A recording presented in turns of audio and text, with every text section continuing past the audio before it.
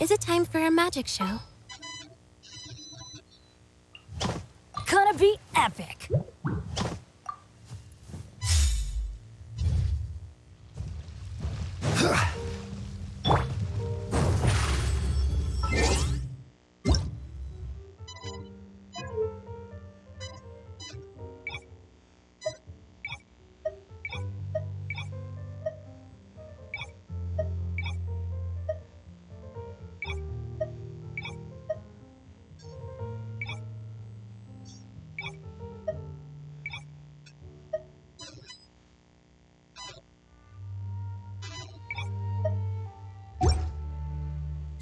Step on up!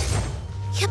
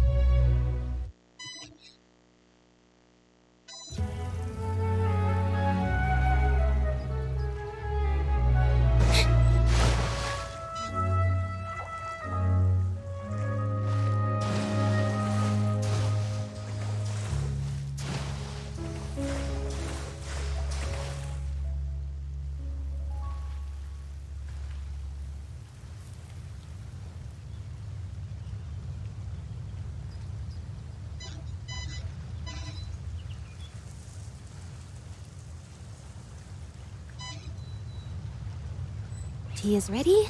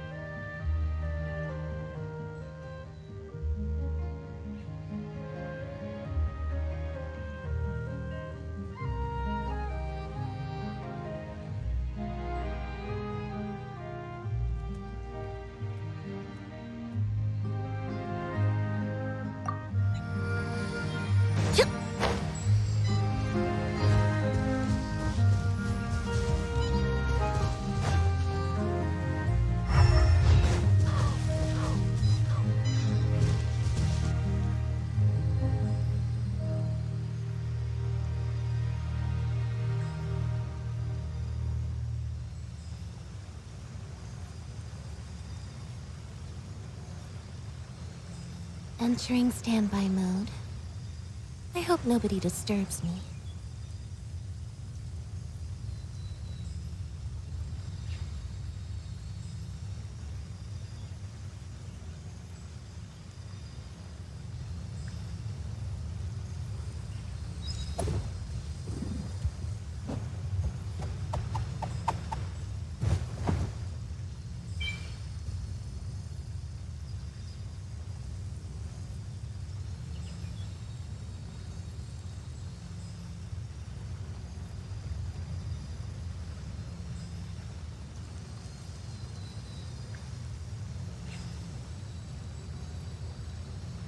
tea is ready.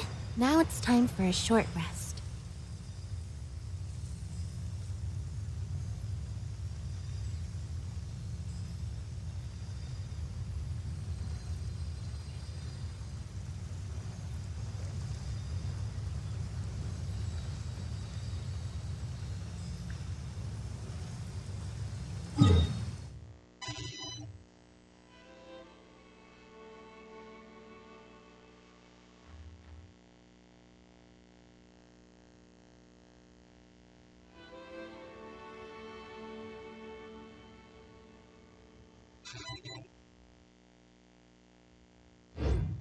Entering standby mode. I hope nobody disturbs me.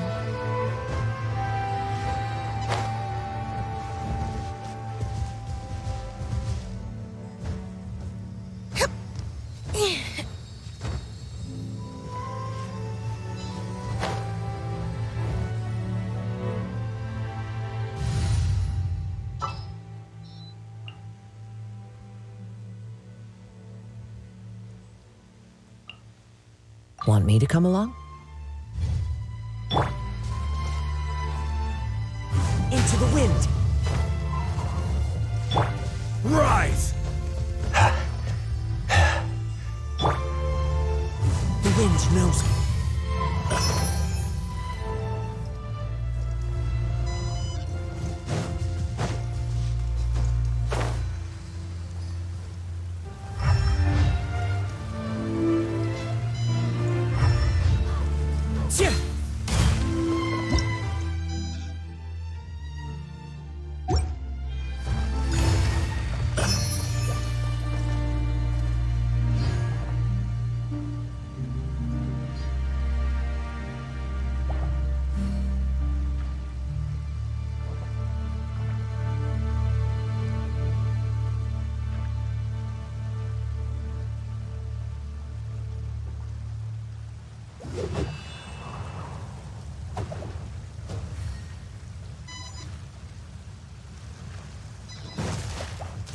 One with nature.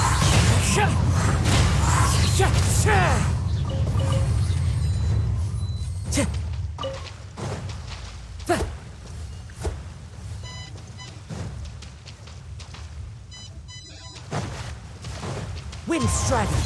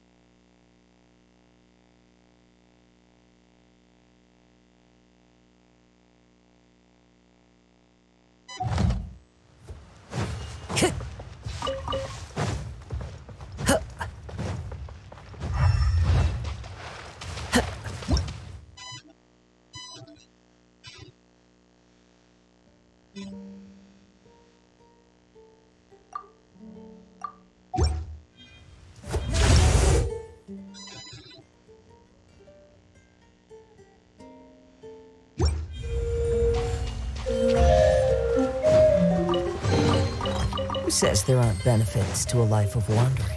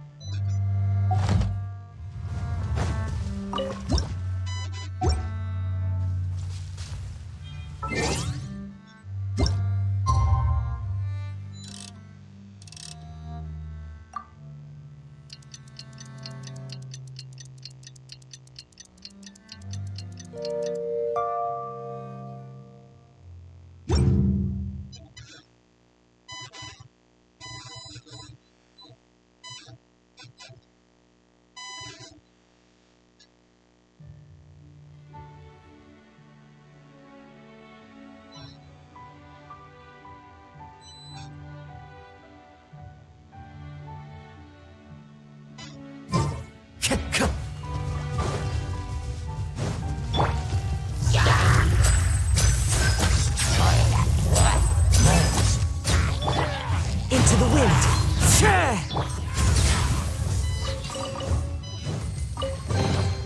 I wonder if this chest is some kind of trick.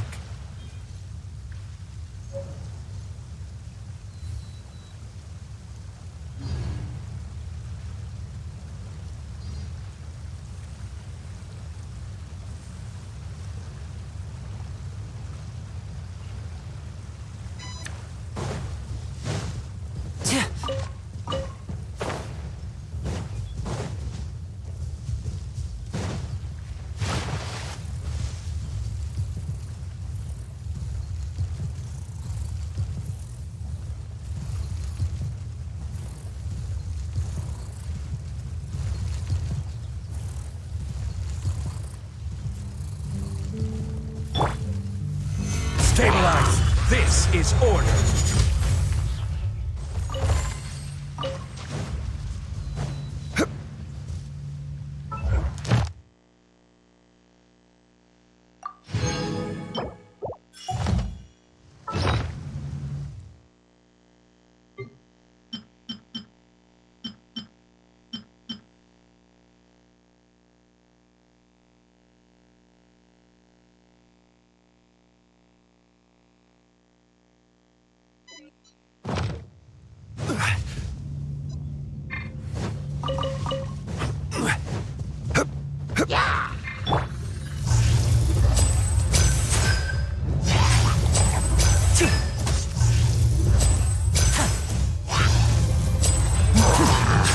Disappear! One with nature.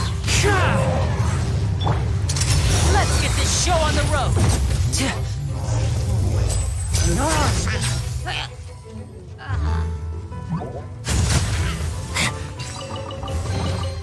Guess this'll go into my magic pocket.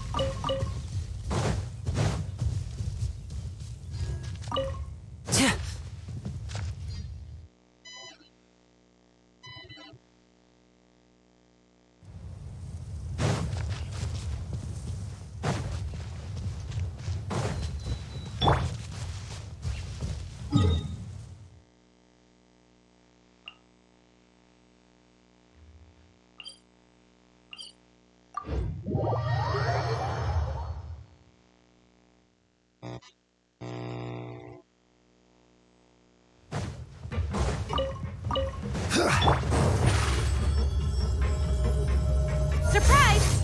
Yep. Yep. Yep.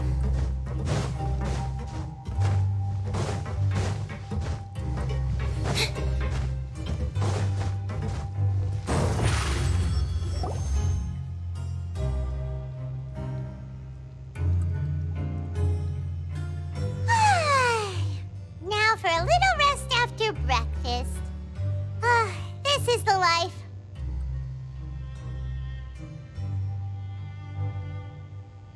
Wait a sec. Isn't something important supposed to happen today? Oh, today's our big day! We're supposed to leave the Fortress of Mirapede! Come on, we've got to go complete the release procedures now!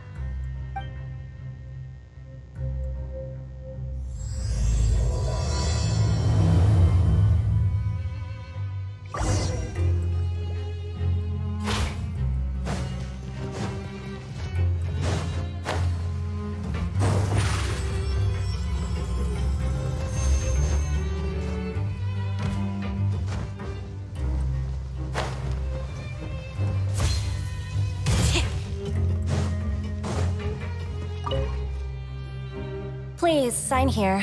This document will be effective immediately upon signing, and you two may exit the Fortress of Mirapede via the regular channels.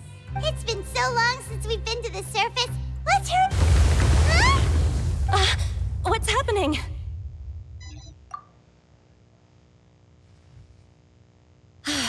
I'm fine, thanks. But Let's go ask the Duke.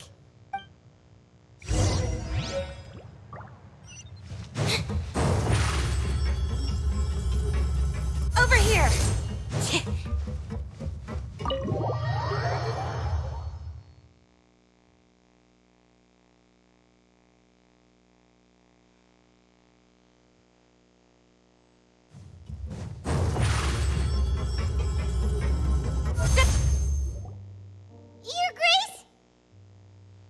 Ah, good to see you two.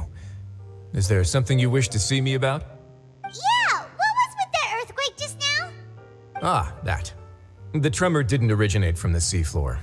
In fact, it seems it came from the surface. Over the years of serving as the warden here, I've developed a sense for distinguishing between what occurs on the surface and what occurs underwater. Besides, the seal that Monsieur Neuvillette set in place won't fail so easily. So the fortress is okay?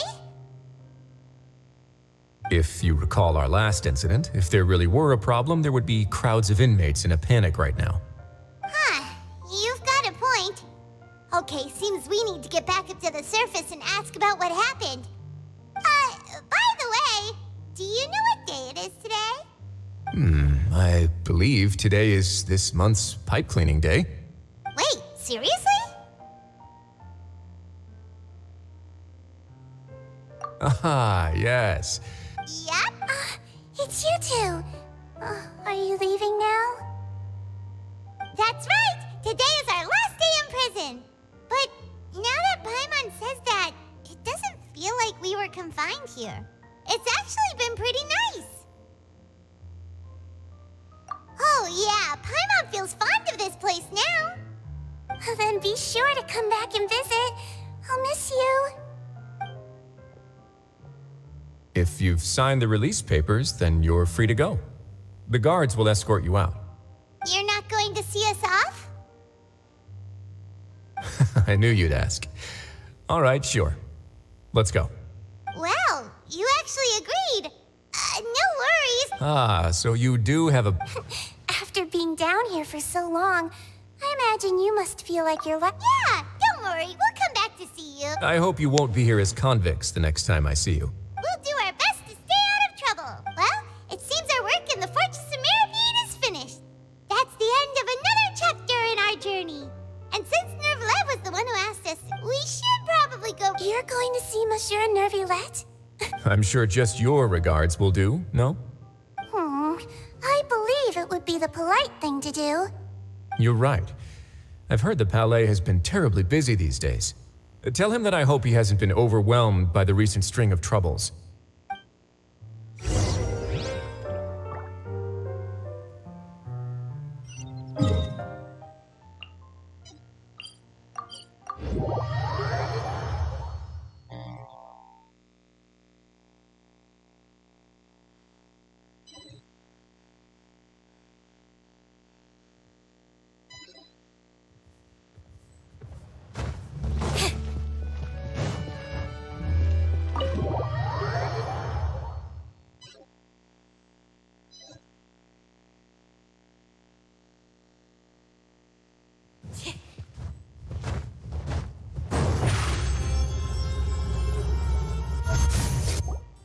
The Palais Mermonia sure is buzzing with activity today.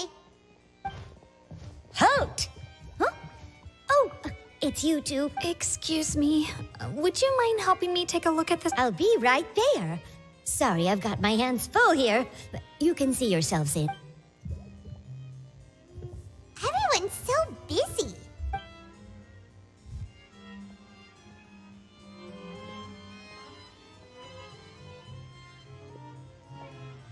Neuvillette! Hello. You've come at the right time, but you'll have to wait for just a moment, as there are some urgent matters I must tend to first. In the meantime, please, have a seat. If you'd like to have something to drink, let the Melusine outside know. That's all right. Very well. Let's take a break over there while we wait for him to finish.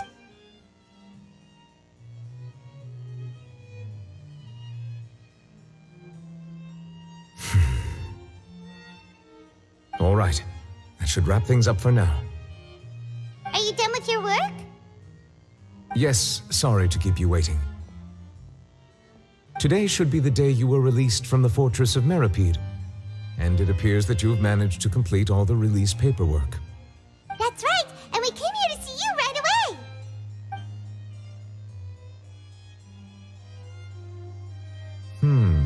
A massive whale. Do you have any idea what that might be? Judging from your description, that cannot have occurred in any ordinary waters, but rather something like the primordial sea. A whale of that size and shape cannot usually be found in the waters of Tivat. Therefore, we can only assume that Child is presently immersed in primordial seawater. Immersed in primordial seawater? But how? And is he okay?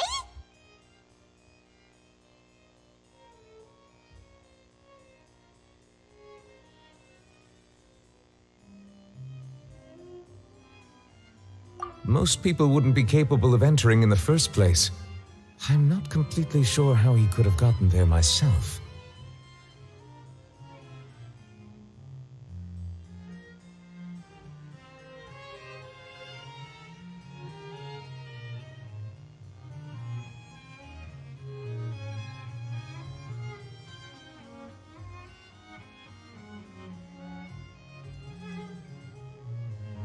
Yes? What is it? Ah, right! Paimon felt... We asked the Duke and he said it wasn't from underwater, so... It turns out that I have just received a report about this particular matter. The source of the tremor was here on the surface near Poisson. After the shaking stopped, the water levels in the Poisson area rose at an alarming rate. The water levels rose? Oh no! What about all the people there? Fortunately, the water levels only rose for a short period of time, and have already returned to normal now. However, I still have a bad feeling about the whole phenomenon. If the change in water levels is connected with the leaking primordial seawater, then the situation in Poisson may be much worse than it appears. Navia should be in Poisson, right? We need to go check on her!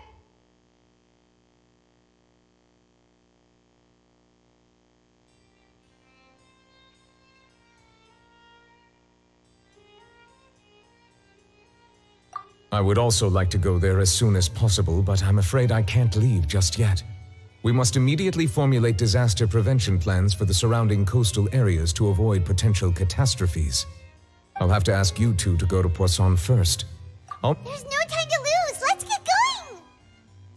Please be careful.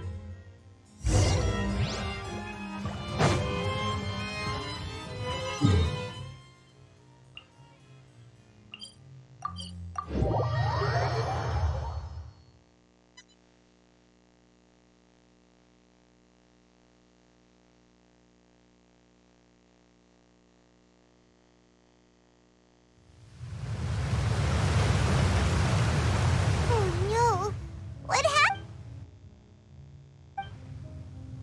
Navia should be around here, right?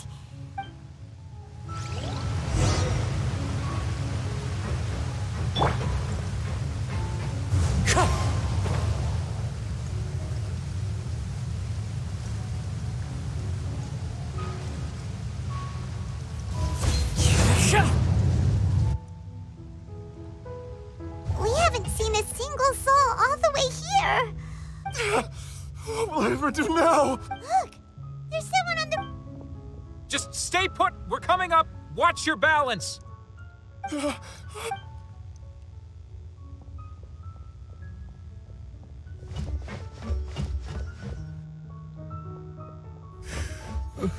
I'm not young anymore. How will I survive on my own?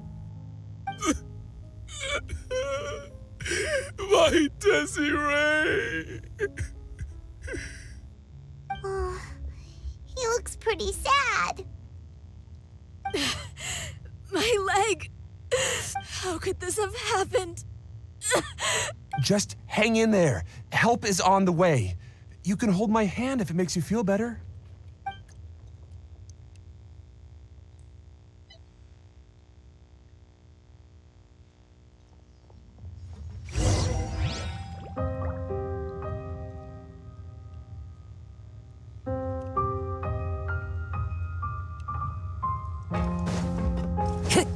Time.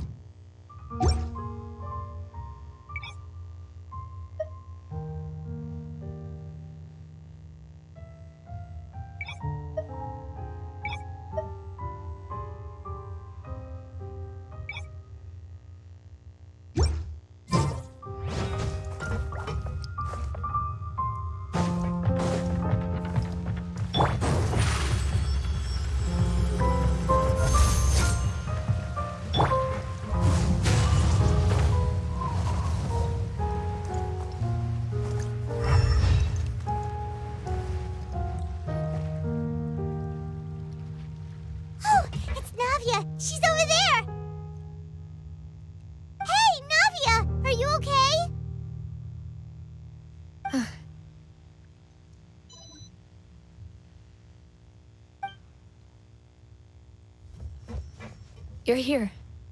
We heard there was a situation in Poisson, so we came as... Yes. As you can see, the water level suddenly...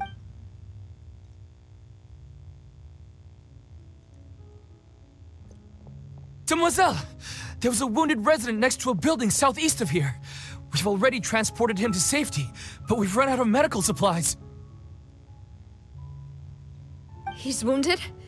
How badly? He fell, so it's probably a broken leg. He's pretty shaken up. When the water level rose, he desperately climbed up to the roof. Once the water receded and he saw the ground, he became He jumped down then. Find the leader of Squad 1 and tell him to take the wounded resident. Understood. I'll take over. All right. You'll be in charge. I'm sorry. Where were we? Right. A little earlier, we suddenly heard a loud noise.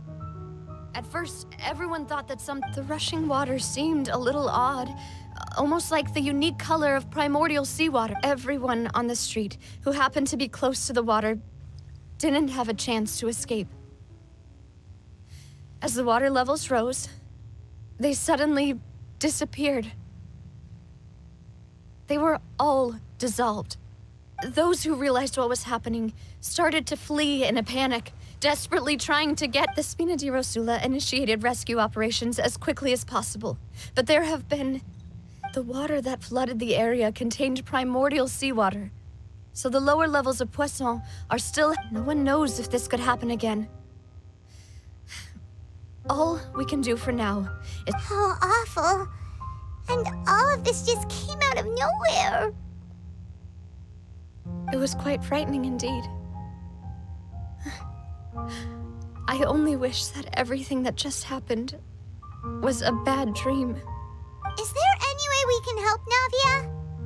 Thank you for being so willing to help in a moment of crisis like this. You don't know how much it means to me. I really can't express how grateful I am.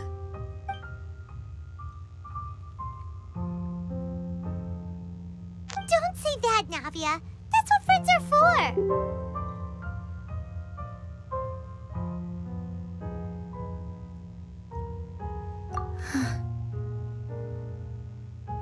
Demoiselle! We've got a situation here! Sorry. I need to go for now. And off she goes. Seems it might be a while before she can take a break.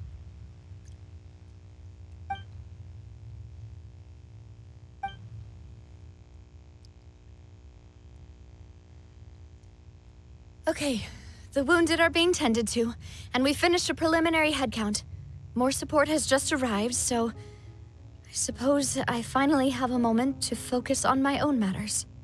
Of course, we should remain ready for anything, and continue doing our best to rescue others. I'll be sure to have everyone at the Spina di Rosula ready to render assistance. Traveler, Paimon. Huh? Right. Thank you.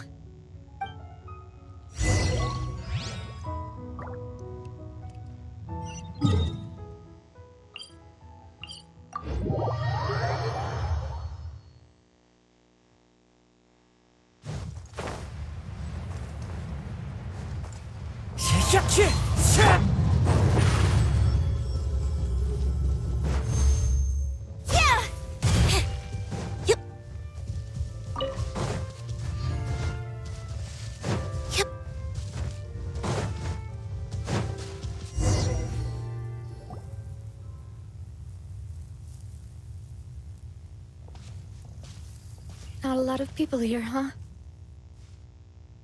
Well, given the time of day and the whole situation in Poisson... Right. That's how things are now. The living are so exhausted that they've no strength to spare any words for the dead. Navia?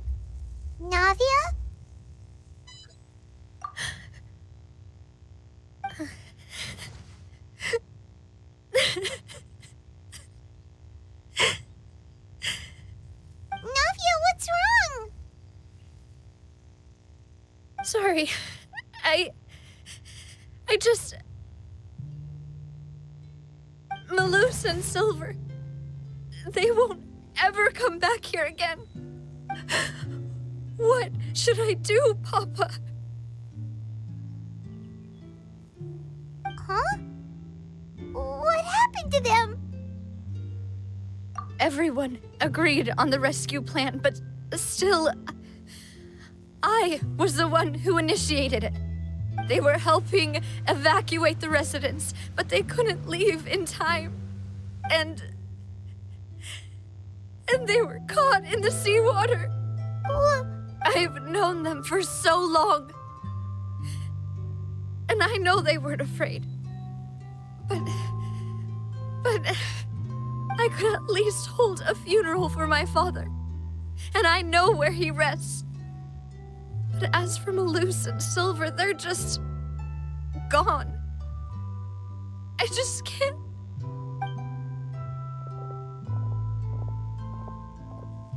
Everything looks so clean after it rains. Even the gravestones. I didn't expect that you'd enjoy a glass. I can understand. Besides, the scenery here isn't half bad. See, it's not just me. I always want to bring something when I visit Papa. Perhaps we might even have a picnic. He wouldn't be angry, would he? How could Master ever? Yet the cemetery is the home of those who have... Buying yourself a plot in advance, are you? No need yet. But when I do, I hope you'll let me be buried beside Master Callus, Demoiselle. Hey, stop joking around. I'm quite serious. That way, it will save us both the trip to see each other whenever you visit your father's grave. That makes sense. In that case, could I be buried on his other side? After all, besides you, Demoiselle, the two of us could certainly be considered Master's closest companions, no? Personally, I believe we fill those shoes just fine. Why are you bringing this up all of a sudden? Seriously. All right. I'll remember your requests. But I'd really prefer not to talk about this stuff. And what do you mean by saving me a trip? I'd make the journey even if I had to visit you two somewhere else. I'd promised to let them rest in peace here. But here I am breaking that promise. I'm sorry for letting you see me in a mess like this. I don't usually cry, really. Paimon doesn't know how to help you feel better. But, well, she understands how you feel. I had always thought I could make my wishes come true. But now that I think about it, that never solely relied on me. Many things can only be accomplished with someone else's help. Malus and Silver have helped me so much. But by contrast, I could do nothing for them. I'm so sorry. You can spend as much time as you need here, Navia. We'll stay with you. Thank you. Right now, you don't know how much that means. By the way, you can have a look at this. It's a list of victims from the incident that took place here. Obena, Khan, Burnett, Giverny, Francine, Karina, Daisy Ray, Joinville, Julianne, Esson, as well as Malus and Silver. So, everyone else is safe. But still... It's okay. I know what you're thinking. And you're right. We lost Malus and Silver. The overall outcome indicates that the cost was worth it. Right! Don't think that way, Navia. One person might be saved at the expense of another, sure, but that isn't something we should ever consider a trade. Malus and Silver were not the price for saving anyone. They're heroes. You're right. Thank you, Paimon. What you said just now was Pretty amazing, actually. I'll remember your words. Oh, really? Seems you've become more eloquent in the time since we last met. The knave? What are you doing here? Is everything going well on your side? Yes, my people are carrying out the mission according to your request. All the residents of Poisson have been evacuated, and we're preparing to relocate them to higher ground. As for these supplies, we have everything taken care of. There is no need to worry. Thank you very much. Wait, do you two know each other? We just met recently. Right, Miss Navia? Usually, I would call this a coincidental encounter. But that doesn't quite fit this time. Besides, it never even crossed my mind that a Fatui Harbinger would come looking for me. Thanks to the Knave, Spina di Rosula received generous support from the Fatui, which allowed us to complete the rescue and evacuation work so quickly. Mutual aid is essential to fostering positive developments. We were already in the area, in any case, so it was nothing. That said, I must say that you're a lot sharper than you let on. I'm sure you understand what I mean. I apologize for all the ways in which I tested you previously. We've never worked with a Fatui before, and it's extremely important for us to know who we're working with. My subordinates have reported that Fatui soldiers have been observing water levels and taking head counts in various locations. I hear that they've also prepared a large amount of emergency supplies. I'm quite surprised. This is nothing to brag about, nor do I intend to. It is simply the way of powerful organizations to act forcefully, whether they are doing good or ill. You've witnessed that firsthand, in any case. As I've told this traveler before, I know of the prophecy, and I intend to prevent the impending disaster. Lending your organization a hand was a natural first step in accomplishing that. As such, do not be troubled by this token of our sincerity. Perhaps one day, you'll also be able to help me in the same way. Without your help, there would have been many more casualties. I won't forget your kindness. Furthermore, I sincerely regret what happened to Malus and Silver. I only wish that my people could have arrived a little earlier to prevent this from happening. Don't say that. You and your subordinates did everything you could. As Paimon said, Malus and Silver didn't choose to sacrifice themselves for any specific person. And they weren't the price paid for other salvation. They chose to become heroes themselves. I've never liked hearing people put it that way. It's like trying to relieve pain by saying some noble-sounding words.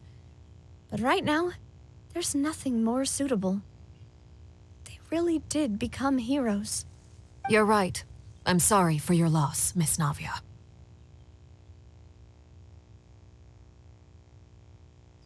Water is life to Fontaine's people, and it also spells disaster. It's no wonder that people always say that prophecies represent fate. Fortunately, I've never been one for such opinions. So, you're one who will try to change fate then? Of course. That is why I'm going to Hotel Bouffe de Thé. I still have some things to take care of, and the children need my attention. By the way, traveler, Paimon, one more thing. All right, then we'll just... Huh? This isn't right. Paimon thought you would ask us to walk with you for a moment so you could tell us something in private. That is a clever and useful conversation technique, which I do like to use when necessary. But there's no need today. It would not hurt to have Miss Navia listening in. Traveler, I'm sure you remember that I said we could work together when we had the chance.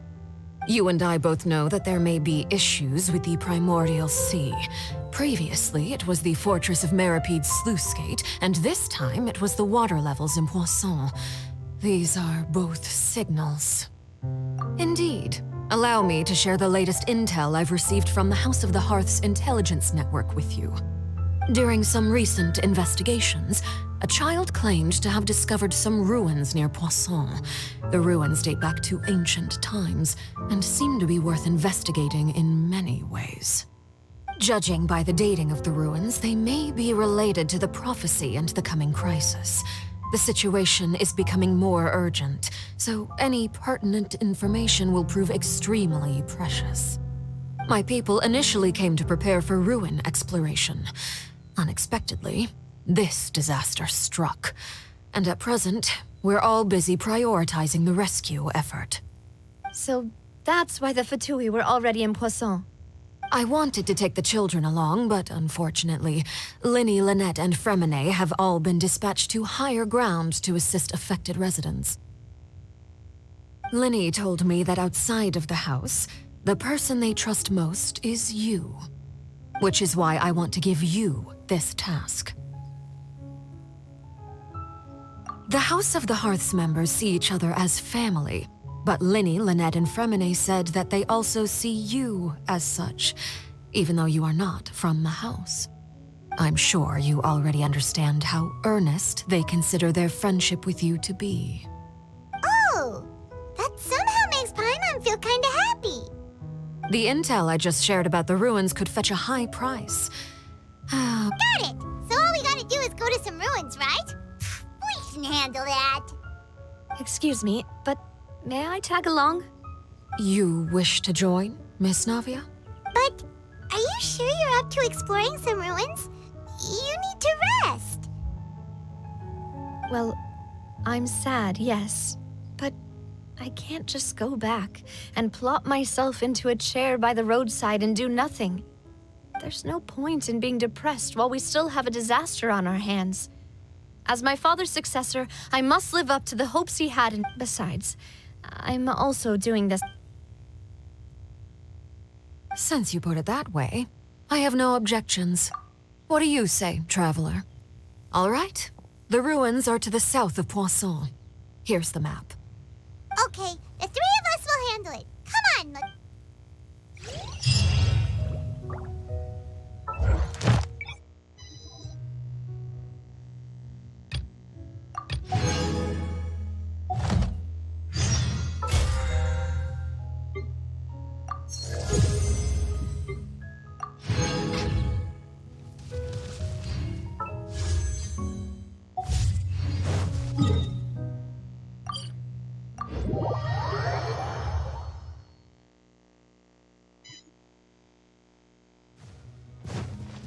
Add ast.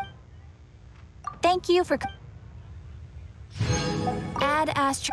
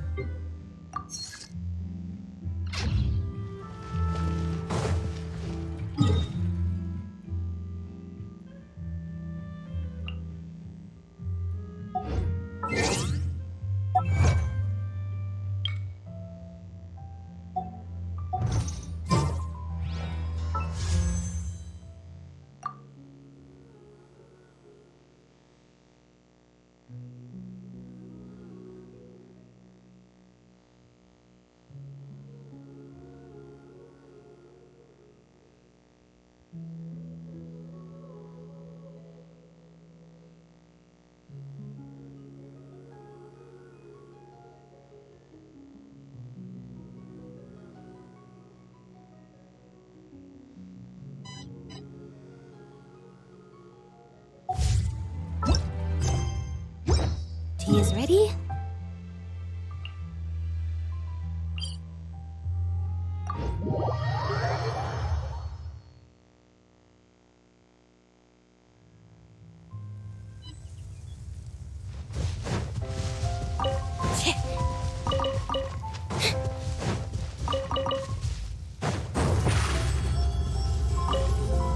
Over here!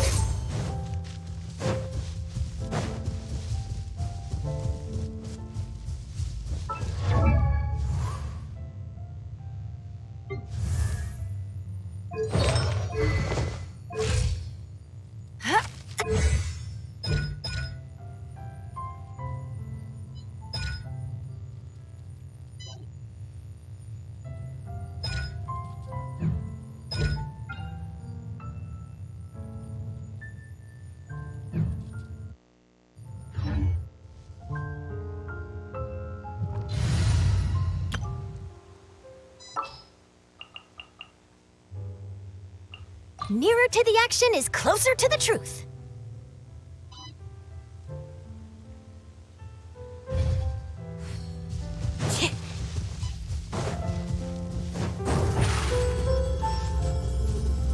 Surprise!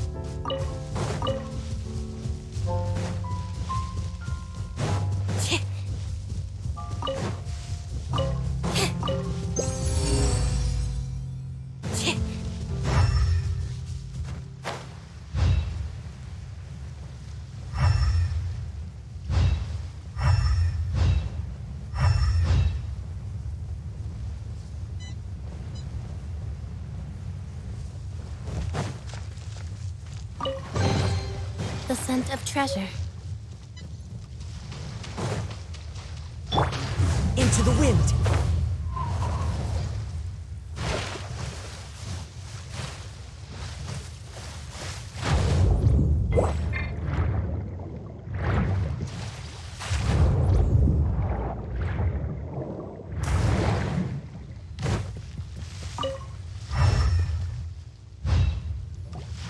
So, are these the ruins the knave was talking about? Whoa, talk about old. They seem to be pretty ancient, all right. Let's go in and have a look. Just be careful.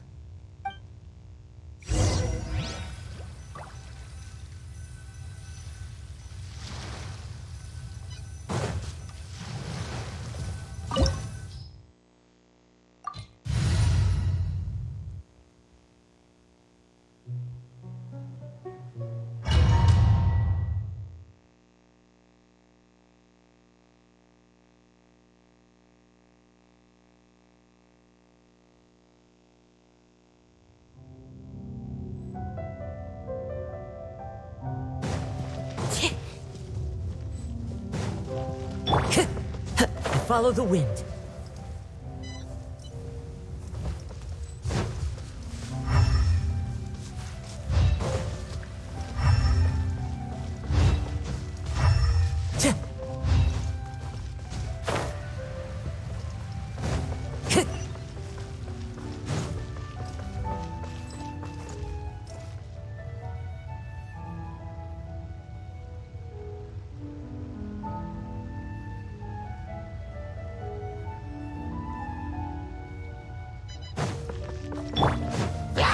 Solidify!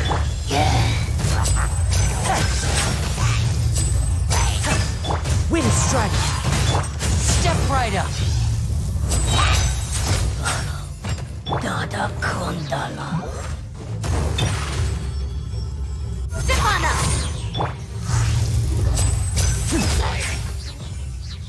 And voila!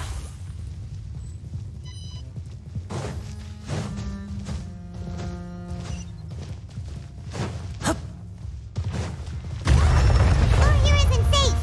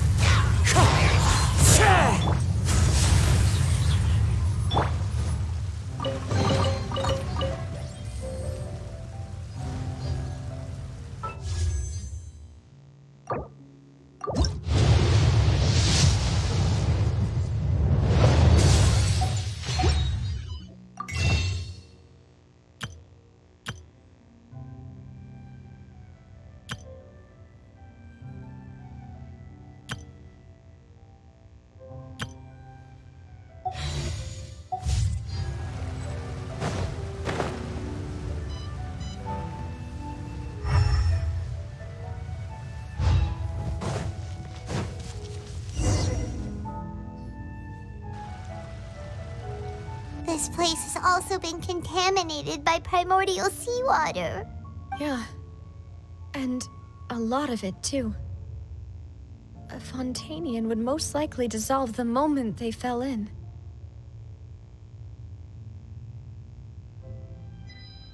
Right!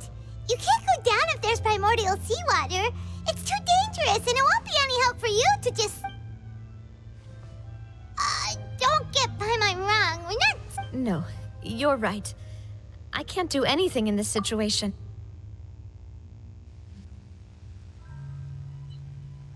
That complicates things. Maybe the only way left is forward. In that case, do you want to wait for us here? The water levels here are unstable, and there's a chance the water will rise. So staying here wouldn't be safe either. I'll go together with you. Perhaps we'll find the exit just up ahead.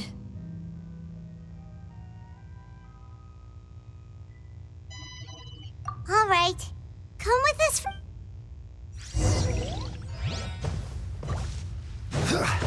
Oh no, it's a dead end! Let's try climbing over from the side.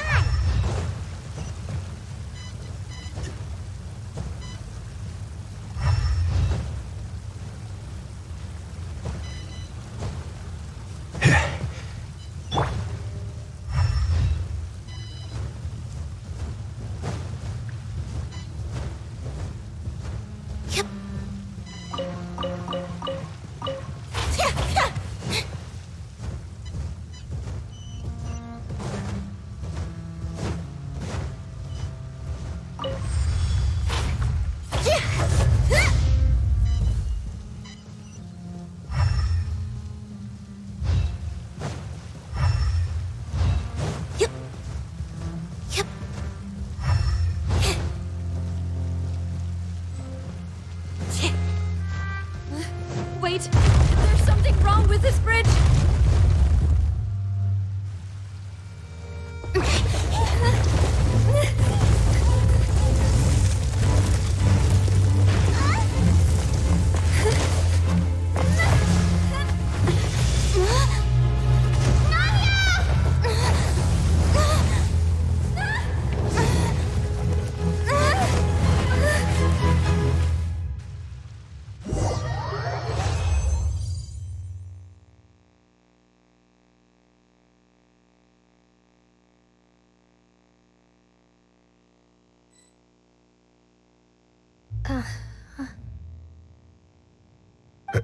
Demoiselle? Huh? Demoiselle, what are you doing here by yourself? Would you be standing here till dark if I hadn't come to get you?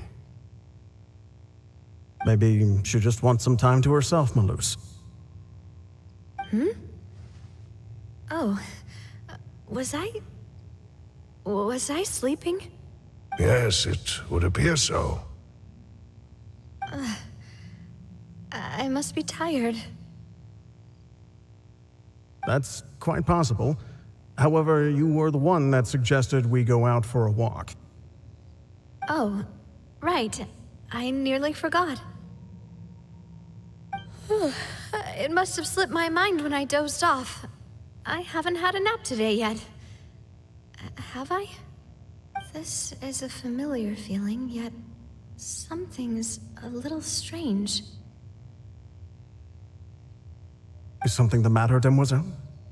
Oh, no. No, I'm fine. I was just trying to recall why we came out for a walk. Do you remember Mr. Giverny? He'd requested our help before with foreign merchants who had a debt dispute with him, and we'd resolved the matter not long ago. We were headed to see how things were going with him at the moment. Ah, right. Yes. I remember now. Oh, Miss Navia. Ah, Mr. Malus. And Mr. Silver, too. It's good to see all of you. How have you been? I've been great.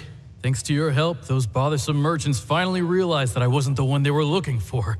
Why, I wasn't even the guarantor for that person. They were knocking at my door day and night. Even my neighbor Obina was getting fed up with them. Sometimes force is required to calm someone down and get them to listen to what you have to say. That's right. Oh, by the way, Burnett, what was it that you wanted to give to Miss Navia again? Oh, yes. One moment, I have it right here. Miss Navia, these are some flower seeds that I prepared. Please take them. They're a very good variety, and they'll become very big and beautiful once they bloom. I don't know what we would have done without your help, so this is a little token of our appreciation. I hope you won't refuse. Ah, did you cultivate them yourself? Thank you so much. I'll certainly take them. Malus, we do still have some empty flower pots at home, right? Why, we can have as many pots as you'd like, demoiselle. Perfect. In that case, we'll swap out some of the decorative plants for some of Mrs. Burnett's flowers. Very well.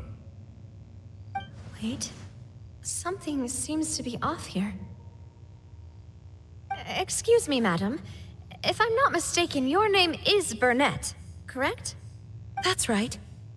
Is something wrong? No, it's nothing. This is the first time we've ever met, but your name seemed familiar to me. I must have heard it when I was discussing things with your husband previously. I've heard this name before. Sometime recently, I'm sure of it. And why are there so few people around here?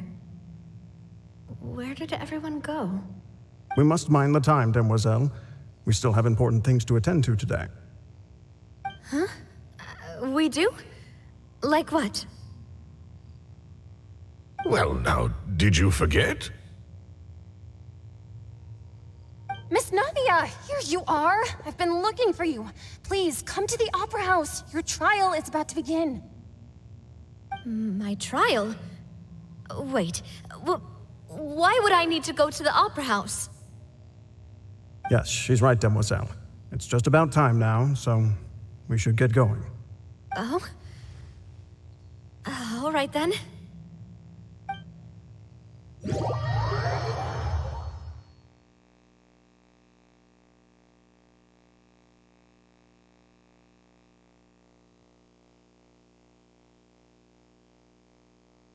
Look, it's Navia! She's here! And her two attendants are with her! Goodness, everyone's finally here. There sure are a lot of people here to see the trial. And they all seem to be oddly excited about something. I even know some of these people.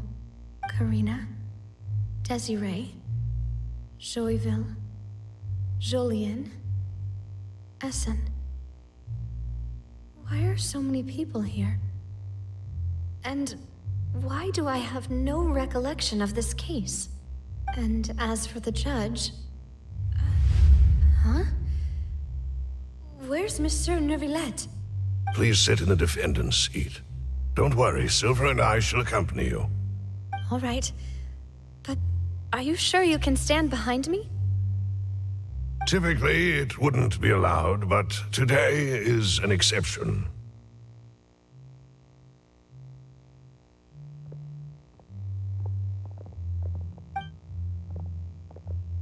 Hey, what kind of place do they think this is? Come on, do they have any idea what they're doing? Seriously. Enough with the whispering! Could someone please tell me where Monsieur Neuvillette is? And why I'm standing trial? My dear Miss Navia, have you not yet realized what you've done? In that case, allow me to explain. As all here know, you are Master Callus's successor, the head of the Spina di Rosula, someone held in high regard by every soul in Poisson. After you took over the Spina, you treated all of us just like the late Master Callus had. If anyone in need reached out to you for help, you responded. Not only you, but your butler, your subordinates, Nearly everyone in the Spina di Rasula fought for the well-being of those in Poisson. Wait a moment. Aren't you just proving that I'm a good person? Yes, correct. Absolutely right. And that is why you stand accused. You have helped so many people get through so many difficulties. You are one with us. We are inseparable. We are one big family, all of us who are from Poisson, inextricably linked. And with you being so important, we couldn't possibly do without you. Therefore, this fair and honorable court shall declare you guilty, and you shall stay here. You will be together with us forever. Huh? What are you saying? Everything you have said is correct. I have indeed done a lot for my hometown, and I would be willing to be with you all, but what is the purpose of having me stand here like this? What is there to discuss? Ah, well, if that's what you think, then I have no further comments. How wonderful, Miss Navia!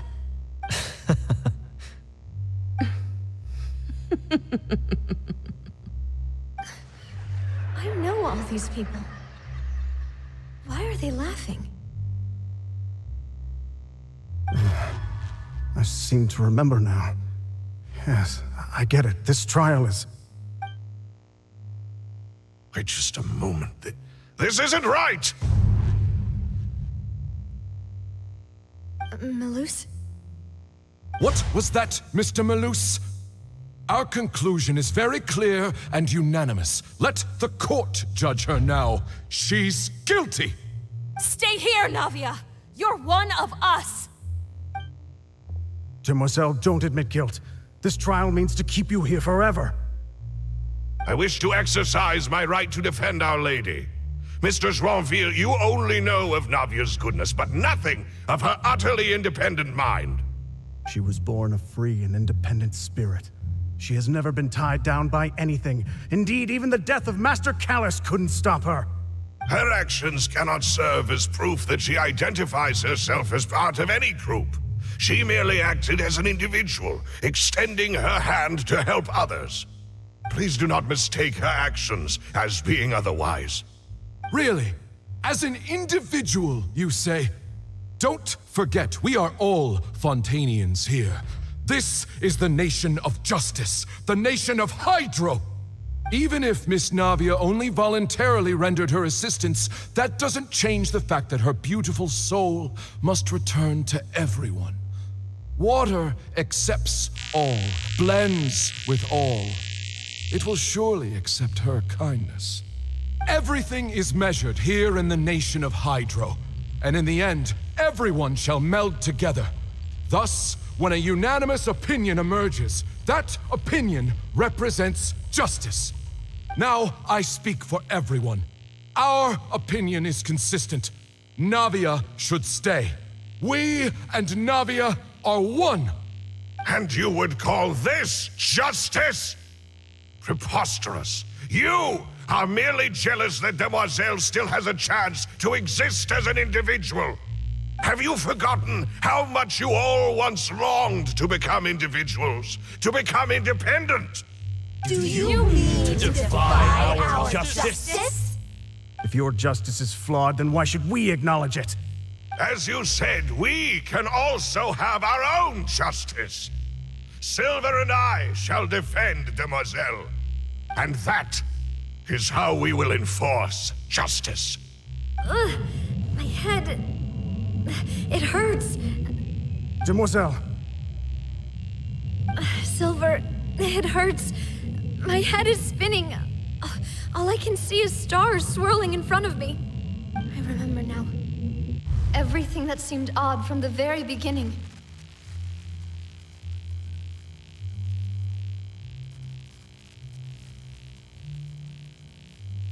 Karina, Desiree, Joyville, Jolien, Essen, and Mr. Giverny and Mrs. Burnett, who we met earlier. Even Malus and Silver. I don't want to admit it, but they're all dead. Don't be afraid, and don't admit guilt. We will protect you to the very end. Absurd! Who are you to say that she cannot be judged? We are the majority, and in the nation of trials, the majority is absolute justice. We are the will of all. Don't let them escape! We shall keep Navia here with us!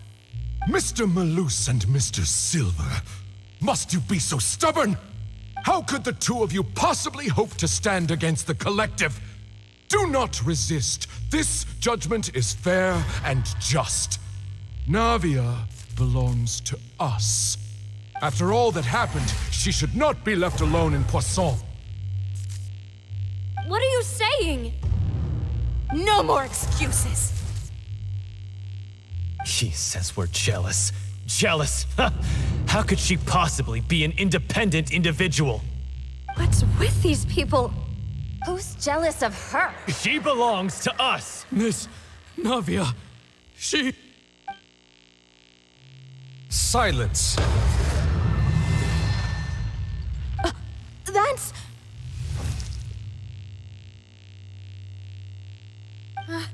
Monsieur Neuvillette! Such commotion is prohibited in the court. The accusations you just presented are nonsense and cannot constitute a proper trial. The court will adjourn for the rest of the day. In this, I shall hear no objections from any unauthorized party. Our thanks, Monsieur Neuvillette. Please leave with me, Miss Navia, while there is still time.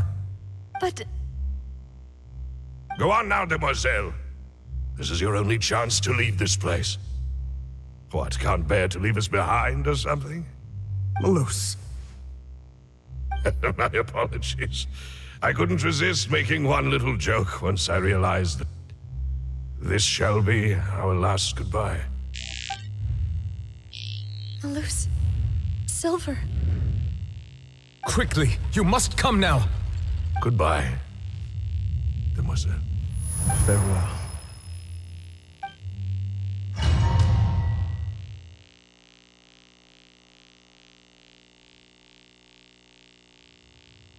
No, wait! Just a second!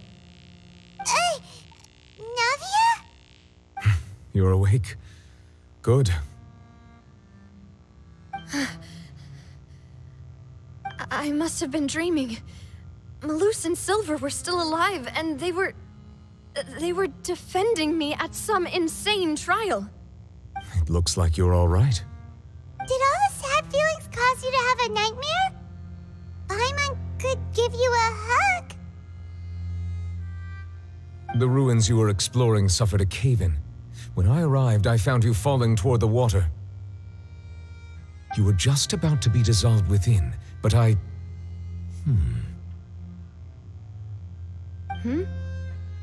What is it? I think I saw 2 Oceanids protecting you. It was only for a moment, perhaps even a fraction of a second, but they gave me the chance to retrieve you. Were it not for their intervention, I would not have been able to rescue you before your consciousness dissipated. Wait, did you say Oceanids? You mean like what happened with Vache? Perhaps those 2 Oceanids were the people you saw in your dream. I always told them that they didn't have to protect me. To think that they'd keep doing so even after death.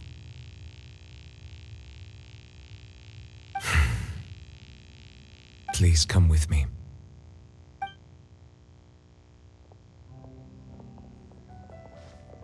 Neuvillette, are you okay? Oh, I am quite all right. Perhaps there's something we could chat about? Why do you look so stiff, Olive? Oh, Paimon knows. You're the type who feels awkward when there's nothing to talk about, right? I merely thought that we should give Navia's... Huh? Why didn't you just say so then? Don't you think it's even more awkward to call us over like this and then have nothing to talk about? I suppose so. Ah, Sigewinne. I hope all is well with her these days. Her work in the Fortress of Meropide has not been too much for her, has it? No way, don't worry. She's doing fine. friend down there. She's an amazing head nurse. I see. Well, that is good. I have always worried that Sigewinne would need a lot of time to understand the world of humanity, just as I have. Oh, and the Duke also says hi. Even though Sigewinne made him do that. He hopes that you haven't been overwhelmed by all that's happened lately. Thank you. I have indeed been busy lately, and I also hope that everything is going well in the Fortress of Meripede. He still doesn't know what to talk about. Let's chat about something else then.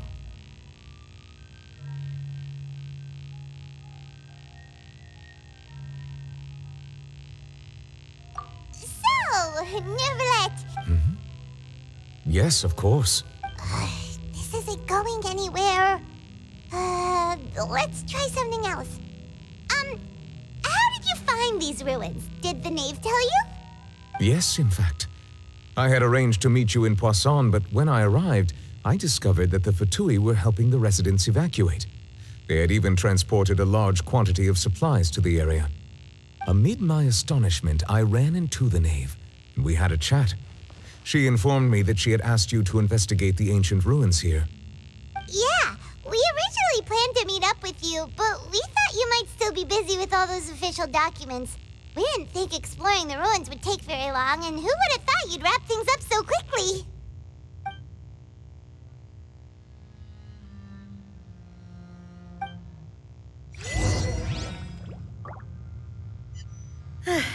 I'm sorry to have kept you all waiting like that. I'm feeling much better now. I guess we should get going again. Will you come with us, Monsieur Neuvillette? Yes, if you wouldn't mind my company. All right! Another one joins the party! Let's get going then!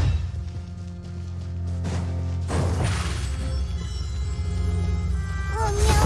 Another unstable path! Watch your step!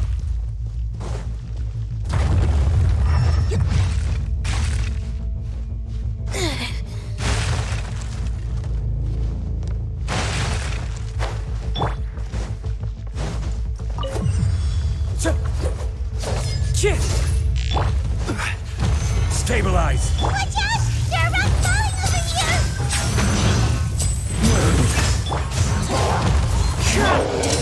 A round of applause!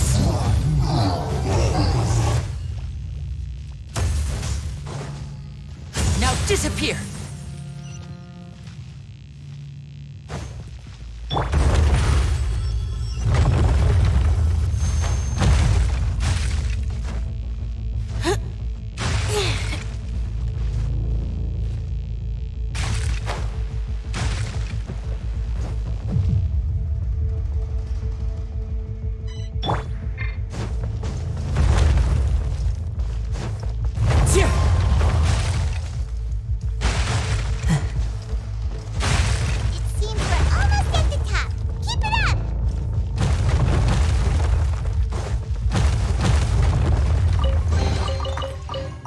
Time to go.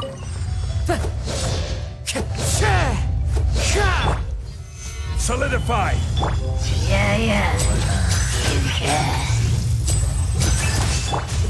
The wind knows me. Fallen leaves, adorn my night! Let the magic begin! Over here! Surprise! Here comes the finale!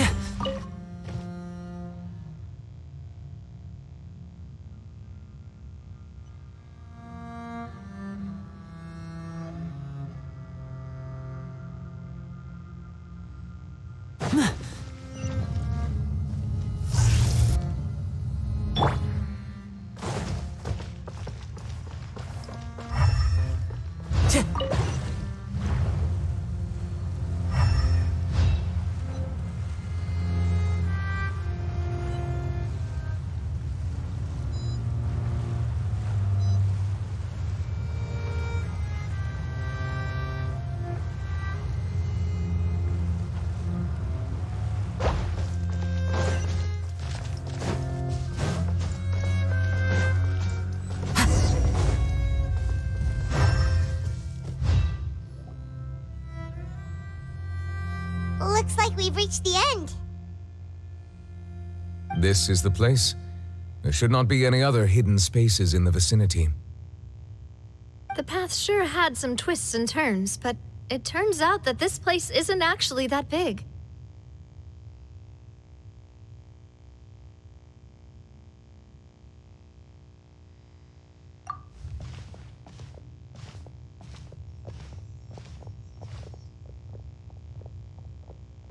Stone slates? It seems like they were put here as an offering. Could we take them down and have a look? Perhaps we should just leave them be for now.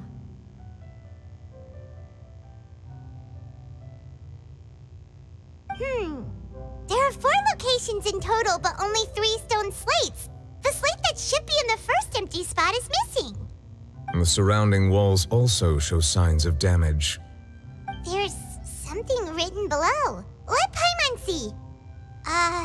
Reason dictates that this nation be destroyed. I shall record the history of its future here in its past. Say what? It feels like someone left these slates and these words here for a purpose. But does he mean that Fontaine should be destroyed? That would fit the circumstances dictated by the prophecy, yes. Indeed, the slate's contents correspond to it. Take the second slate, for example. There's a person kneeling here. She seems so dedicated. And there's a whole bunch of other people behind her doing the same. She's facing this... what is this? Some kind of island in the sky? And is that Lady Furina in the third image? Did the Hydro Archon fall into the water? And is that a ring of people around her? Paimon doesn't quite get it. Are they all in the water? The fourth image. I know this one. This exactly matches the content of the prophecy. The people will all be dissolved into the waters, and only the Hydro Archon will remain, weeping on her throne.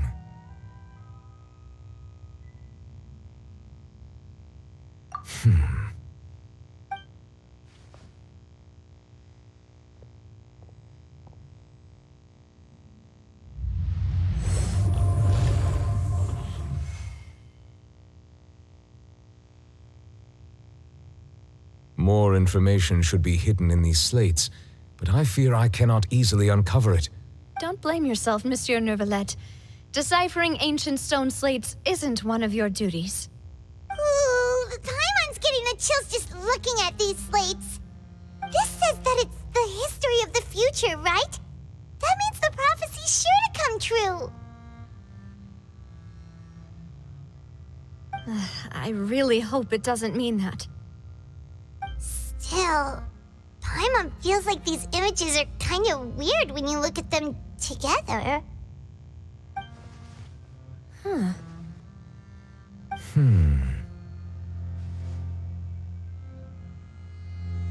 That's right! If the images are in chronological order, shouldn't the fourth, the waters drowning Fontaine, come before the third, where the Hydro Archon herself falls into the water? And yet the order is reversed here.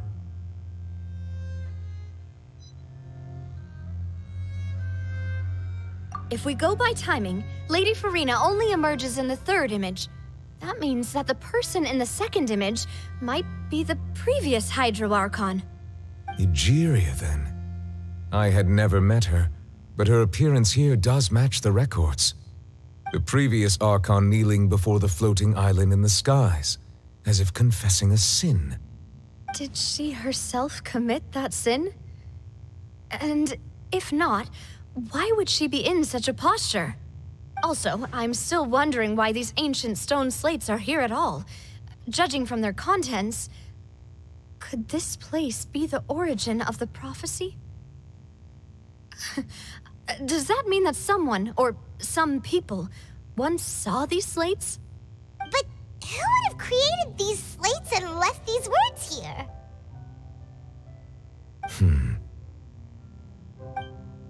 It seems that any further clues will have to come from Furina. In that case, there's no time to lose. There's nothing else to be gained here, so let's head back first. Yeah, we better get somewhere safe for now.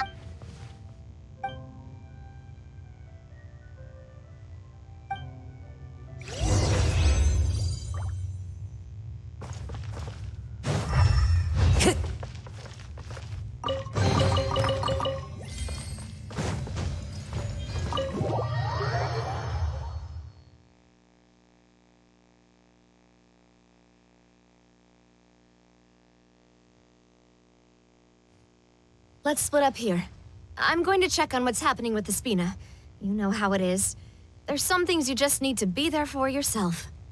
You still have energy for that, Navia? Just head back to the Fluvsandre and have a rest then. Thanks for keeping me company all this time. I'll depart as well.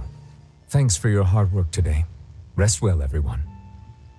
Traveler, I will go talk to Furina tomorrow morning to ask about the stone slates. I'm sure that you're concerned about this matter as well. If you have time, drop by my office. I will share the results of our discussion with you. Are you really gonna talk to her about this directly? Will that be a problem? Paimon's getting a little scared now that it's come to this. She has long been harboring secrets and will not give them up easily, which makes it all the more my duty to ensure that she understands the present situation. All right, we'll leave it in your hands then. You're probably the best person to talk to her anyway. I will be carefully considering my words tonight. Traveler, Paimon, our safe house at the Fluvsandre is always open to you as ever. So please don't think you're an imposition. All right. I'll be on my way then.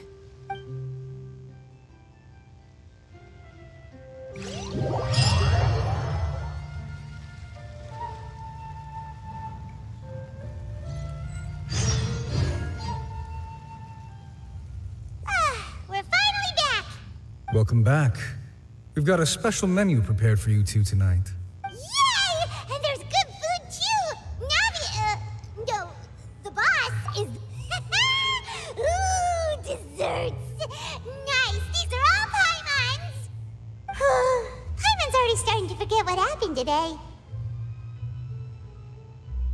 Oh, that voice. Is that who I think it is? It's you two. What are you doing in Fontaine?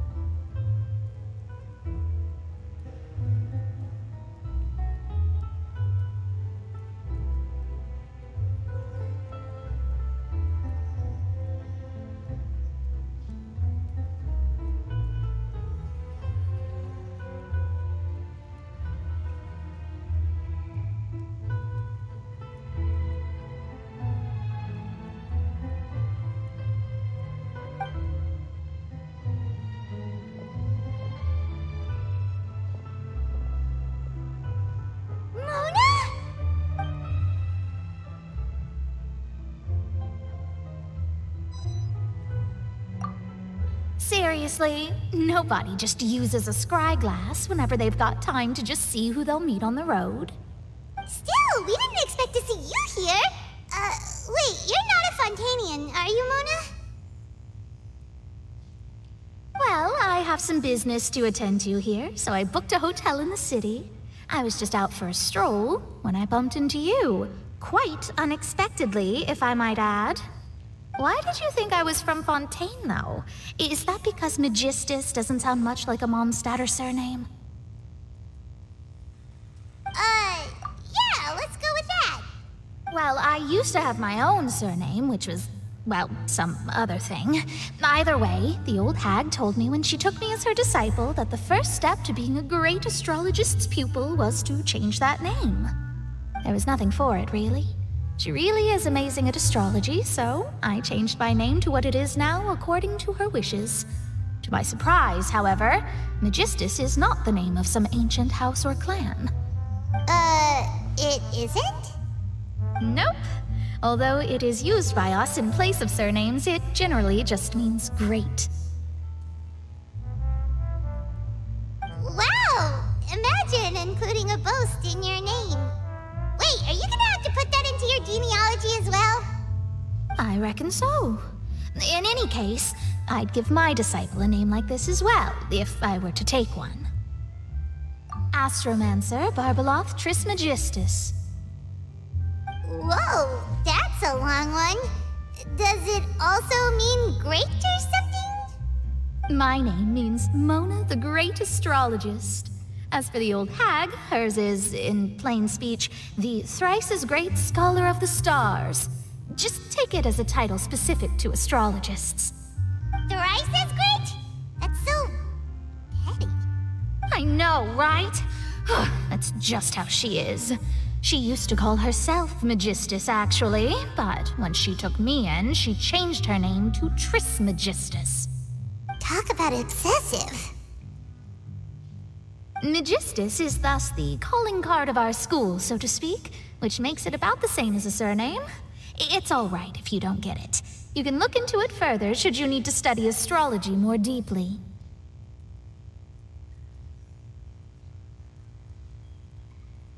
That sounds terrible! Ugh.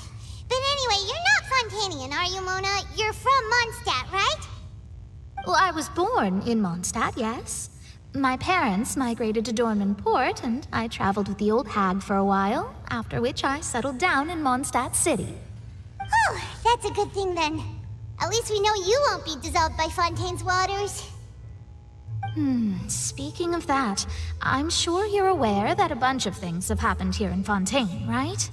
I know you're not a local, but I'd avoid getting too close to any water that looks strange all the same. There's something ominous about it. Well, the water, I mean.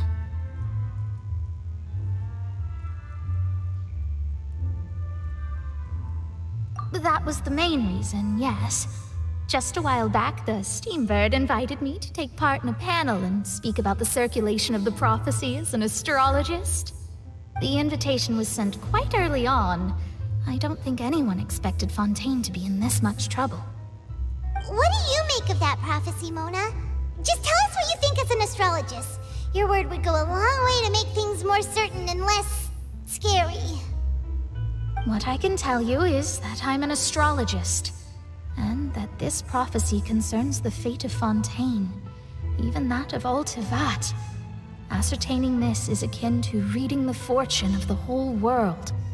I'm afraid that this is not something that just anyone can do.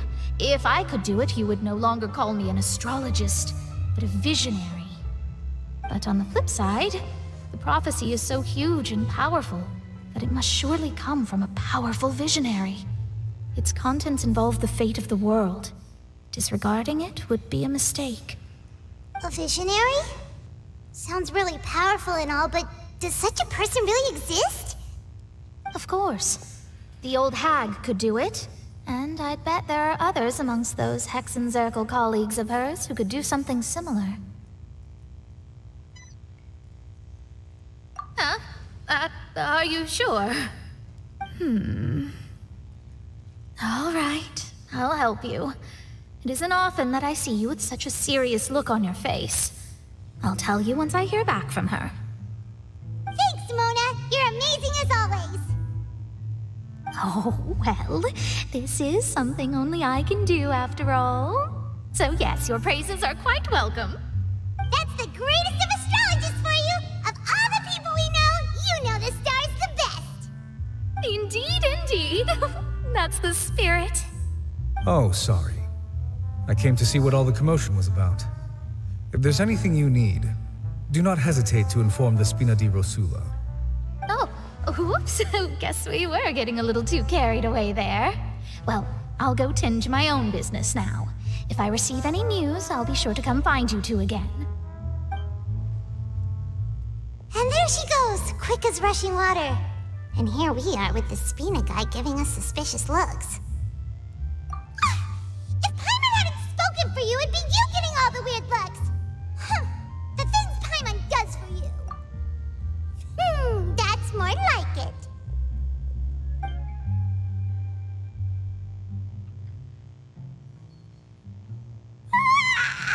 Good morning.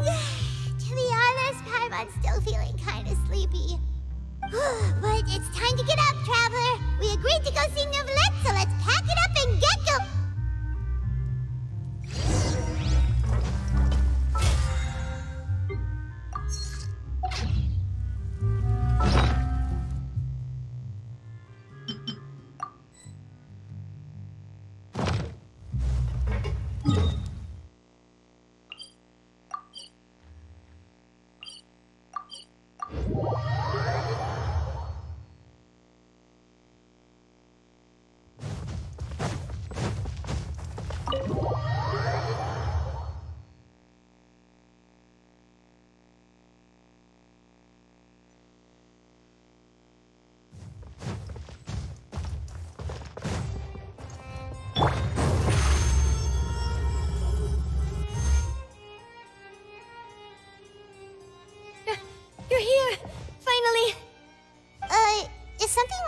Monsieur Neurvalette and Lady Furina, they seem to have gotten into a dispute.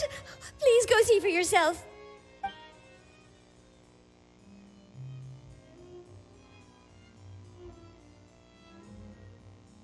Like I said, I've already explained everything.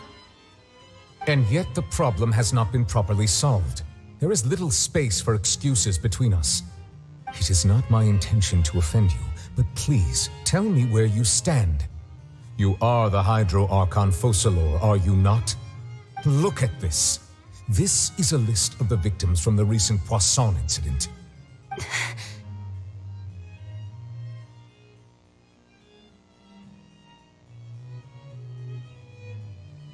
You mean... they're all... We did not arrive in time to avert this disaster, and I will not have it happen again. I will say this once more. You must tell me everything you know. Yesterday, I found 3 stone slates in some ancient ruins near Poisson. Do you know anything about those? Seriously? You're questioning me like this is a court case now. I don't know anything about that. But you found them in some ancient ruins, you say? That's correct, which is why I came to ask you some questions. There should have been 4 slates, but one of them was missing. The other 3 feature different images that seem to correlate to the prophecy. The prophecy? The second of these slates depicts the previous Hydro Archon Egeria kneeling before a floating island in the sky, as if confessing something. Do you know nothing of this either? I don't. I've never seen such slates. I'll ask you again. Do you really have no information regarding the previous Archon? My deciphering of the slates indicates that the Hydro Archon Egeria once had to confess to, or apologize for, a certain sin. If anyone would know about it, it should be you. All gods don't have the same secrets, you know. She was herself and I'm me. Is it really so strange that I know nothing? I understand your concerns, but I'm sorry. I just don't have anything to tell you. Forgive me for saying this now, Lady Furina, but I have long known of your various secret investigations into certain matters. There are several indications that you have been investigating the prophecy on the sly. This is not strange in itself, considering that you are the Hydro Archon. But it is strange that you should also claim to not know any of Egeria's secrets, as well as do nothing following your inquiries. You have never been as superficial as you have presented yourself to be, nor are you a fool. And yet, your behavior is very inconsistent.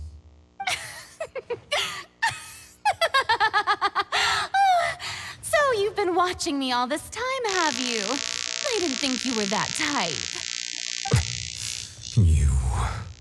Well, since you know about my secret investigations, then you should know I'm actually working to take care of it. There's no point questioning or suspecting me. You're the Eudix, but you're still my subordinate. You should be following my lead. Just trust in me, you're Archon, and do as I say. Never mind whether you can truly convince yourself to or not. It'll all turn out fine. That's all I have to say. We do not discuss this matter again. Oh, the opera's about to start. Toodles!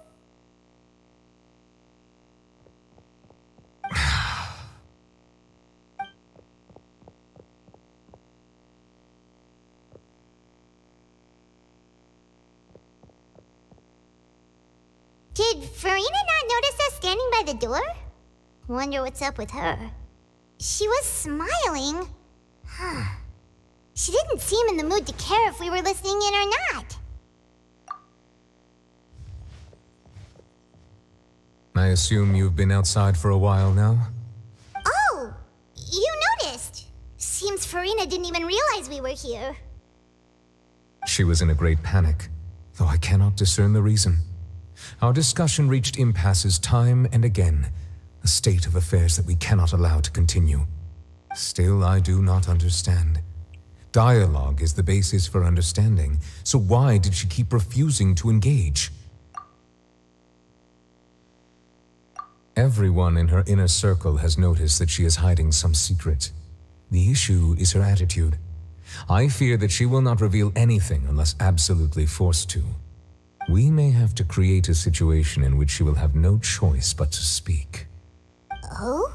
Normally, people will only reveal the truth when standing trial.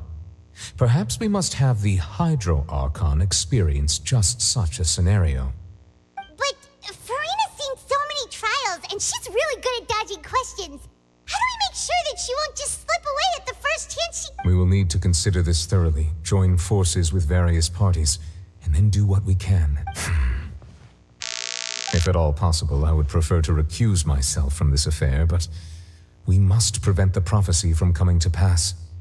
This may be cruel to her, but all Fontaine is in crisis. The information a god possesses is too precious, and so we must take a chance on this. But who will lend us their aid to do such a thing?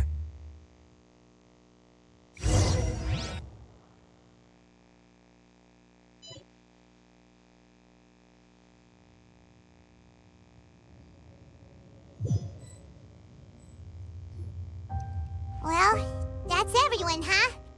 Speaking of which, it was pretty smart of you to think of hiding here. Poisson was just involved in a disaster, so it's presently devoid of people. That naturally makes it the best choice. And here you are drinking tea like it's the most natural thing in the world, huh? That's what family should do. Sit and enjoy a leisurely time together. It's nice to enjoy tea here, you know? Care for a cup? Lend me your ears, everyone. Or perhaps one of you might like to start us off. How about you, friend? Me? No, I don't think I can. Then, how about you, good sir? I fear that I will cause the mood on this boat to become as somber as it is in court. Well then, I guess we're lucky we've got a local like me to organize things. Wonderful, the spotlight at last. I guess I'll be facilitating things from here. That was a little long-winded, don't you think? Oh, you might be right. Anyway, to cut to the chase, our friend here, the Traveler, has brought us together to discuss something.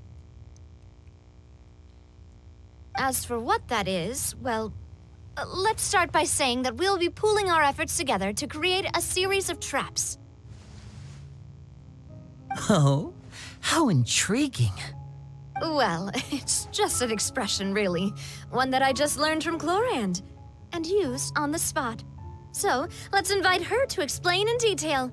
A round of applause, please.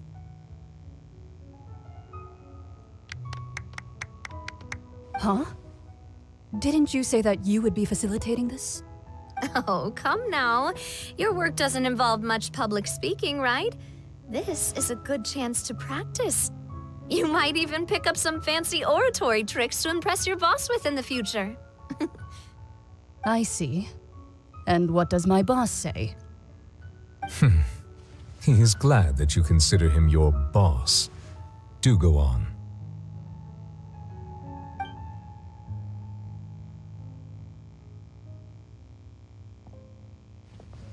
In that case, do any of you have experience hunting? Not that I recall. Fremine and I once used a wooden stick in a basket to catch wild rabbits when we were younger. As for Lynette, oh, right. You were sick that day, weren't you? I've also gone diving to catch some fish before. Does that count? I'm afraid not. You may or may not have heard, but Fontaine once played host to a group known as the Marechaussee Hunters. Though that was their name, they did not hunt animals, but rather various monsters left behind by the ancient dynasty of King Remus. Today, Fontaine's monster population has already thinned greatly, so the hunters have blended back into society, taking up arms in other lines of work. They even left a unique methodology of hunting in their wake. A trap comprises of the following components: bait, a trigger, and a containment device. Sometimes a lethal implement will also be necessary to deal with the prey. So, if we were to build a trap together, right now, what would you choose to build it with? For me, I would prefer something basket-shaped. Pigeons and rabbits will see the bait and naturally enter the snare. Our line of work requires a deft hand, and we're some of the best in the industry, so you can count on our techniques. You used some of those techniques while moving the people of Poisson, didn't you? My subordinates mentioned that you even performed some magic for the bawling children. Yes, and I even managed to gather some intelligence in the meantime. I'm quite the multitasker if I do say so myself. I'm afraid I can't claim that as my strong suit. I prefer more stable methods, like placing bait in the water and waiting for the fish to come within reach. That's the kind of method I would count on. Calm and steady. Exactly the kind of person who would catch loads of fish. And I can be their assistant. With discretion, I'm sure. I'd probably use some sort of mechanical animal. Papa once bought me some small clockwork squirrels, mice, and such. When placed in the forest, they can attract others of their kind. I remember that you liked those too, didn't you? I did. And that would be a good way to go about it. If they're realistic enough, animals of the same kind will follow them all the way to the trap. What about you, Monsieur Neuvillette? I fear I do not have any related experience. That makes sense. You usually solve problems directly, without the use of any such tricks. But I do have one more question for you, Monsieur. If we were to create a trap now, how would you design it? I would like for it to be effective, but bring no harm to the prey. A more gentle trap would be ideal. Kind, as always. However, our intention doesn't necessarily change the containment device and the type of implement we need. If we wanted to kill the prey in one strike, we would need a powerful implement. However, that also goes for prey that must be captured and safely contained. Wait, why's that? Only a hunter who's a true expert at subduing their prey can snare it without harming it. The line that divides life and death is often exceedingly thin. So are we going hunting together? We hadn't thought of seeing ourselves as hunters. It kinda works, but maybe it's still not the best metaphor. If our means of capturing and dealing with our prey is to put them on trial, then the hunting metaphor is actually quite accurate. But we shall require much more courage than any hunter to judge a god, a being whose seat is an exalted throne. Oh, so that's what's going on. Sounds very interesting.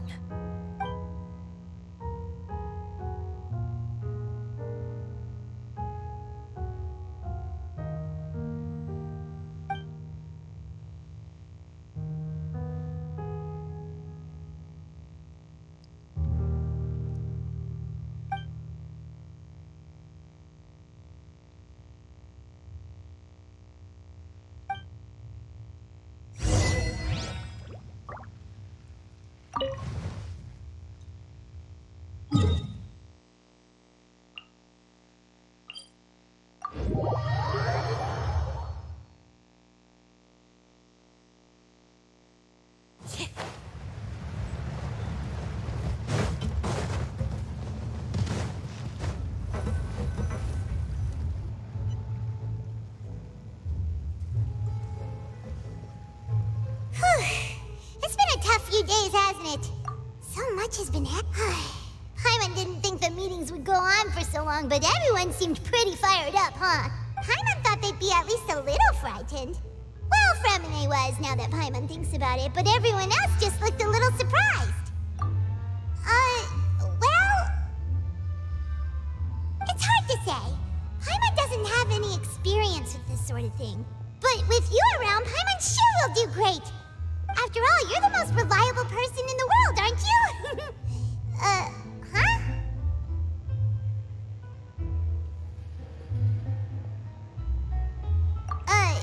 Did you just pour some tea? Paimon, then what's that? Paimon's never seen that cup before. Don't be frightened. I'm just joining you two for tea. I merely refrained from saying anything till now. Who's that voice? But there's no one here. Ah, have you forgotten me already? Wait, you are familiar. You're the voice we heard from the sky in Sumeru. The voice from the sky, I fear that description is wrong. Though, not completely wrong. You're feeling lost now, just as you were feeling previously. I sensed that confusion and thus came to you. Guiding people is an irresistible hobby of mine, after all. Consider me a passerby, just accepting a commission from my friend's disciple on a whim.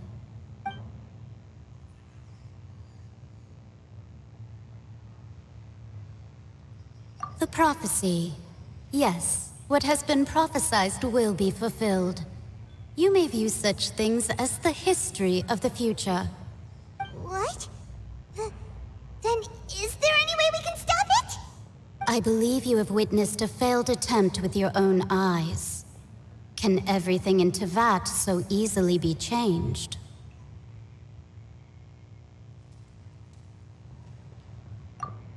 Ah, so you've caught on.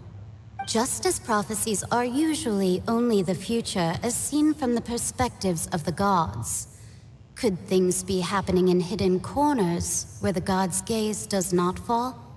Are the things that you shall see different from the fate that the gods perceive?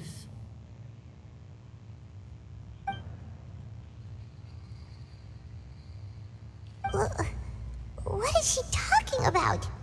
It all sounds really impressive and important and stuff, but it also sounds kind of scary. I believe that you understand, right? Some things are insignificant, but others you must reach out to change. Ultimately, fate shall serve as your only guide, no matter what will happen in Teyvat's future. All you need to do is to play your part. This was good tea, by the way. Thank you for your hospitality. Well, that'll be all for today. The voice.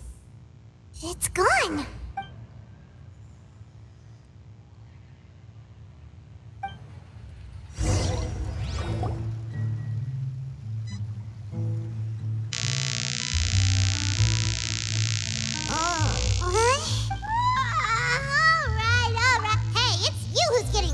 Well, I see I've walked in on some lively banter. Luna! Fine, just fine. I went to take part in that Steambird panel. It turned out to be more interesting than I expected. Not all Fontainians are pessimistic about this. One journalist mentioned that sitting around and waiting for the end to come would be wrong, and that they should make their own rescue preparations. Did she have pink hair by any chance? Why, yes! It was Charlotte. You remember her, right? That daredevil journalist. I'm in full support of her view. Prophecies are very important, but how can people allow their lives to be commandeered by just a few words? That's right! Paimon's glad to hear something sensible for once. Ah, yes. About what we had discussed before.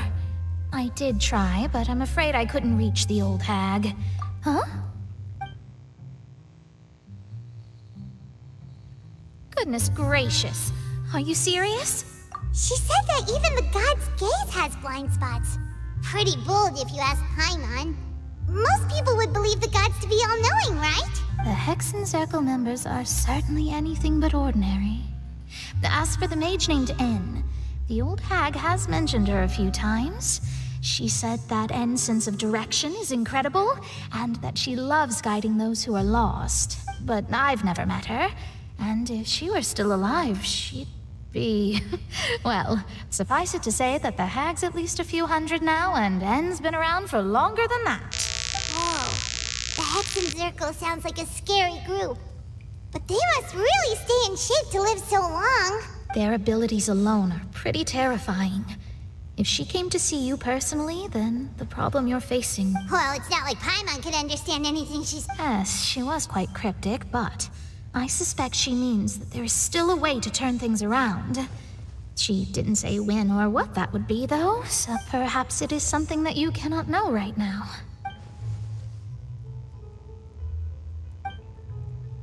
Traveler, Paimon? Oh, we're fine. We're just a little down right now. It kind of feels like the end is coming, you know? I see. I feel that same sense of desperation, too. I guess you could consider me someone who has often witnessed fate. So far as I have seen, it cannot be swayed. But even so, I still hope for, and believe in, miracles. Astrology is eternal and rational, but fate may not be. It is cruel, but it can also be beautiful. Perhaps that's what En was trying to tell you. Not to lose heart, and to believe that what you are seeing playing out before you is not yet set in stone. I did originally think of steering clear of all this, but I couldn't. Even if this is all futile, I still wish to help everyone. If we don't struggle to the last, then how can we face the end when it comes? Huh. You do have a point. There I go, talking about astrological principles again. Sorry about that. The moment I start talking about work-related stuff... I need to get going.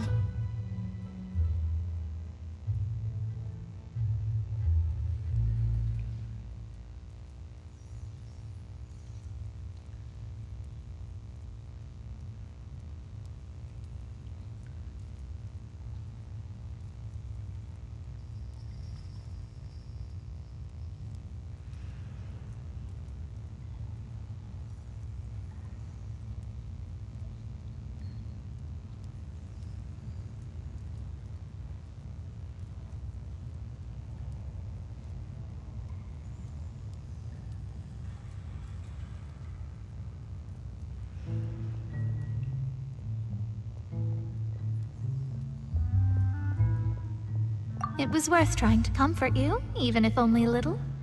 I believe that I suppose that might be why we always seem to meet by coincidence. Paimon feels kind of moved by what Mona said. But, hey, Traveler, Paimon suddenly feels like going outside. Let's walk around the city, shall we? There's a few spots we always like to walk by.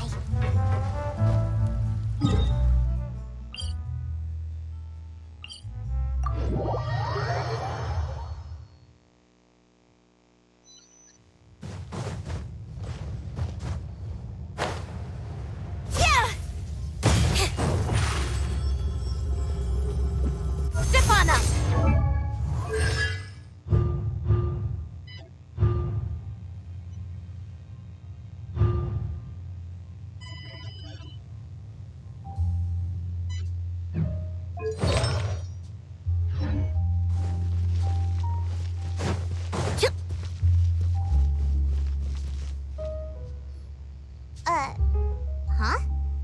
Our names are... Let Paimon see! The underwater stronghold, the Fortress of Meripede, has continued in its noble autonomy. My recent attempts to enter the fortress bore little fruit. Thus, did an Outlander friend become the focus of this report. A blonde adventurer with their white fairy, legends trailing in their wake. It is said that this mysterious traveler once... So while the fortress's interior remains a mystery behind closed doors, do not fear, for the tales of the traveler contain surprises in journalist Charlotte's biggest scoop yet, the Traveler's Trail, World Walker. Huh. Charlotte took so many awesome photos of... She hasn't been able to get a hold of anything at the fortress, so since we're easier to find, she's using us as the... Ugh, seriously? Well, fine.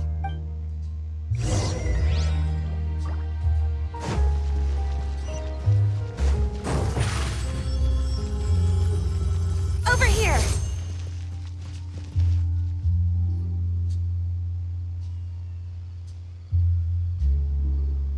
We're here! Paimon's hungry. Should we go in and get... Huh?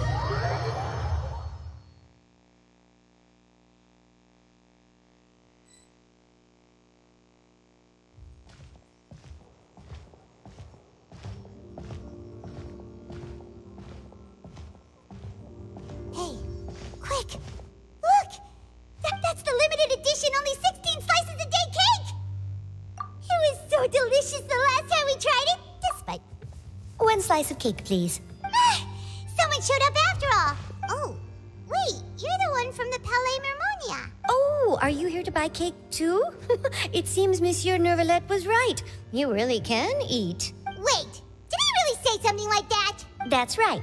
Even he has his own preferences when it comes to food. As for me, I love the cake and coffee here. Do you come here often? Usually every day. Every day? It's part of my daily schedule, apart from work. I shall have my cake and coffee. Then what if someone told you one day that this place would be closing soon, and you wouldn't? But why would it close? Well, Paimon doesn't know either, but... Oh, the prophecy. To be honest, I haven't paid much attention to that. No, still, even if there'd be no more cake, no. It's the same for eating in general. You might not be able to eat tomorrow, but if you can do so today, then you should carry on. That's what people call living, you know. Huh. Don't be sad. Excuse me, could I have 2 more slices of cake to go? These 2 slices are for you. Sijuin said that this kind of expression you're making is what humans call being sad. Oh, you know Sijuin? I sure do. She was born before me, and she sometimes comes to the surface to teach us things about humans. She said that humans are creatures that are saddened easily, yes, and you can only lift their spirits by feeding them delicious food. So please try the cakes here. I've got something else to do, so I'll be going now. You two try to stay in a good mood after eating, all right? Bye.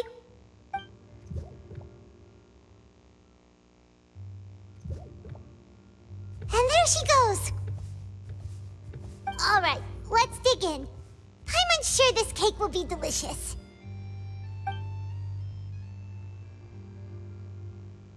It's more delicious than last time, and the flavor gets even better with a sip of tea. It sure would be nice if we could come again tomorrow. Sure would be nice if we could always eat delicious food here.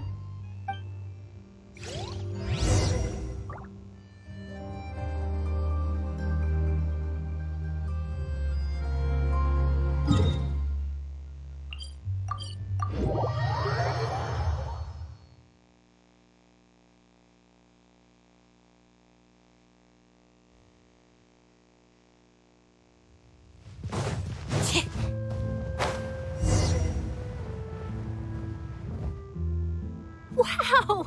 If it isn't the Traveler and Paimon! Oh, have you seen the article I wrote about you? Ha! You've got some nerve! You just used us to make some quick mora! Oh, you needn't worry about that.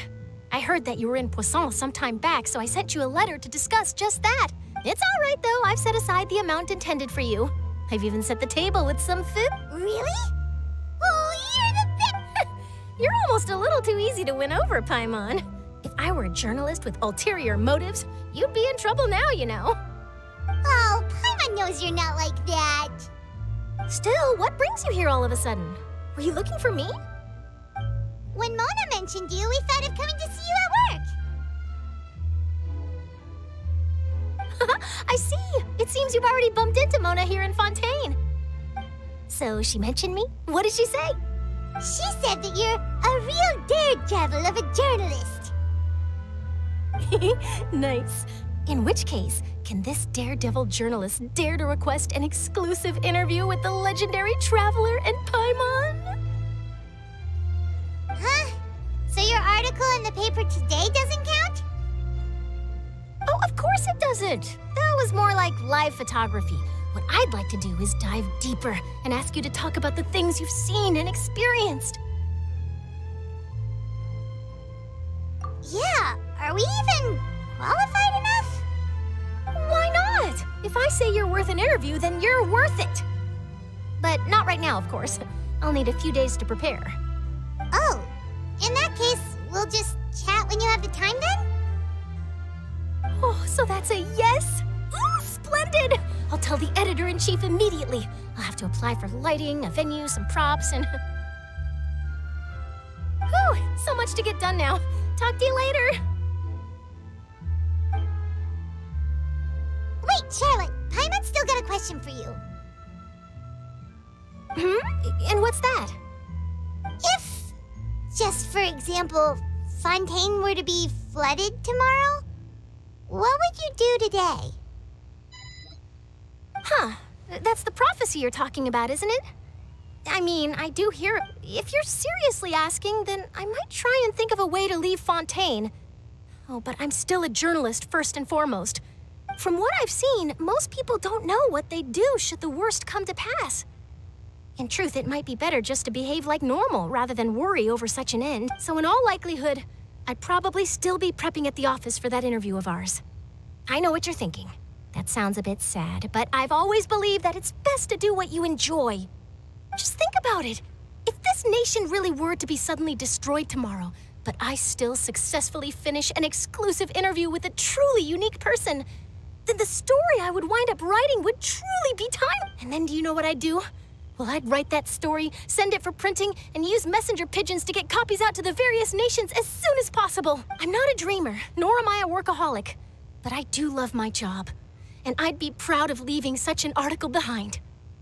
I guess you could say that I was born to be a journalist. But anyway, that's my answer. And on that note, I'll get back to my preparations. That's so nice. All of a sudden, Paimon actually kinda envies her. Anyway, let's go and take a look at the sea, shall we?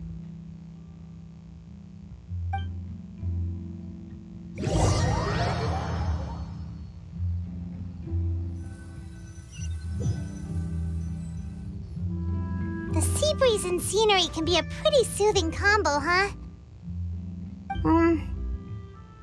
Paimon's been thinking.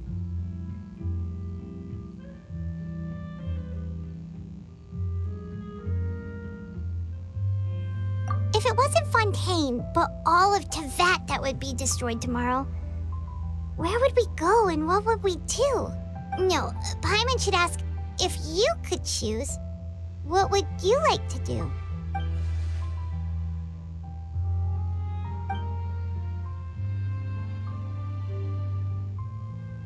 We've always been moving to the next destination, so we haven't spent much time thinking about these kinds of things. We didn't have to either, with us always being on the road and whatnot. You mean, still traveling?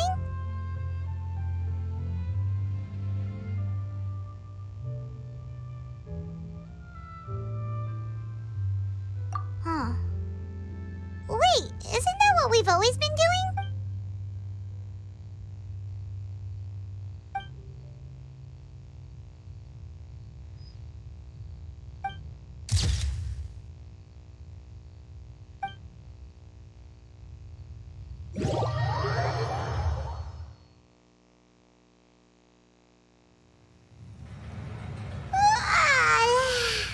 Feels like you'll grow mold if you stay here long enough.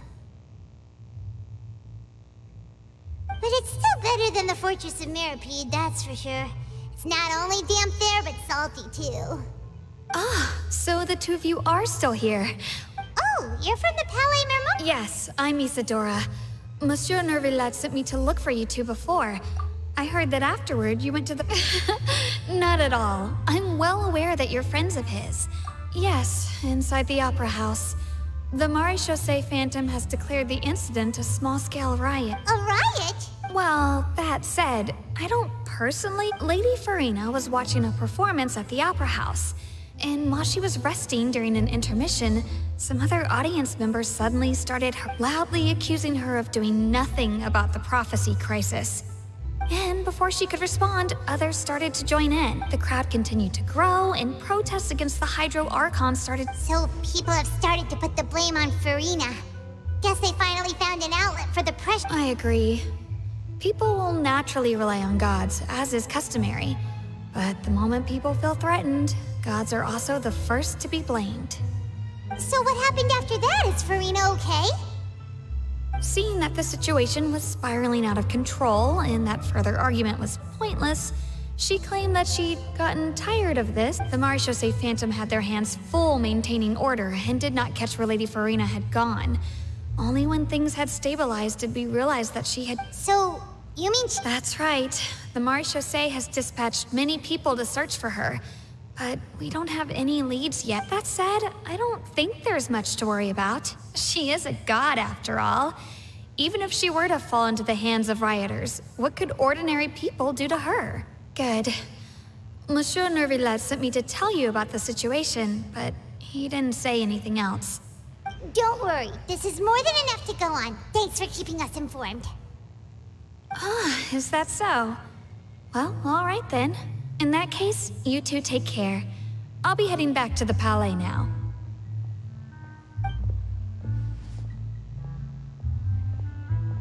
Well, sounds like we should hurry over to Poisson then. If we know Furina, she won't try to fix things in this situation. And as we also know, she may be loud and when Nervillet was talking to her in the Palais Mermonia, and she heard about Poisson, it would be hard for her to ignore being accused. Paimon thinks Furina's probably taken the opportunity to slip away to Poisson and try to relieve the sense of guilt that she's... Huh! Well, what do you think? Paimon knows the answer, of course, but Paimon can do the analysis to back it up. In that case, there's not a moment to lose. Poisson, here we come!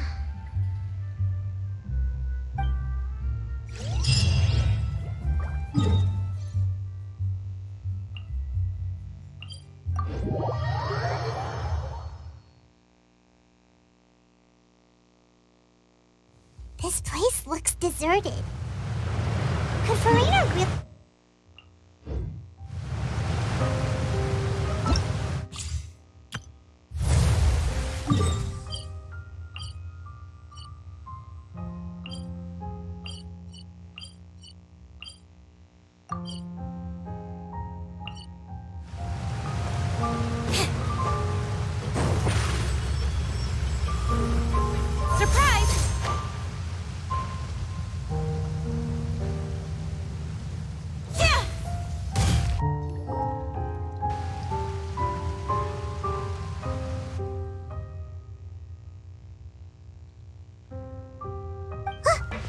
Furina, right over there. She really is. Should I just give up? This is all meaningless. What was meant to happen did happen after all. Everyone's dead. I'm sorry. I am so sorry. Give up, Furina. There's no point in holding out. I'm sorry. But what can I even do other than to repeat meaningless apologies over and over? Who's that? Don't worry, Furina. It's just us.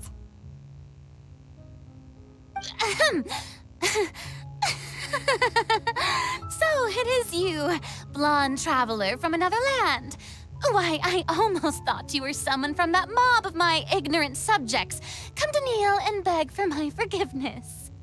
Furina, you were crying just now, weren't you? The tear stains on your face are up. What do you mean, tear stains? Oh, I remember. The show at the Opera House earlier this morning was so moving. I'm still trying to process it. Who did that uncivilized rabble think they were, disturbing my enjoyment of the arts? They even dare to tout their Archon. I must teach them a lesson. I can just imagine their twisted and frustrated faces once they realize that I'm nowhere to be found. Oh, and I'm sure Neuvillette and those people from the Marish Chaussee Phantom are freaking out right next to them, too.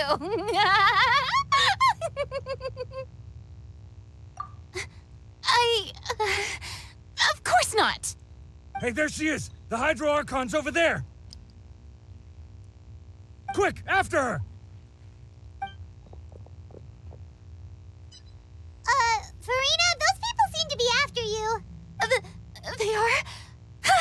They're just some rabid fans who want to cut the line because they haven't been able to meet me in person, aren't they?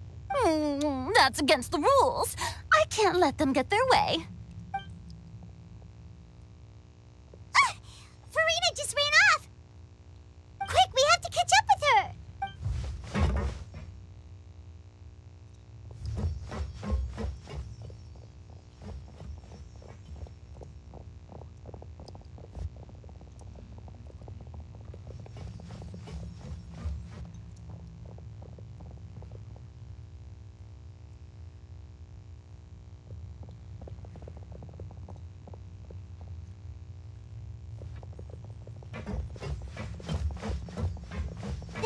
be the place, right?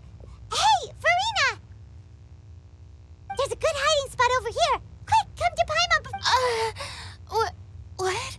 What is this place? Hurry, they're almost here. Fine. I suppose haste is warranted. Lead the way.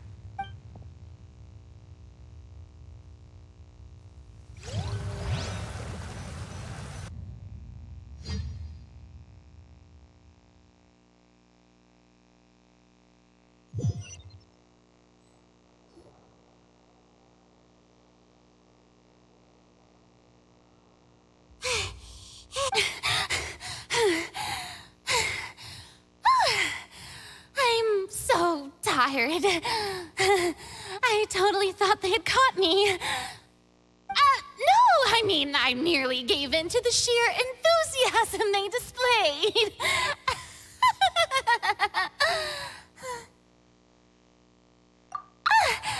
You're right. Yep, that's a good girl.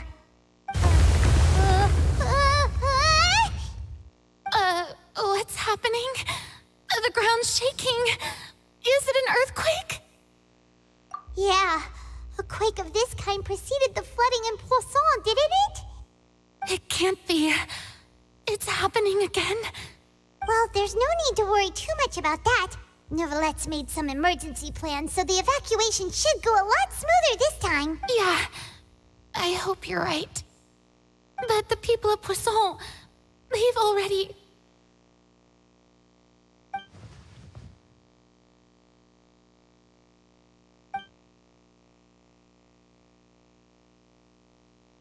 It's true. I've been investigating the prophecy for hundreds of years. I once had informants all over Tevat, searching for clues and feeding information back to me. I've tried all kinds of ways, too, to hold back the sea. Anything to keep the coastline from advancing. But all my efforts proved to be futile in the end. Really, the truth has been clear to me for a very long time. We cannot make an enemy of the divine. No matter what we do, the will of the heavenly principles will have its way, and the prophecy shall be fulfilled. Give up. I do love the sound of that phrase. It would mean finally coming to terms with fate, but also for me to finally be free.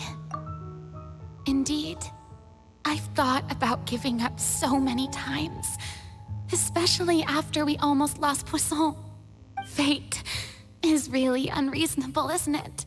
It has no heart and obeys no rules. The prophecy has only just started to come true, and so many people have already lost their... But just now, it all became clear to me.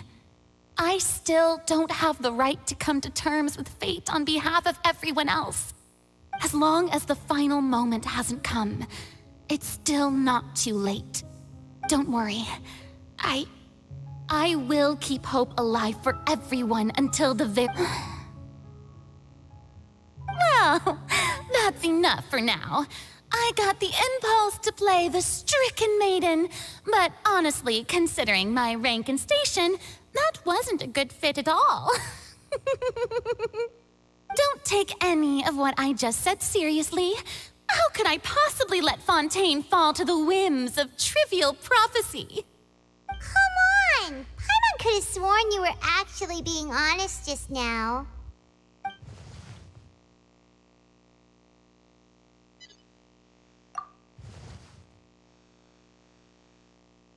Share my burden. That's impossible. It was fated right from the start that this would be my duty alone.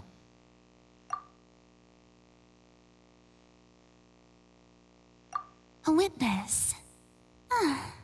Yes, I've heard that you came to Tevat from beyond the stars, yes. In other words, you never belonged here. And if Tevat is, in its entirety, a show on a stage, then you're just a spectator, aren't you? If that's the case...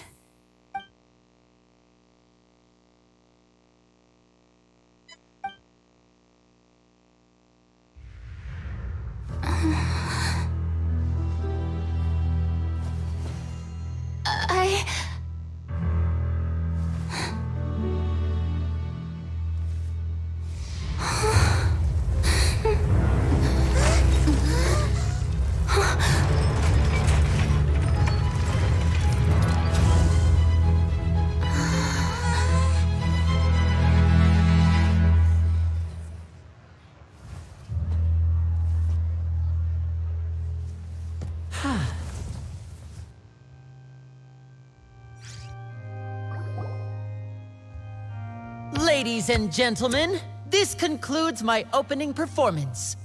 Now, without further ado, we may proceed to the trial of our god. So this is what it is. Yes, you deserve praise for the effort you took to raise the dramatic stakes. Do not forget, however, that I am Focalor, the god of justice, the embodiment of justice itself. Does it not strike you as even the least bit absurd to bring the very concept of justice to trial? May I interpret these words as your refusal to stand trial? In that case, you will have the opportunity to defend your honor through a duel. You would draw your blade against a god? I see. It seems like you have made up your mind.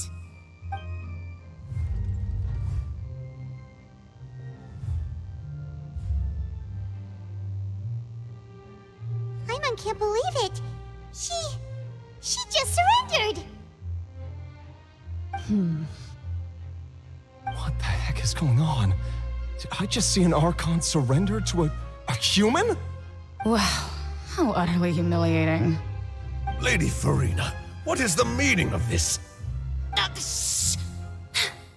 It would seem that there has been a misunderstanding.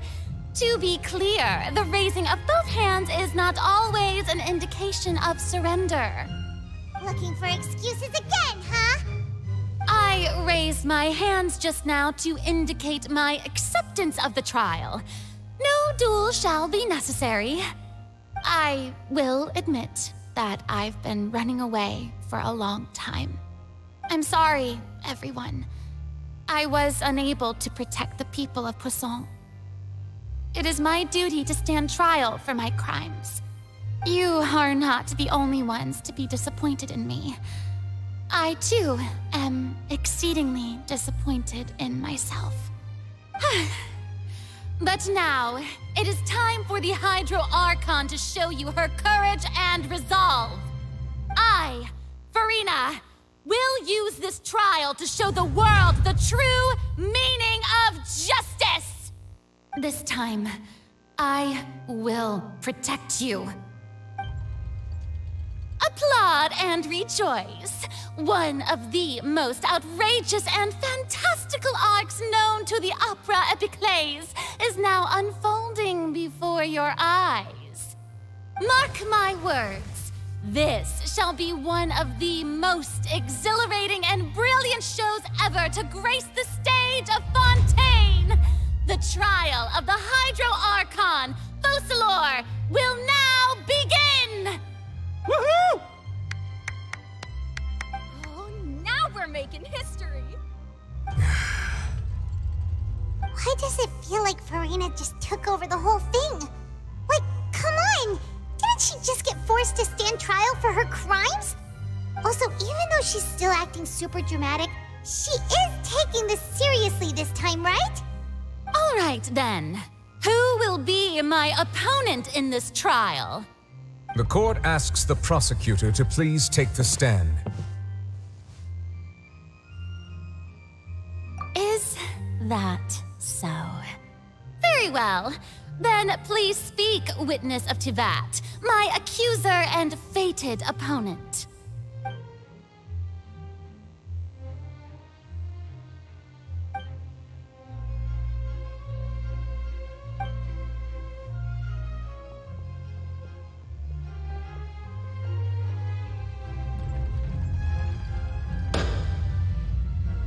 Also, please allow me to ask, as a final question before the trial begins, just how much work did you do to force me onto this stage?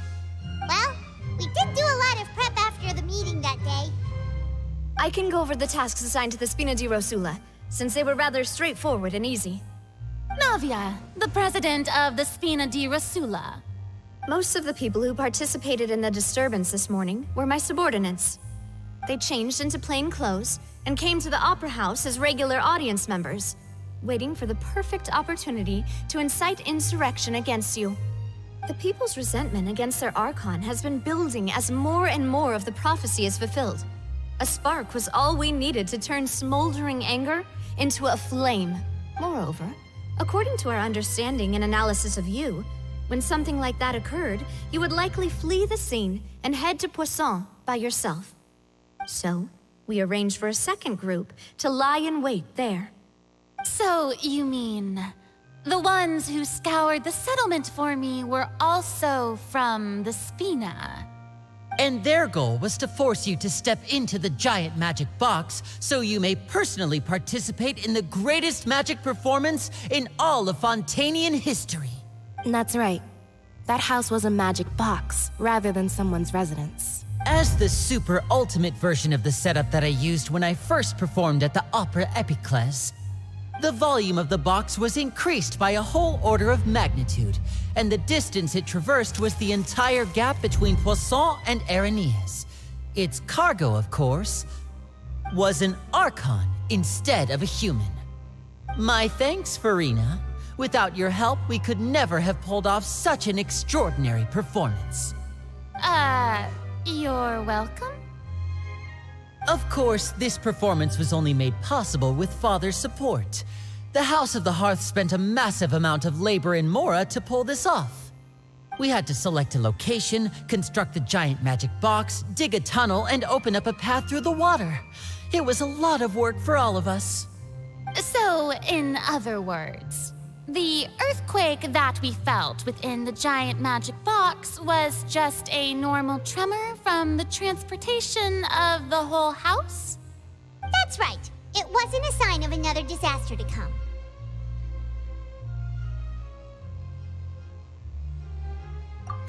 Then, I can guess Nervilette and Cloran's parts.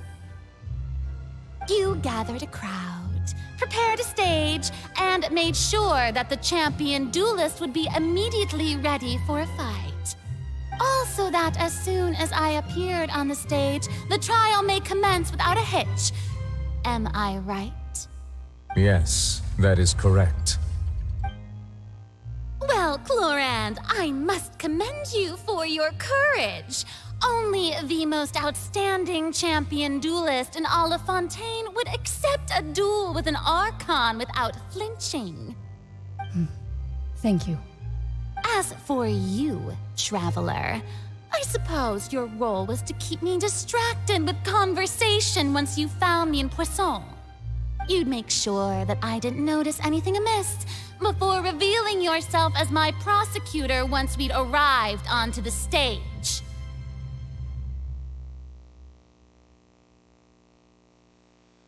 Oh?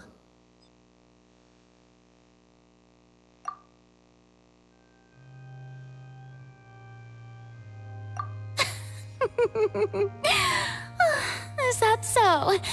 Then I suppose I must have missed my final chance. It's fine. It matters not. What's done is done. The stage is already set, so there's no reason to disappoint the audience. Let's see this trial through to the very end.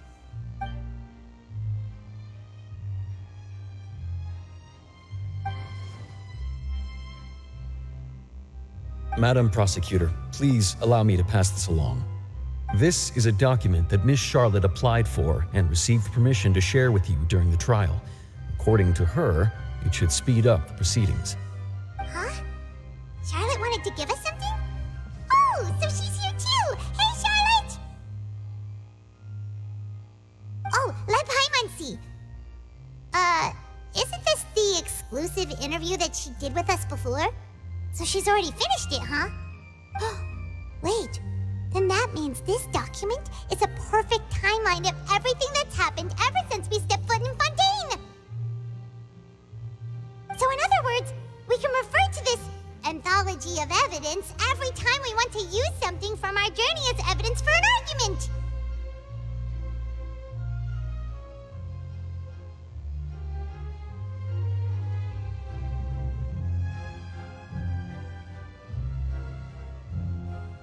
Let's quickly confirm the information in it. Just think of it as a refresher, all right?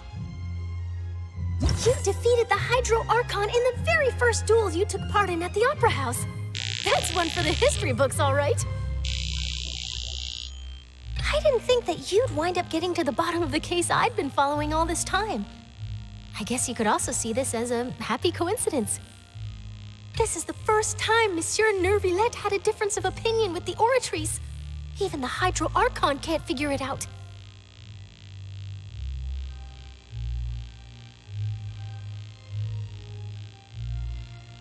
A Fatui Harbinger. She's an extraordinary person. Her instinct must mean something.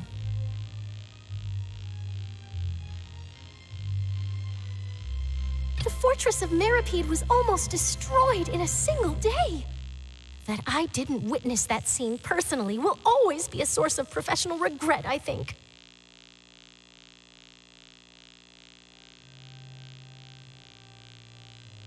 According to Monsieur Nervillette, both Child and that whale should have been in the primordial sea at that time.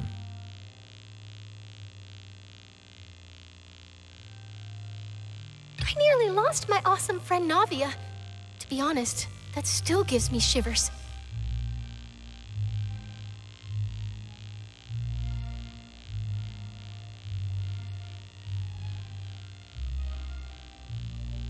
The words of someone as extraordinary as a witch can probably only be truly understood when something surreal happens to you.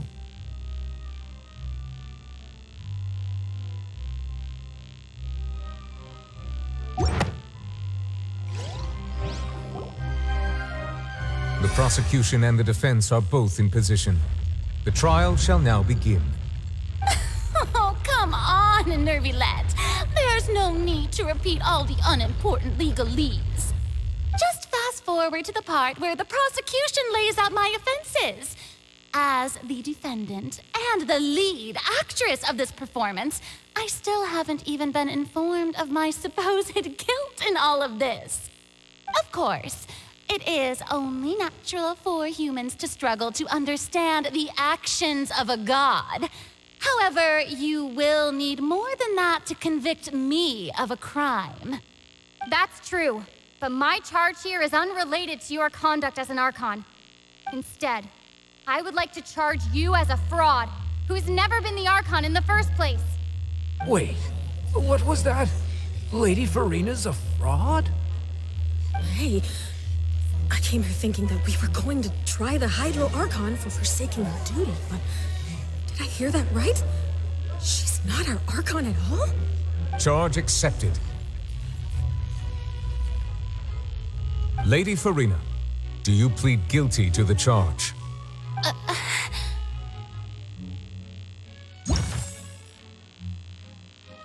Lady Furina. I plead not guilty. How can I be guilty? There is no way that I, Focalor, otherwise known as Furina de Fontaine, a member of the Seven and the Regina of all waters, kindreds, peoples, and laws of Fontaine, could be anything other than your true Archon.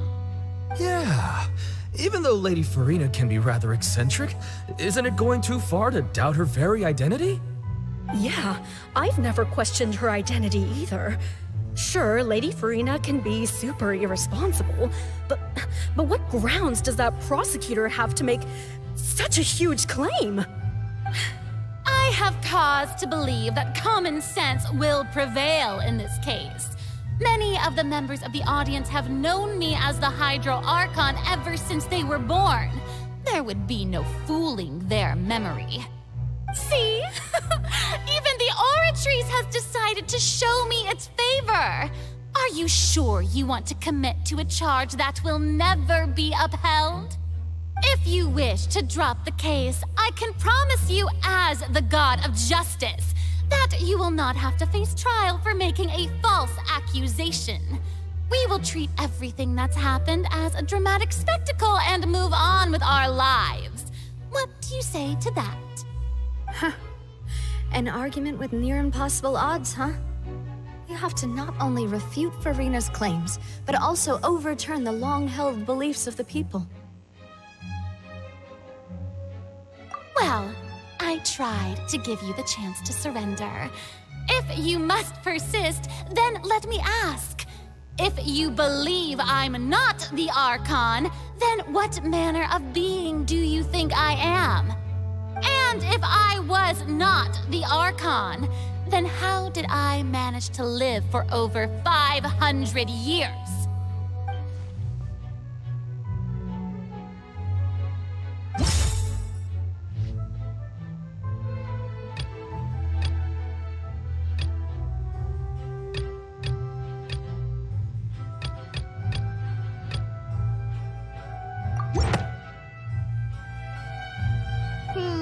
That doesn't sound right.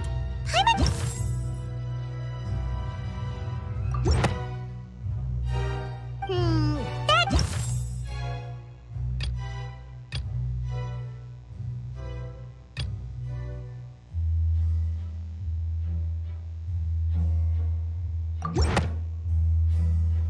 First of all, you may be a member of another long-lived race, which would allow you to naturally possess an extended lifespan.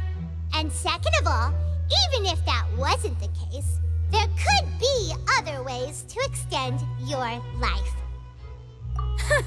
Who gave you that idea? Was it the knave? You'd sink so low as to use a harbinger's words against me. A curse?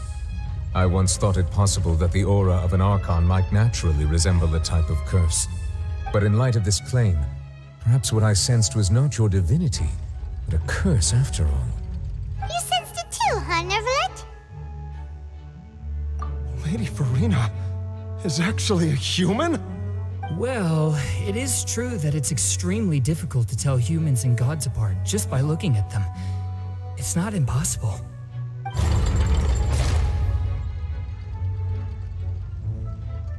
Well, don't start celebrating too early now.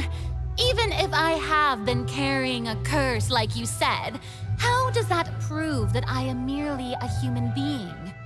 Besides, everyone knows that the main difference between a human and a god is the possession of authority.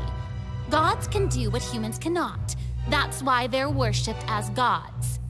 For centuries, manifestations of my authority have served the nation of Fontaine. One need only to turn their eyes towards the Oratrice Mécanique d'Analyse Cardinal in this very opera house, or consider the endemnitium that is used in every aspect of life.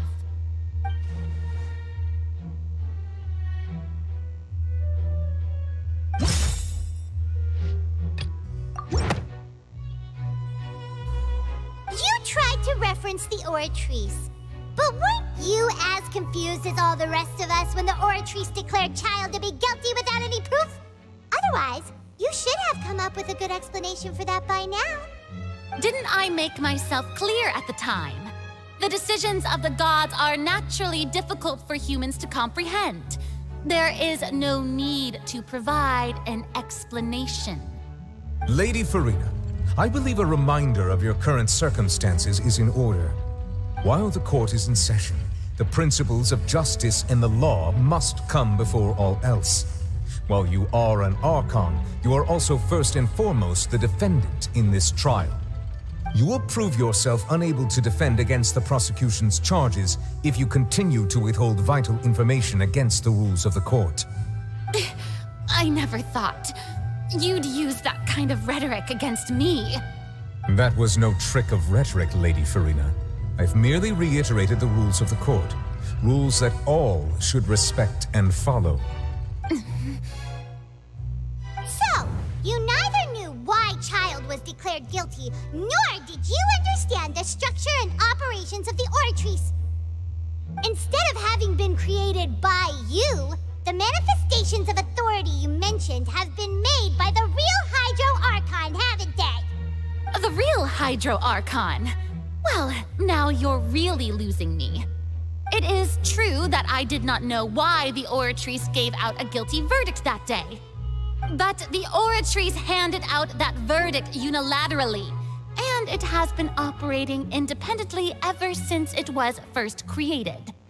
You can't argue that just because a divine creation is flawed, that the god behind it must also be no god at all. She's still throwing out all kinds of excuses. Seems like she's confident that we won't be able to produce proof that she has no power over the Oratrice.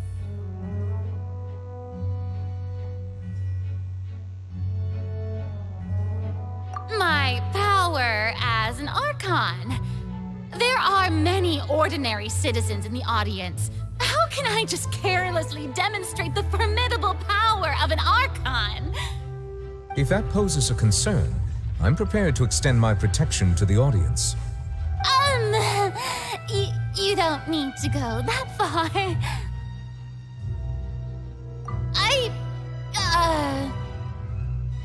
Aren't you the Hydro Archon? Or is it that you can't even wield the power of Hydro, much less the authority of a god? Indemnitium! Yes! It's all because of Indemnitium! All Archons derive their power from the faith of the people, and I've converted the people's faith in justice into Indemnitium. Thus did I give up all of my divine power to provide everyone with energy for their daily lives. Have you ever seen a more magnanimous god? Isn't that a huge stretch? Yeah, no matter how generous an Archon can be, how could they give up all their power? Can a god with no power even still be called a god? It seems like nobody's buying Furina's excuse. Hey, come now, everyone. Please don't stare at me as if I was a liar. I'm still the same Furina you knew, right? The one that you loved. Shouldn't you want to believe in me? Please? You've got to believe me.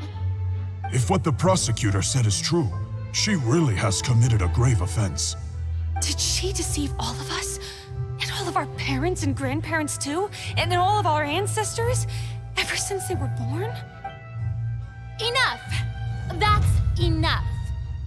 Tell me then, if I'm not the real Hydro Archon, then who is? If you have no evidence of another Hydro Archon's existence, nor can you find anyone who can back up their claim to be such, then what grounds have you to say that I'm not actually the real deal? Wow, she came up with yet another argument. How can we refute her now? Seems like she really doesn't want to give up.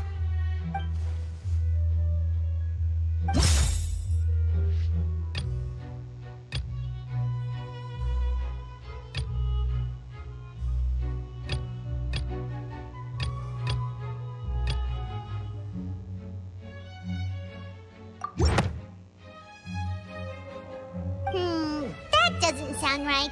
Paimon doesn't think...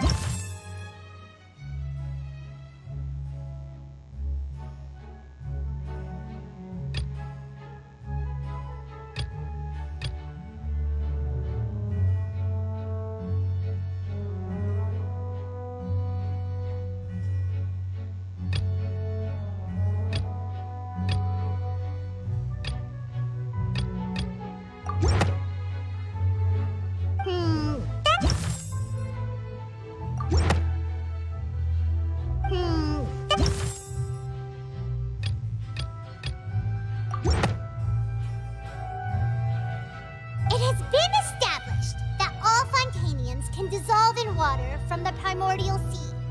And that means... Since you insist on claiming to be a god and not a human, then there's a method that you can use right here and now to eliminate all suspicions of you being the latter. Miss Navia, please apply to serve as a temporary attorney for the prosecution before addressing the court. Though you act in partnership with the prosecutor, you must still adhere to proper procedure. Super sorry, Monsieur Chief Justice. I swear this really will be the last time that I'll speak out of turn. Now, I've brought some seawater from Poisson. As everyone knows, a massive flood struck the area not long ago, taking many lives, including those of some of my closest friends. So, Miss Furina, would you dare to touch some of this seawater? If we are to believe that you are indeed the real Hydro Archon, touching this seawater would have no effect on you. All it should do is strengthen your case. But if you don't dare to touch it, then we would have basically proved the reverse. Oh, and I must remind you that after the disaster at Poisson, nobody wants to see any more people dissolve. I do hope you'll act prudently and choose the simpler path of admitting guilt. Navia from the Spina di Rasula. The Spina has governed Poisson for many years. I guess her suggestion is valid. If Lady Furina is indeed just a human, she's probably Fontanian like all the rest of us. Would she really dare to try?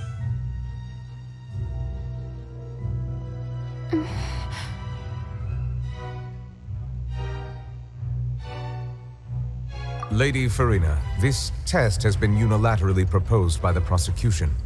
As it falls outside the realm of standard court proceedings, you possess the right to decline participation. Well, of course he had to tell her that. But refusing to participate is basically the same as a confession of guilt. She's just staring at the water without saying a single word. It really does seem like she's quite terrified of it. That could only mean... What's going on? Is she really planning to... That's not what we thought she would... Due to the inherent risk of the test, Lady Furina, you may... Hey!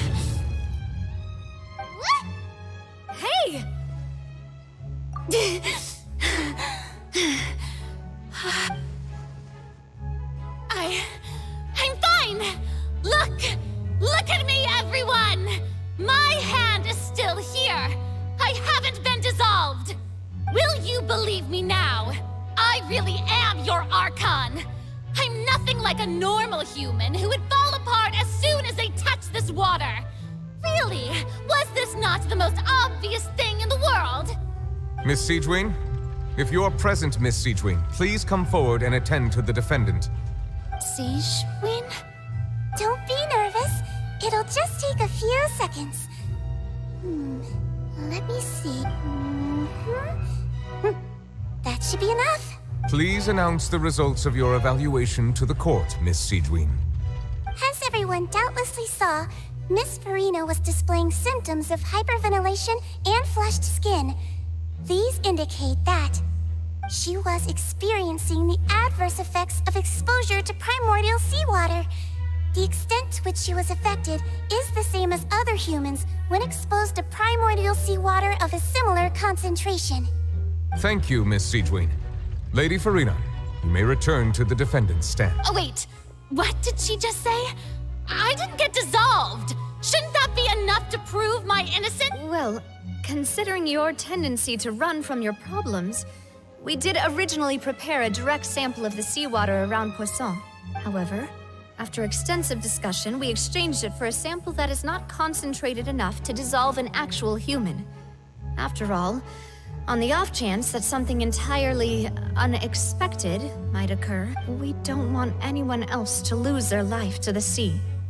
Yeah, so out of regard for Furina's life, you secured a low-concentration sample and asked the head nurse to serve as an expert witness. It's a great thing that the direct sample wasn't actually used. Furina could have... I can't believe... You...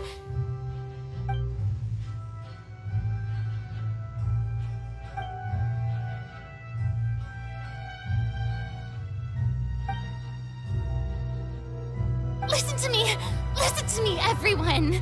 Please don't give me such cold and disdainful looks. What happened just now didn't prove a single thing. Think about it. How can you conclusively prove that an Archon can't also be affected by the primordial seawater? Also, if I was really just a human, why would I dare to just put my hand in that kind of water?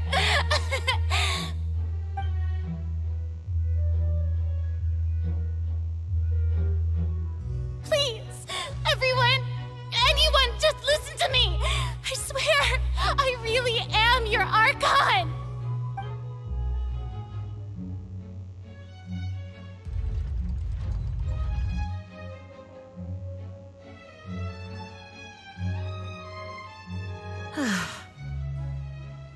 I don't think anything she says at this point will sway anyone. The odds are just too stacked against her now. With all the things that have been said, Paimon doesn't think there's any way left for Furina to win. I believe the time for arguments and presentation of evidence has come to an end. If there are no objections, we will move on to the final judgment.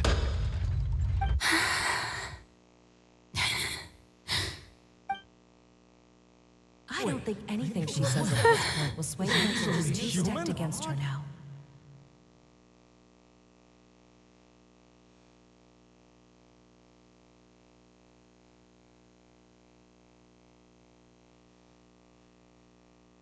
In my capacity as Chief Justice, I shall now render judgment on Furina's misrepresentation of herself as the Archon of Fontaine. As a human who knowingly deceived her fellow citizens, Furina is guilty.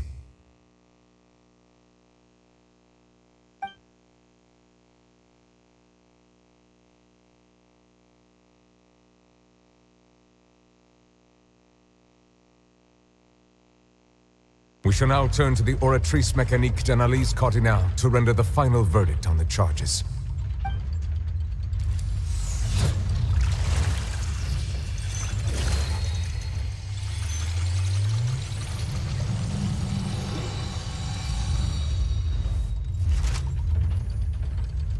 According to the judgment of the Oratrice Mécanique d'Analyse Cardinal, Furina is... Well, what's wrong? What's the Oratrice's verdict? No, the Oratrice also displays a guilty verdict. Isn't that correct then? However, the exact wording of the verdict is thus: the Hydro Archon, guilty, to be punished via the death sentence. The death sentence?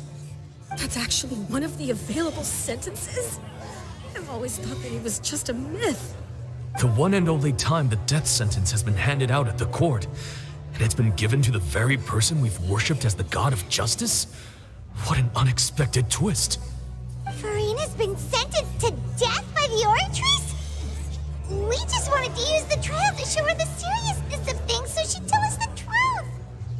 How did things escalate this quickly? This outcome is indeed quite strange. According to Fontaine's current definitions of justice, as well as its recommendations for criminal sentences, is this sentence really appropriate for the crimes that have been committed? Yeah! Even Vacher wasn't sentenced to death by the Oratrice. You know, the real evil mastermind behind the serial disappearances case. Indeed. Not only is Furina's sentence overly excessive, the very point of our trial today was also to prove that Furina has never been the Hydro Archon in the first place. But now, the Oratrice seems to have deliberately invoked the title of the Hydro Archon. What does this mean?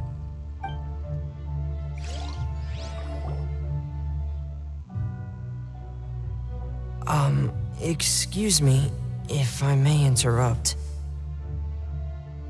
Is the trial still going? Fremine! You finally made it. I assume this means you've completed your mission? Mm-hmm. Any mission Father assigns to me will always be top priority.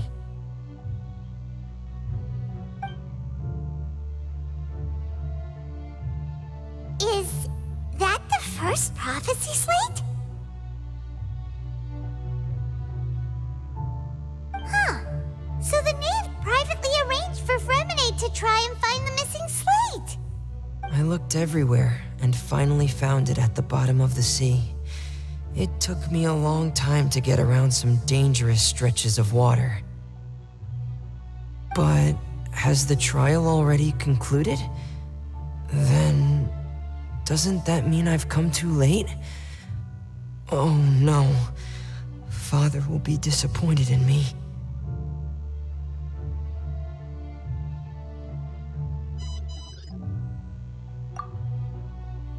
Thank you for your hard work, Mr. Fremine. Please allow me to... Traveler, I believe that you have already seen the other existing slates. We'd like you to come here and confirm their Huh? So what do you see? What is it?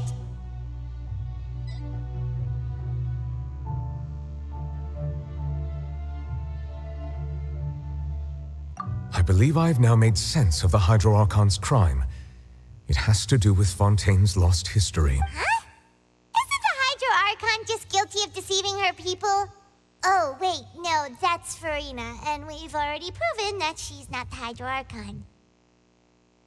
So when you say Hydro Archon, do you mean the real Hydro Archon we've been kinda talking about? In truth, everything that you've encountered in Fontaine up until this point can be traced back to the contents of these stone slates. However, I'm uncertain as to how much sense they currently make to you. Okay, let's try to recall the contents of the other 3 stone slates. Paimon will...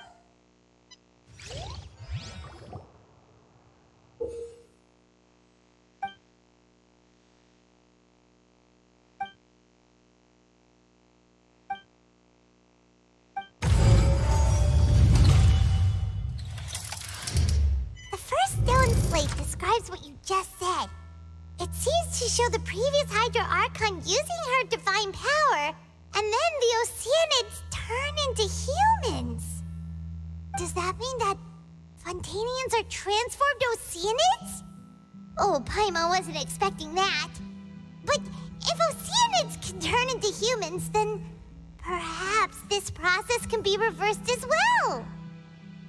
The second stone slate shows Celestia floating in the sky, and the Hydro Archon and her people worshipping it together. But the heavens still brought judgment down upon them. This must be the point when the Hydro Archon and the Fontainians were branded with their original sin. Does this mean that the original sin and the Hydro Archon sin are the same thing? The third slate shows the Hydro Archon sinking into the sea surrounded by many people. That reminds Paimon, didn't we also watch that happen to someone else? Well, the fourth slate is the prophecy the Fontainians have been talking about. People dissolving into the sea, the Hydro Archon crying on her throne, and so on. We didn't believe that such a crazy disaster could happen at first, did we? But after that incident, it was just a question of when and not if.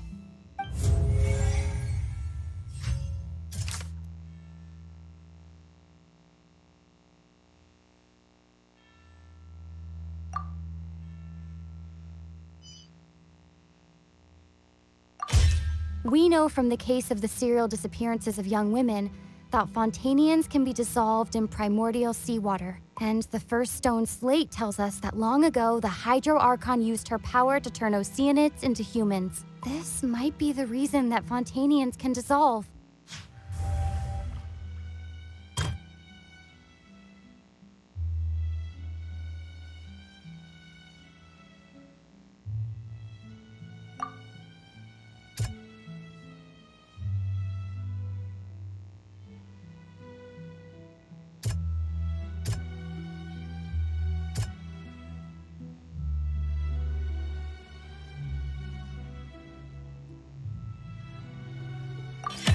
Perhaps what is about to take place has all happened before. The true sin of the Hydro Archon that Nervilette mentioned, and the original sin cast down on the people of Fontaine by Celestia, as recorded on the stone slates.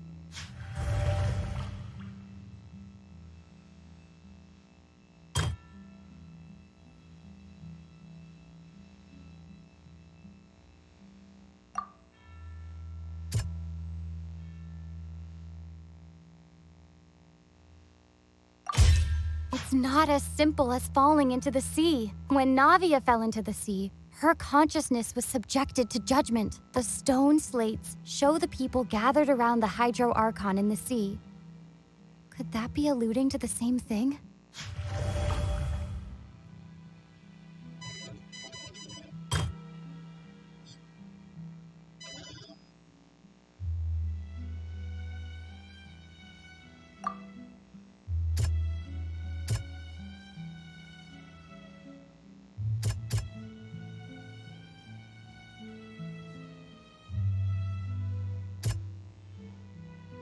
That doesn't sound... That doesn't... The prophecy from the stone slates found its way into society. But not many people believed it at first. The fortress of Meropide was nearly flooded with primordial seawater, which we know can cause Fontanians to dissolve. It seems increasingly likely that the prophecy may come true. If we hadn't dealt with it in time, things could have gone very badly. They'll dissolve into the primordial sea but won't cease to exist. Their essence will flow in the seawater, converge, and take the form of an oceanid.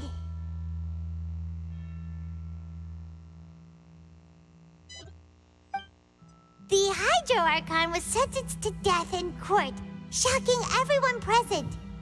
Perhaps this means that her sin was actually Fontaine's original sin.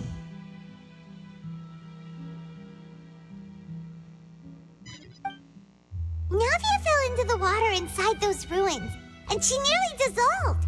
She was surrounded by the people of Poisson in a court within her consciousness, and was forced to take part in a trial meant to make her stay. The eruption of the primordial sea at the fortress of Meropide was the surest sign that the prophecy was about to come to pass no matter what. The prophecy's contents can all be verified by recent events. If we combine what we know together, loads of truths should come to light.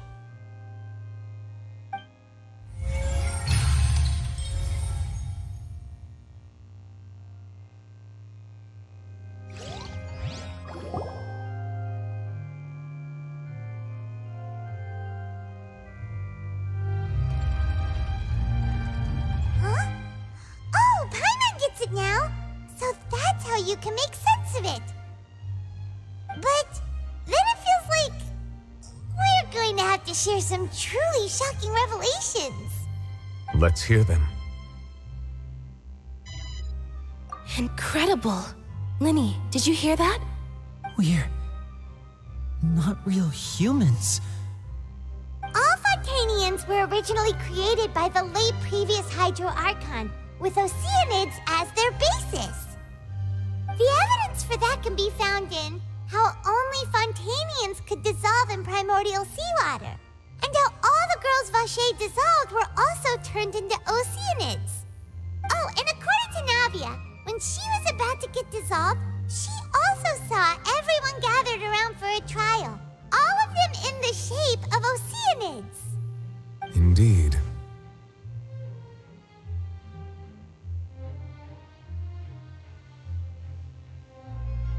Yeah, and it follows from the content of the first slate that she probably angered Celestia by creating humans without prior permission. That could also explain why the Oratrice judged the Hydro Archon to be guilty. It's to account for that ancient sin. The Hydro Archon's true sin was creating us? And yet, after many hundreds of years, the Hydro Archon's creations have turned around to try to judge the Archon within the Opera Epiclese. The twists of history are often the most unexpected of all. Yeah, isn't the image here just like when Navia fell into the sea? So wouldn't it be trying to show the image of the Hydro Archon also falling into the sea once the prophecy has been fulfilled in the fourth slate? In the end, the people will all be dissolved into the waters, and only the Hydro Archon will remain weeping on her throne. Only then will the sins of the people of Fontaine be washed away. Did Paimon get all that right? You've made some keen deductions. I must say, given how much you still don't know, it is impressive that you've already managed to connect so many pieces of the truth. However, while you were able to decode all the information on the slates, they've also been etched with an additional layer of hidden information using a different power source. When we were at the ruins, I tried to decipher the hidden information recorded in the slates.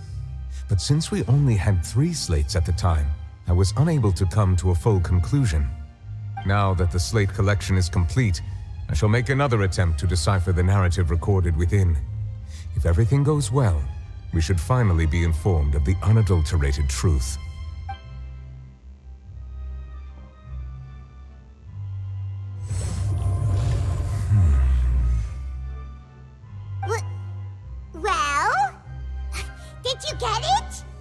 believe I should share this truth not only with you, but with all the people of Fontaine as well.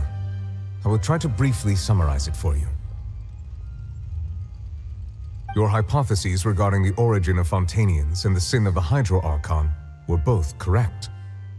In the Fontaine of old, the previous Hydro Archon sensed the yearning of her Oceanid familiars for life on land.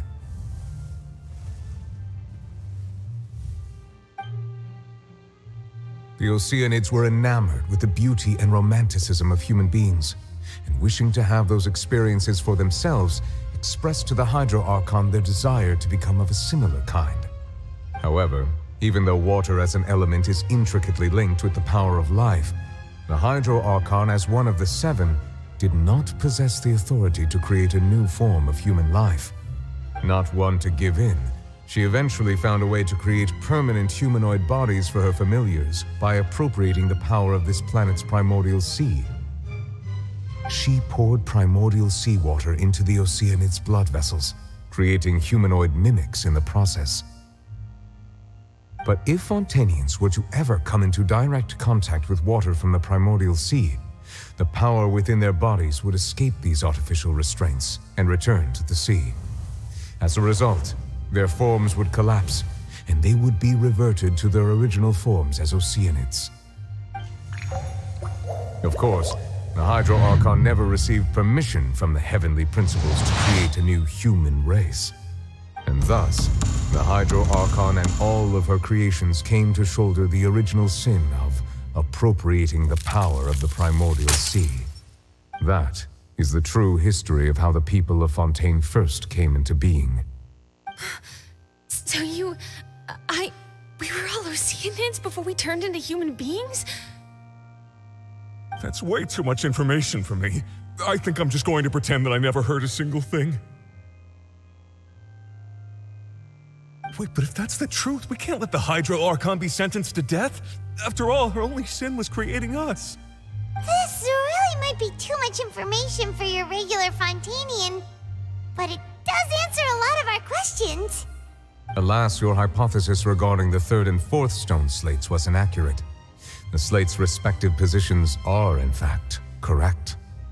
A key point of the visual on the third slate is how all the individuals depicted in the water are humans rather than Oceanids. They have not been dissolved, which implies that the water depicted in this slate is not water from the primordial sea. The nation of Fontaine is the nation of Hydro, as well as the nation of Trials and Justice. Instead of being the literal element, the water in the scene symbolizes judgment and justice. You may also recall Navia's experience. When she fell into the sea, her consciousness was surrounded by that of many others who intended to hold a trial to determine her fate. Therefore, the meaning of the third slate is that the people of Fontaine shall try the Hydro Archon at the court of justice. Yes, it refers to our present situation. I think I'm following now. So, what you're saying is, even though we decided to put on this trial to avoid fulfilling the prophecy, in truth, everything we've done has happened exactly as the prophecy foretold. So now, it seems, we're the ones making sure it comes true. What should we do? Huh. No matter what, the prophecy will be fulfilled. Is this what it feels like to be a prisoner of fate? If that's the case, does that mean the scene in the fourth slate will also be fulfilled soon? Traveler, I would like to point out another small fallacy in your deductions. About the fourth slate, you probably thought that the eruption of primordial seawater beneath the fortress of Meripede served as the surest sign that the prophecy was about to come to pass, yes?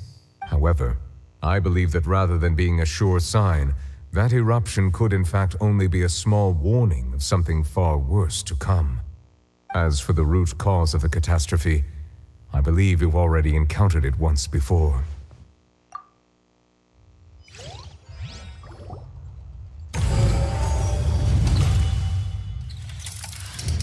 This eruption was just a small warning of the things to come. We must find the root cause of the disaster.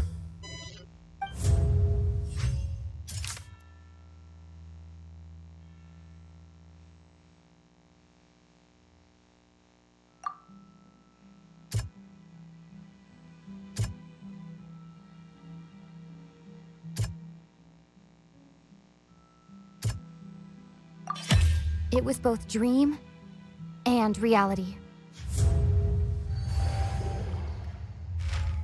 If we're talking about a true culprit, that could only be that thing inside the primordial sea, right? The truth, the original sin, the trial, and the root cause of the disaster.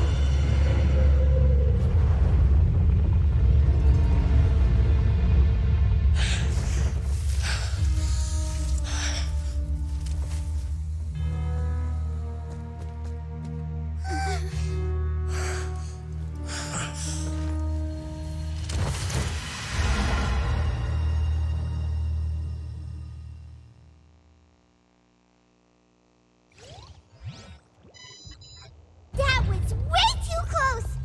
How did that thing just burst into the Opera House? Wait, was that the huge whale you saw in your dream? So we've met it at last. I understand very well why it has chosen to make an appearance here. That whale does not belong to Tevat. It is a monster that has traversed the stars, weeping all the while. It has been greedily consuming the energy from the planet's primordial sea, using it to grow. That is the main cause for the rising sea levels. And once it has finished consuming all of the energy contained within the sea, its next step will be... You said that when the Hydro Archon first created Fontanians out of Oceanids, she filled their blood vessels with primordial seawater. Precisely. That whale finds the blood of Fontanians nigh impossible to resist. Therefore, when it left the primordial sea, it decided to make its next stop a packed opera house full of food. Food in the form of Fontanians. We just barely managed to push it back, right? In that case, won't it come back to target the people again once it's managed to recover its strength? That is correct. Indeed, it is more accurate to say that we should thank that Harbinger for buying us some time. Without him, the whale would have likely come onto land far sooner. From the way he looked, he must have been fighting the creature for quite a long time. That battle maniac. We've always known that he had a special connection with that whale, but we definitely didn't expect it to help us out like this. Anyway, now that we know that this whale is the actual cause of the disaster recorded in the prophecy, all we need to do to stop the prophecy would be to find a way to beat it up, right? It is too late. It had already absorbed too much of the primordial sea's energy before we could notice it. At this point, it has become practically integrated with the sea itself. Even if the entirety of Tevat were to be destroyed, it could still survive and swim off towards some other world. That's not something I will accept. We've already done everything we can, and we even found the true culprit. We've come so far. You can't just tell me that the last hurdle is some impossible foe. That's just not fair. Indeed, that's not how a grand performance should end. I'll fight it to the end, no matter what. So the prophecy will be fulfilled no matter what, huh?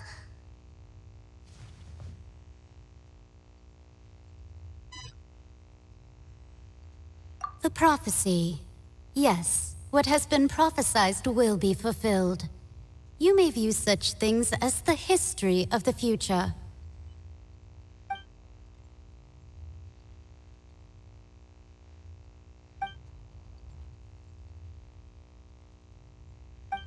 Just as prophecies are usually only the future as seen from the perspectives of the gods, could things be happening in hidden corners where the god's gaze does not fall?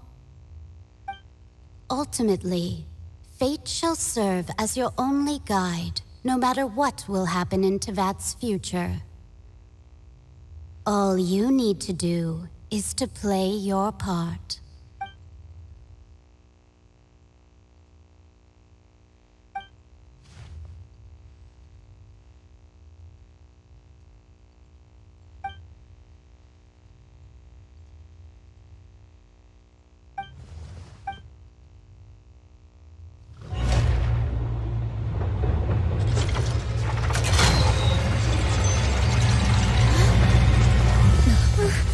What's happening with the oratories?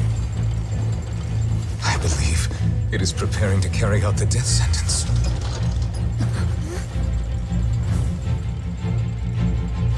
Furina!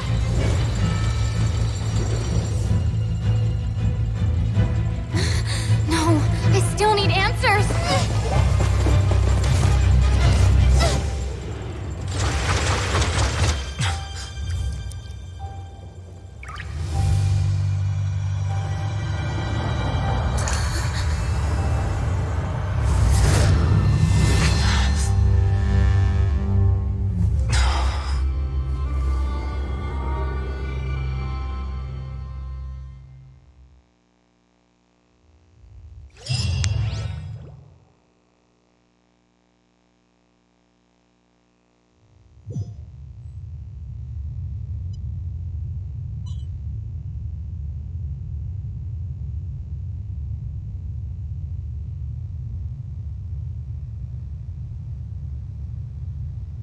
You.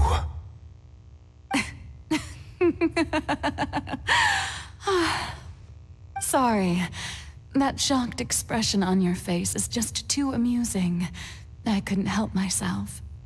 You are not Furina. Who are you? The sweet sound of bewilderment. Marvelous. A sure sign that my attempt to deceive everyone was a resounding success. But to answer your question, I am Focalor. You know, the god. Focalor? Why did you deceive us? Oh, that wasn't my goal, of course. Goodness, no. But I had to fool everyone else too, if I was to stand any chance of deceiving the heavenly principles. Deceiving the heavenly principles? It's all because of that pernicious prophecy. Dreadful, wasn't it? Everyone doomed to dissolve. Fontaine condemned to be flooded. One was not amused. In fact, one was positively bemused when that problem was thrust upon me by my dearest predecessor. That's the former Hydro Archon Egeria for the uninitiated. It hardly gets more disastrous than a preordained national catastrophe, now does it? She knew full well that the prophecy would surely come to pass. And as one of the seven, she also knew full well that one defies the heavenly principles at one's peril. So yes, as you have no doubt surmised, it was a rather impossible situation that I found myself in. I spent a terribly long time mulling it over, alone on the ocean floor. And I was almost growing barnacles by the time I finally realized there was only one possible solution to this confounding conundrum. I had to outwit the heavenly principles, allow the prophecy to be fulfilled, ostensibly at least, while saving everyone at the same time. I'm a genius, I know. I can only assume that's why Egeria chose me as her successor. Although, looking back now, it was hardly the inheritance one dreams of. Between the task of saving the nation, the quotidian duties of the Hydro Archon, and not to mention the original sin of creating a new race of humans, I dare say she left me quite a colossal mess to clean up. But one can only play the hand one is dealt. I did not choose this, any more than I chose to be one of her Oceanid familiars. So you were also once one of the Oceanids, transformed into a human by Egeria's hand? Yes, I was. I always dreamed of becoming human. And I still do, even now. In my eyes, to be human is to be part of the greatest opera ever known. After becoming a god, I separated my divinity from my body and spirit, leaving behind only a self that was as naive and bewildered as my past self on her first day as a human being. The me you see before you now is that divinity. And the human counterpart I left behind, I named Furina. She could feel joy, sorrow, and everything in between. She could be as vain and conceited, or as meek and vulnerable as she wished. Her strengths were of a kind only a human could possess, as were her shortcomings. But in my eyes, Furina's humanity was what made her perfect. She was perfectly human in every way. The person I always wanted to be. Anyway, so then I cursed her. All part of the plan, of course. The plan to deceive the heavenly principles. Do you still remember the final scene of the prophecy? The Hydra Archon alone, weeping on her throne. In order that the prophecy might appear fulfilled, I invited Furina to be an actress, to play the part of the Hydro Archon in the prophecy. Under the curse I placed on her, so long as I, Focalor's divinity, continued to exist, she could not die. But nor was she free to live her life in the pursuit of happiness. Instead, she was forced to take the stage in the opera house, to embrace the role of leading lady, to forever play the part of the god from the prophecy, all to create a deceitful appearance of that prophecy coming to pass. I suppose now you probably understand why your court is called the Opera Epiclese. But Furina is only human, isn't she? Even though she has had a long life, her mind is no stronger than that of any other ordinary human being. I cannot begin to fathom what she has had to endure. It must have been torture for her. It has indeed. And although she is, in a sense, me in human form, I most definitely owe her an apology for it. It's been 500 years, and all along, she's been playing her part in the most unimaginably long, unbearably lonely, and agonizingly painful opera of all time.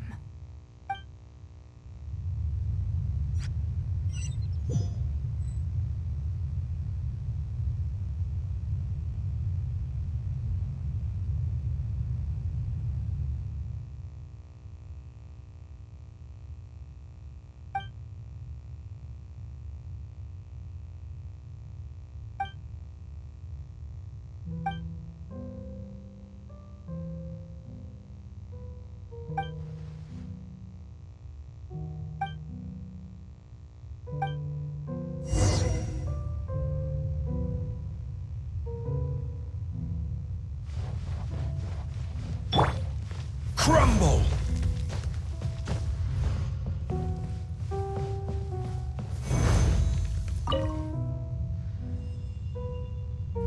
Oh?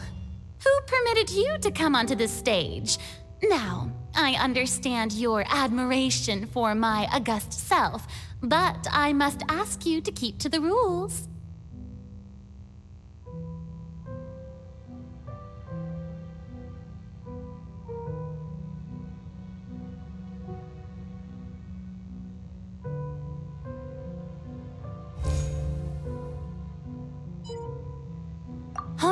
All right. It is not my intent to reprimand you.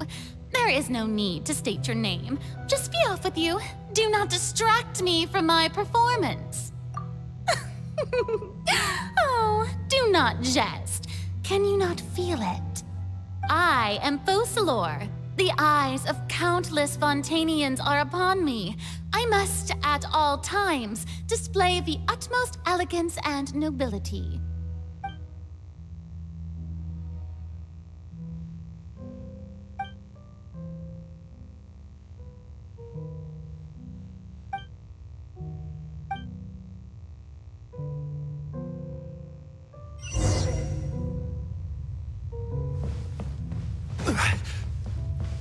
Dear audience, the performance is experiencing a technical difficulty, but worry not.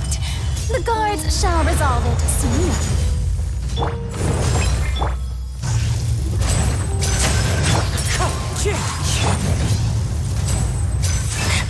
Step right up. Hey, what gives?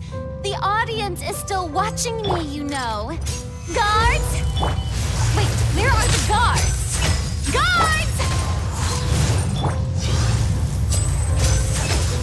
And voila!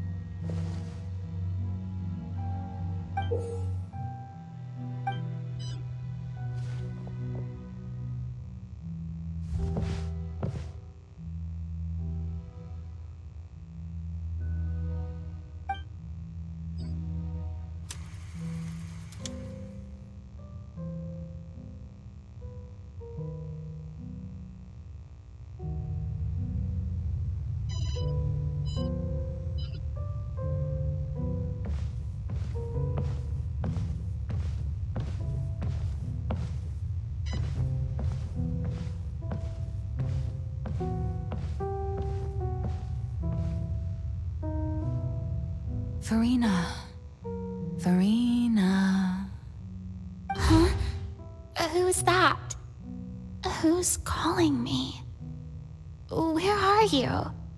Be not nervous. Be not afraid. I am before you.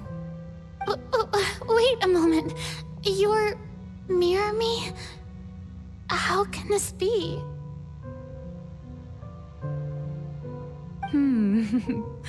Mirror you, huh?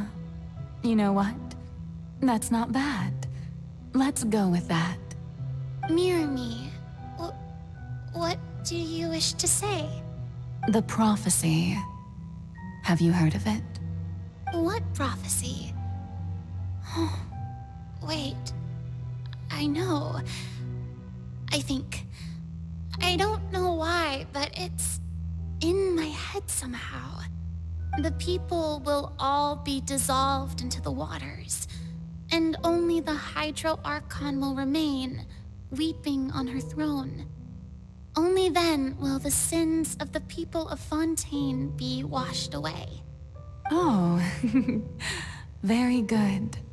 You know it well. What's going on? I can't seem to remember anything clearly. The only thing I know for sure is this prophecy. Will it really come to pass? Yes, it will. And that is why I've come to you. Disaster will come to Fontaine sooner or later. Things will develop just as the prophecy declared. There is no escaping it. But doesn't that mean everyone will die? I'm a Fontainian just like them. Will I dissolve too? Oh, don't worry. Magical meetings exist in this world precisely to give people a chance to turn things around. It is the reason why you met me today. I will tell you how to save everyone, but you may have to suffer somewhat. Oh, so there's still hope after all. Goodness, you frightened me. You spoke so much and with so much certainty. As for the suffering, well, I will admit that the first thing that came to mind was, why do I have to be the one to suffer? But if the prophecy will come true, I'll also die anyway, right? So if I've already met you as my magical meeting in this world, if there were scales, with all the people of Fontaine on one side and my pain on the other, is it not obvious where the scales should tilt? You truly are the perfect human, my ideal. I suppose this would also be the justice that belongs to you. Huh?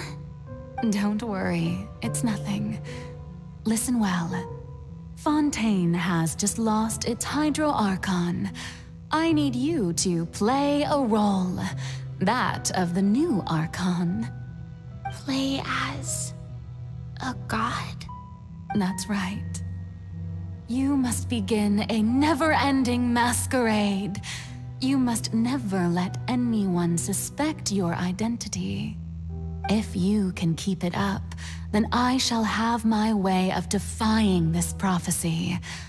But should your identity be revealed, then all hope will be lost. But how will I do this? A human assuming the role of a god without being exposed? Don't worry. What you must do is not to turn yourself into a real god. You simply need to play the role of a god as humans imagine them to be. Being a human yourself, I'm sure you already know what such an entity would be like. Remember, your true challenge will not be pursuing divinity, but contending against humanity. I'm still not sure I understand, but I'll try. I'll try to do this. So, how long am I going to have to play this role? To accomplish this mission, you will have to stay on the stage for many, many years. You will endure and not grow old until your task ends. But I promise you, all will eventually end in a magnificent and dramatic trial, and everyone will be saved. A trial, huh? How exciting. I'll be looking forward to it.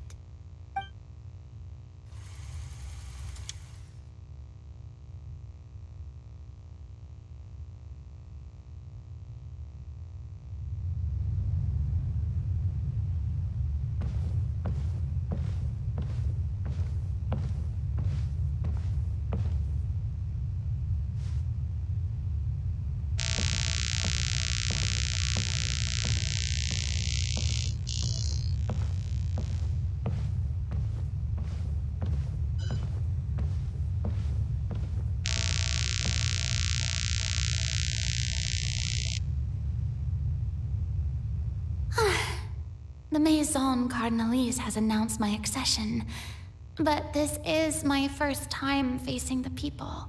What should I say to most appear like a god? To be honest, I still don't know. Perhaps I should first try to act natural. Ladies and gentlemen, good evening, and welcome to the Opera Epiclese.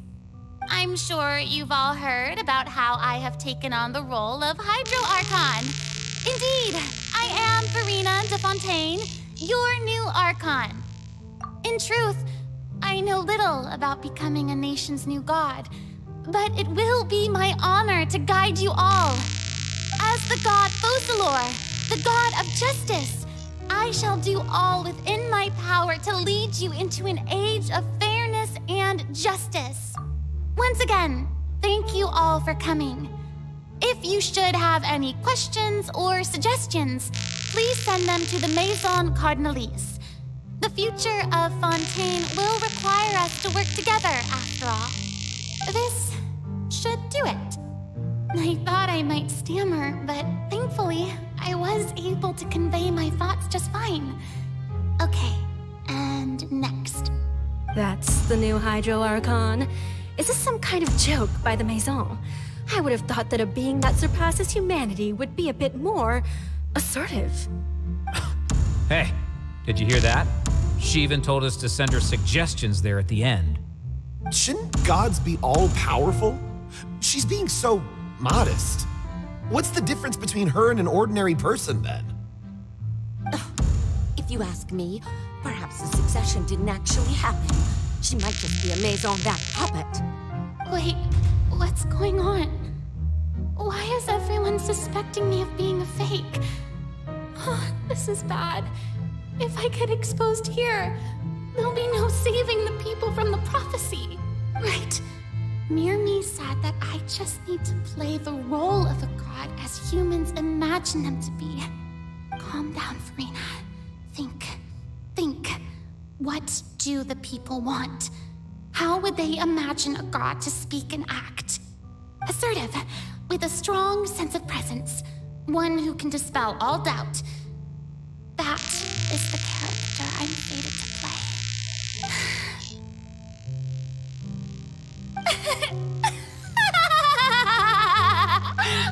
Oh, very good, my people. Only ones such as you are deserving of my rule. Now, I was wondering, if some weak puppet were to one day come onto the stage and claim ownership of this opera house, would the children of Fontaine follow them? Well, it seems that you would all see right through them. Having passed my test, you are qualified to witness wondrous trials alongside my august self, here in this opera house. You may consider my previous act a door gift of sorts. I thought it was a debut that suited the atmosphere. Now then, let us be reintroduced. So that was just a performance. How could I have forgotten that we were inside an opera house? Her personality? It's quite shocking, to be honest, but I suppose it's a better look than before. Such a fascinating and bold deity. How wonderful! Our future may yet be bright after all. It seems I've turned them around. Best follow this flow and restart my accession speech. My dear people, whether you acknowledge me or not, whether you trust me or nay, I say to you, keep faith in your ardor for justice. We have heard it said that this nation's sins can no longer be washed away. Well, I say that justice is most fragrant when it blooms amid sin. The scales of justice should not weigh heavy in the hands of its God. On one side, it must carry fairness and justice. And on the other, praise and applause. May law be the prayer on our lips. May judgment be our worship. Let us light the fires and drink to the future of Fontaine. There is no trouble in this world that justice cannot solve. All that is needed is for you, my people, to believe in it, heart and soul. So long as I, the Archon Focalor, stand within the Opera Epiclese, so long as I stand before the Oratrice, I shall even judge the gods of this world!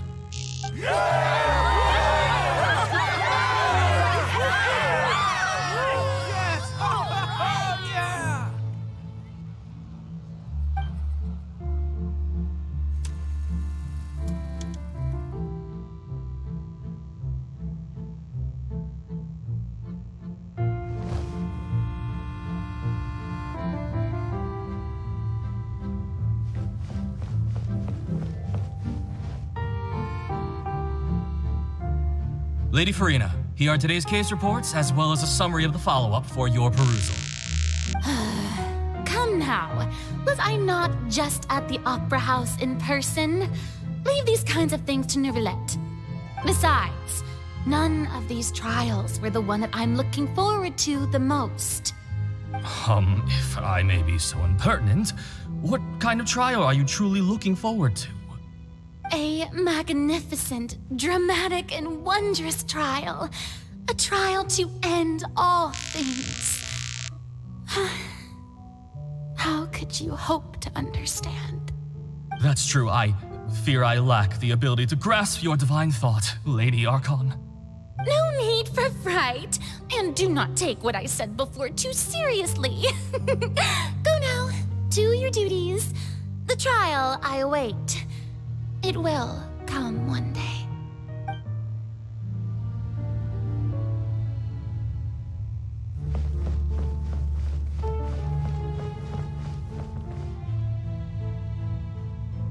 Lady Furina, I don't know what to say.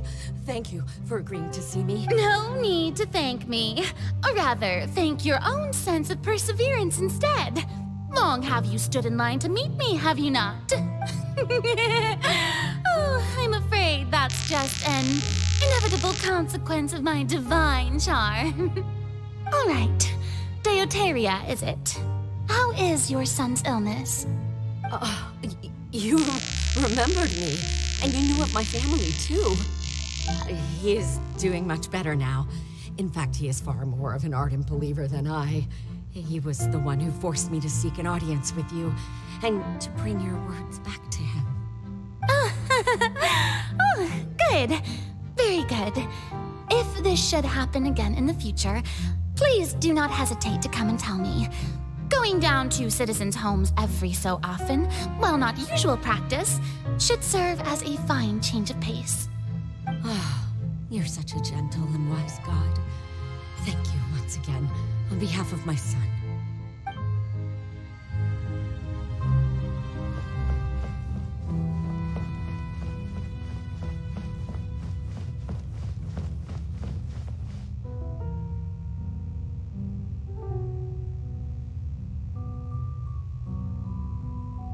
Lady Furina, here are the latest hydrological reports.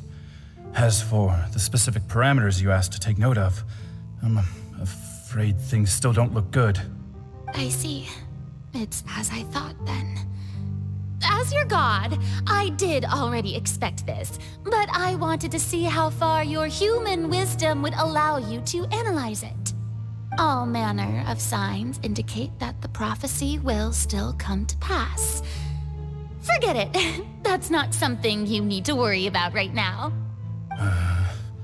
Well, as I understand it, the Fontaine Research Institute is also trying to find a way to counter the rising water levels. Really? Have they found anything? I'm afraid that they haven't found any effective solution thus far. Oh, is that so? Well, no wonder. This issue has reached the realm of the gods, after all. Still, their spirit is praiseworthy.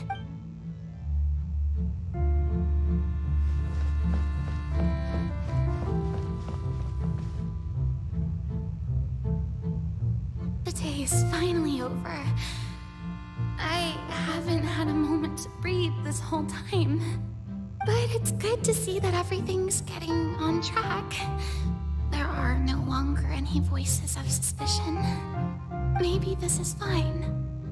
I just need to keep going, and everyone will be saved. All right, Furina, don't think too hard about this.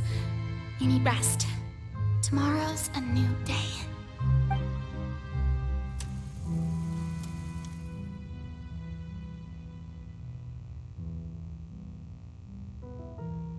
Lady Furina, here are the new trial reports for the latest cases, as well as a summary of the follow-up.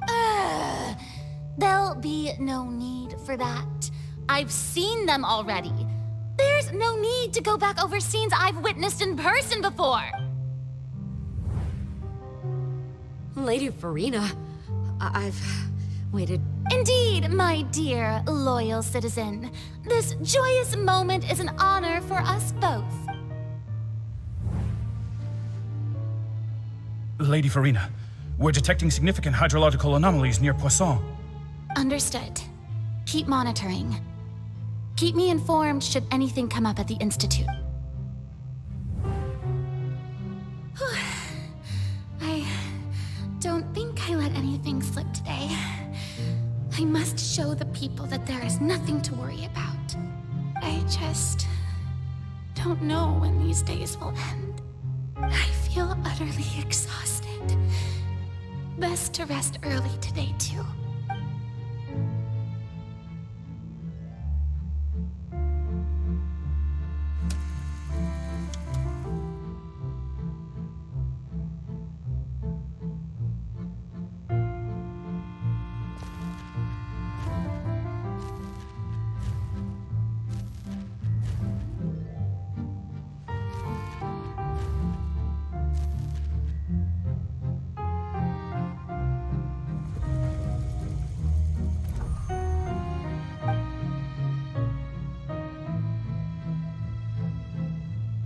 Lady Furina, it's like a dream being able to speak with you up close like this. I've heard that the first member of our family who was honored to receive an audience with you was Madame Dioteria, almost 20 generations ago. And what a fine family yours is indeed. It brings me great joy to meet such a faithful believer, a descendant of a line most ardent. Surely you exaggerate, Lady Furina. What is it, good citizen? Oh, are you crying? Uh-huh. Really now? I didn't even notice. This must be the overflow of hydro from my person. Well, can't quite help being the god whose dominion is the waters, can I? No wonder. No wonder. A manifestation of your power, then. Oh, Archon, I am honored to have witnessed it. Honored indeed.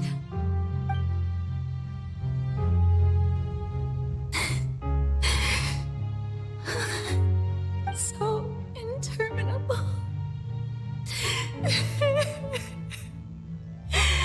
So lonely. Just how much longer?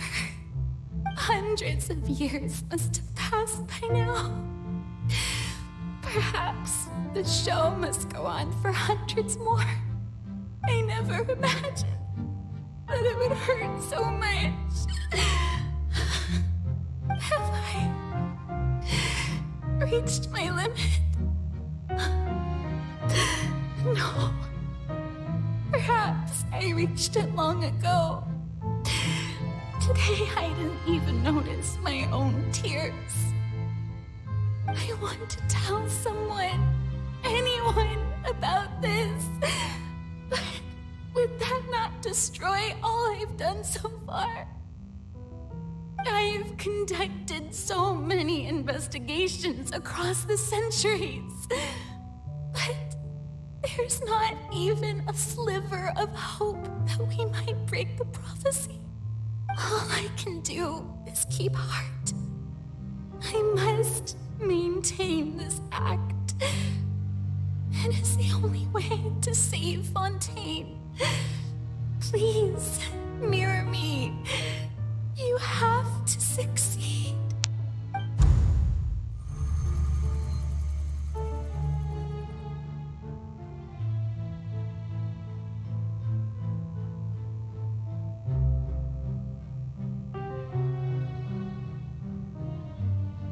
Furina, you don't have to shoulder this burden alone. Although I don't know what you might be keeping from everyone, your people are more than willing to share your burden with you.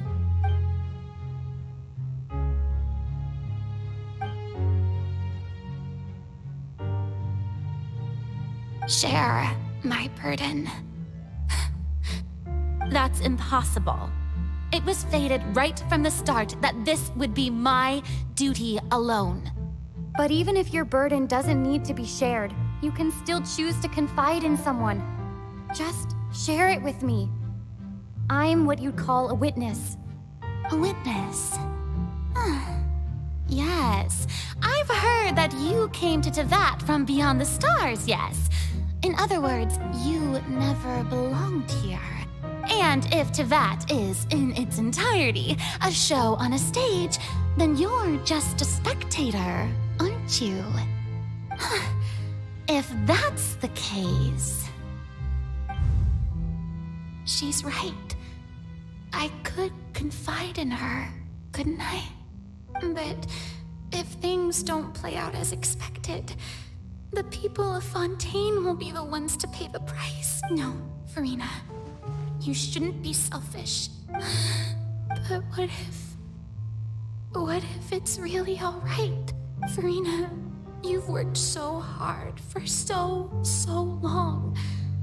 Surely it would be okay to put yourself first for once. Just this once. Is it such an outrageous thing to do anyway? To find someone in whom you can confide your frustrations and sorrows? Surely it could not hurt. If you let this opportunity slip through your fingers, it might never come by again. Think about it. Long and hard.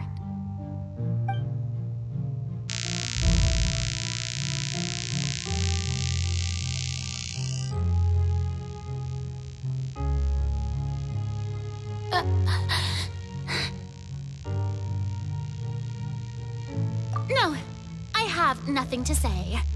I am Furina, the Archon of Fontaine. Everything will surely get better. All you need to do, dear spectator, is to witness my performance until the curtains fall.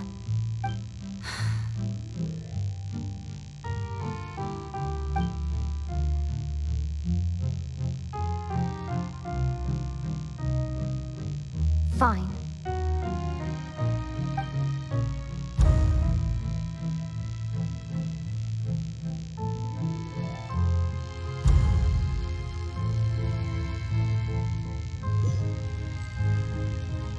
So even Furina doesn't know the truth? You've never once let her in on the full plan? Yes, it had to be done. To deceive the heavenly principles, you must first deceive yourself. She did very well. If she had let her resolve falter even once in these 5 centuries, Fontaine would have been doomed to the most tragic fate. It seems that trusting humanity was the right decision after all. I believe that I understand how your deception works, but that is only half the truth, is it not? How would you build on this foundation to save the people of Fontaine? That is the most important thing. Ah, good. Of course, the Iudex of Fontaine has pinpointed the crux of the issue. I'm sure you've long sensed that the Oratrice is no simple machine, yes? I've always suspected that it had its own consciousness. And Lenny did mention that he heard a human voice within the core chamber. It now seems that that person was you, hidden within the machine all along. Am I right? And then I became one with the Oratrice, taking Fontaine's gnosis with me. Yes, it would seem so, wouldn't it? Alas, your understanding of this device still lacks sufficient depth. In truth, it is no enactor of justice. It is, in fact, a device created to kill the god of justice. I beg your pardon? Oh, you have it.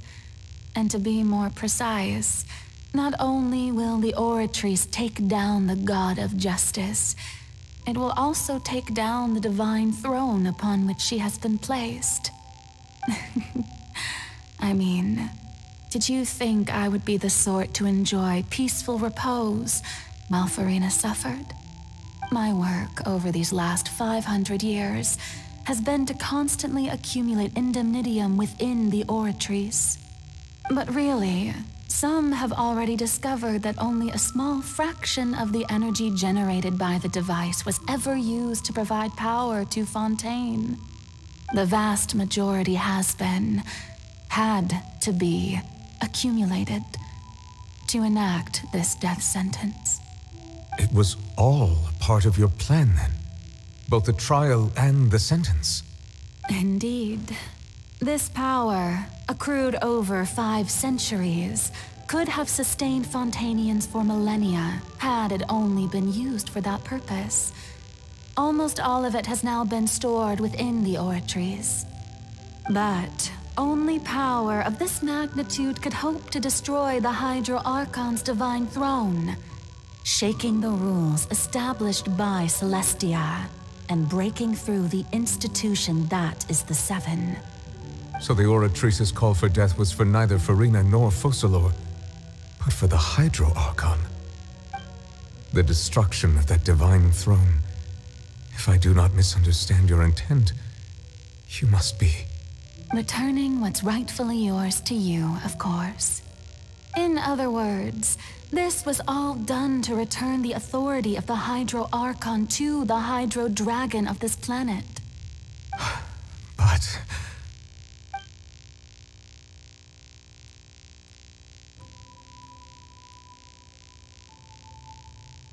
Oh, what?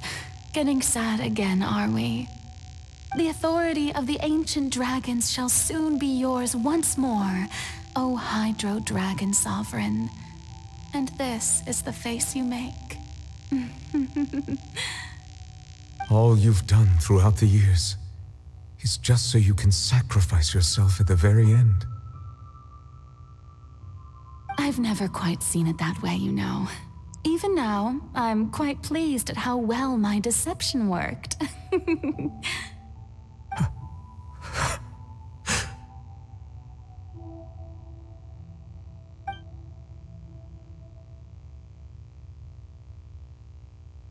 Hydro Dragon,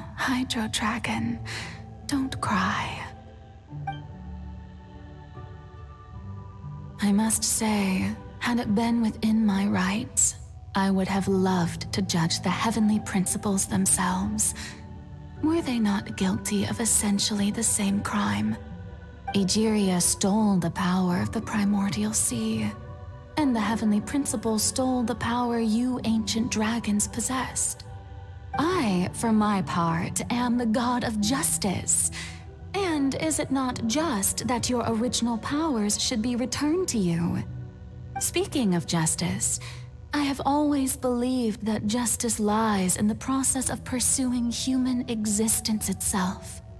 So, if the theft of the primordial sea's might was Fontaine's original sin, then, leaving matters of procedural right and wrong aside, the descent of the Fontainians as humans and their right to exist in this world would be Fontaine's original justice. In other words, existence was Egeria's justice, and to me, justice is the continuation of that existence. Defying the prophecy and ensuring that Fontaine's people shall live on, that should be the justice enthroned over all others.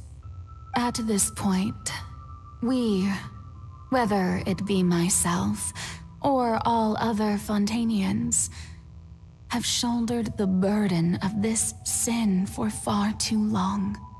Iudex Neuvillette, the highest judge in our land, when you regain your full power as an elemental sovereign, what verdict shall you pass upon us? So when I was invited to the court of Fontaine to serve as Iudex, I see now that that was your idea too. At last, I now understand the true purpose behind this position. In the beginning, I was uninterested in human existence. But these 5 centuries of living alongside them have gradually brought about mutual understanding between us. And I have even attempted to feel as they feel. You are a devious one, Focalor. Things being as they are, surely you know that I could never declare them to be guilty.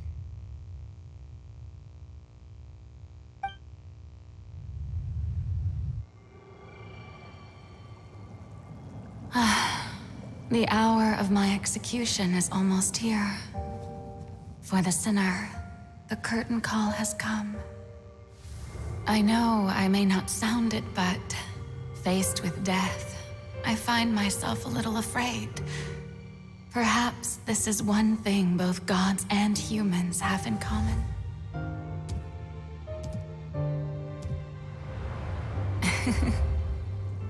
Farewell, Nervalette. I hope you've enjoyed the part you played these 500 years.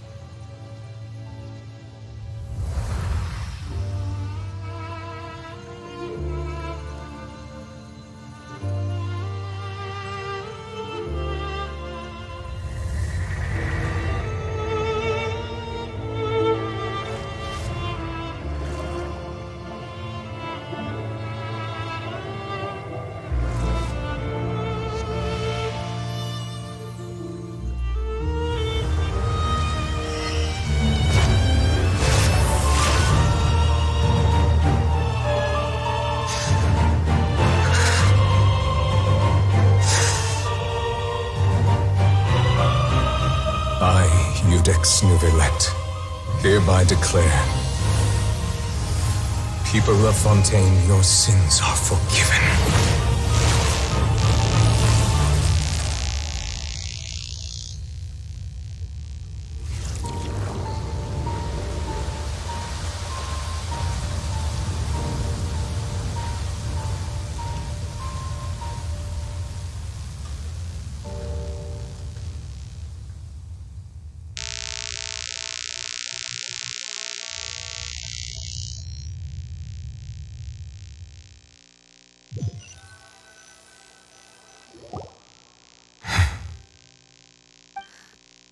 What just happened?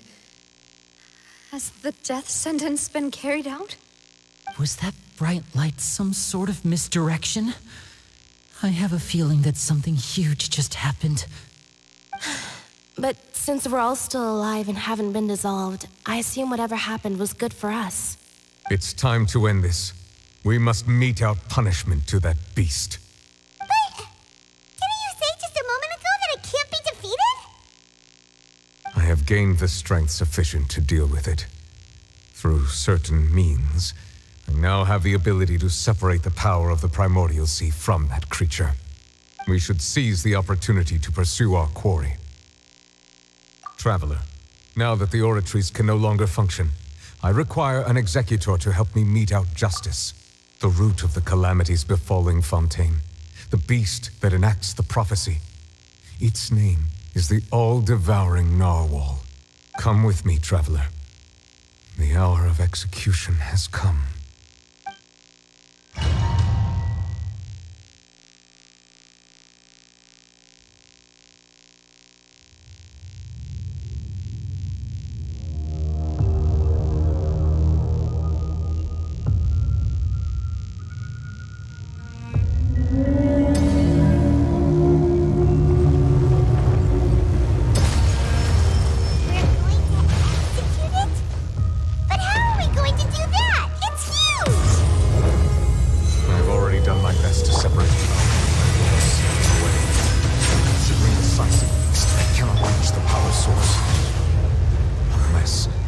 Find a way to attack it from within. I shall fail far to the ancient dragon's power.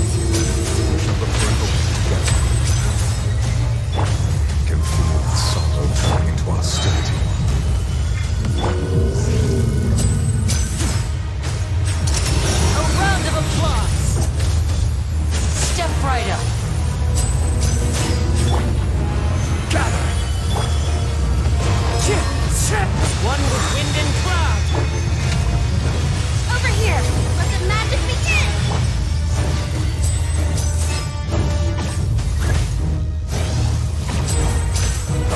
The all-devouring narwhal cannot resist its instinct to devour.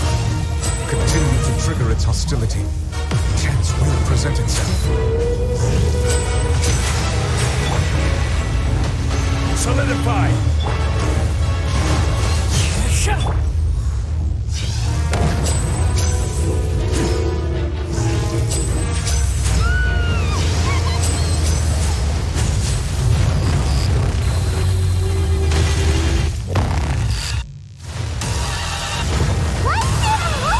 Thingy over there. It looks really scary.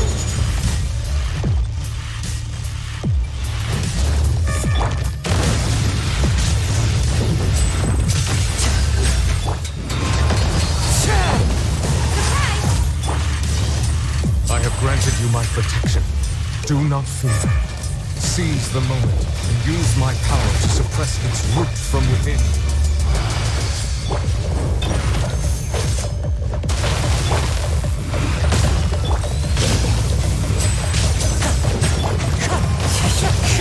Step Rider! Clouds high. The birds come! Solidify! Use the spotlight. Step on up.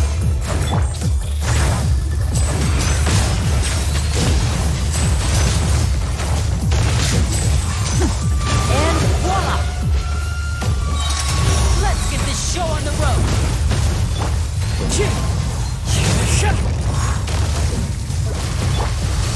Stabilize!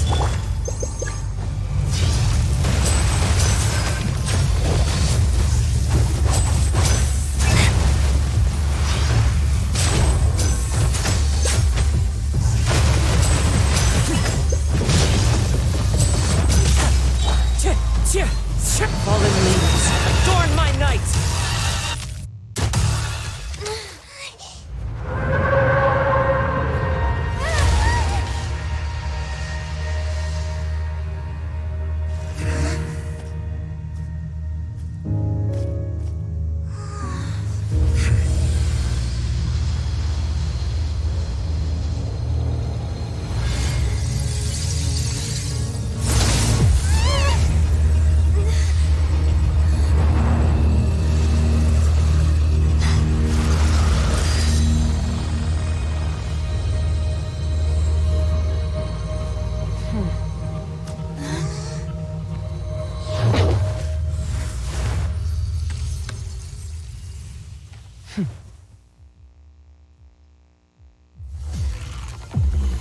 Thanks for helping with the cleanup.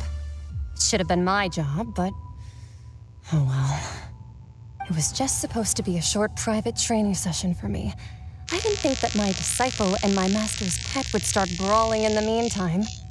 Well, actually, I had a feeling that it would happen at some point, but they bumped into one another earlier than I thought. What a blunder. I suppose I'll have to swing my sword 3 million times as penance. Power. Who are you exactly? Hyman has an idea. From what she said earlier, she must be Child's master. Skirk, right? It's just that he gave us the impression that she was the less talkative person. I simply did not have anything to say to the weak. But you, on the other hand, managed to defeat the all-devouring narwhal without using power from beyond this world. So you may speak to me as equals. I have to agree. It's a strange use of a planet's primordial waters just to raise an all-devouring narwhal. That kind of power is wasted on it. It's not cooperative. It eats too much. And I have more important things to do with my time than pet sitting. The only thing that creature has going for it is its looks. All in all, it fails as a pet. Miss Skirk? I think you might have missed the point. The point being? Well, being that this pet almost destroyed an entire nation. So what sort of person is your master? Well, child's master's master. Wait, is that right? Oh, right. So you don't know him. Sorry, I assumed you did. His name is Sertologi. Huh? I am unfamiliar with that name. Huh. So Master isn't sufficiently famous. How should I describe him then? Have you heard of the name The Fowl? The Fowl? Still nothing? Well, how about the Visionary? Vetterfulnir then? Or Gold Rhindaughter? Ooh, that one we've heard! Rhindaughter's part of the Hexen Circle. She's Albedo's mom, right? Oh, so you do know that name. To be honest, I also heard all of those names and titles from my master. I don't actually know them either. But I suppose you understand now, yes? My master is likely a similar sort to Rhindaughter. They are both pursuing some form of perfection. Wait, didn't you also mention a visionary person? Hyman didn't quite catch their name. Actually, never mind that. I believe it expedient to inform you that the all-devouring narwhal used up nearly all its strength fighting you. Such roiling hydro energies will prove difficult for the planet's deep seas to digest. As such, the Fontaine back on the surface has most likely been thrown into chaos. In other words, the prophecy that you've been fretting over should now be in full swing. What?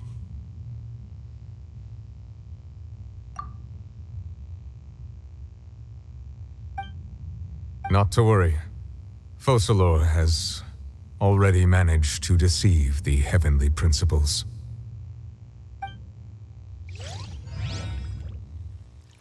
In the end, the people will all be dissolved into the waters, and only Furina will remain, weeping on her throne.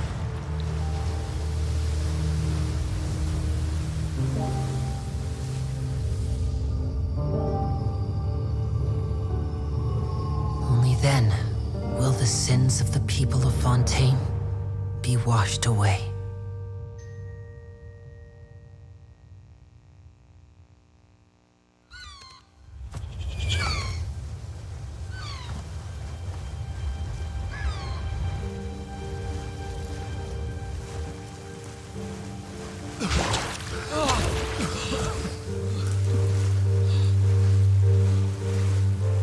Hey!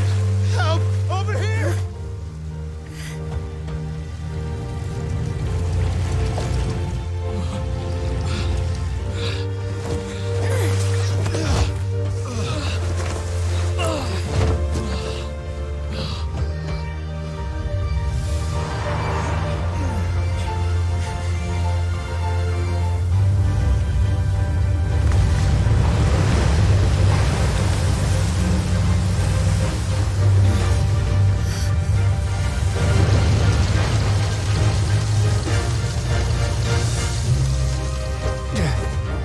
All hands, initiate emergency rescue!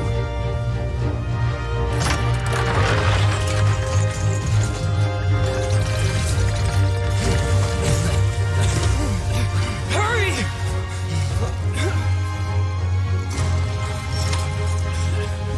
Hey, lend a hand!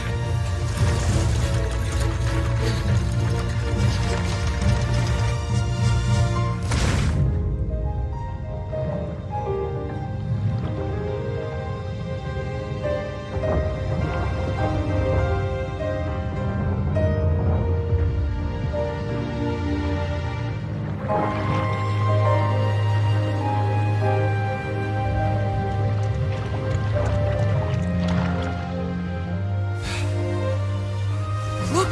The water's receding! It's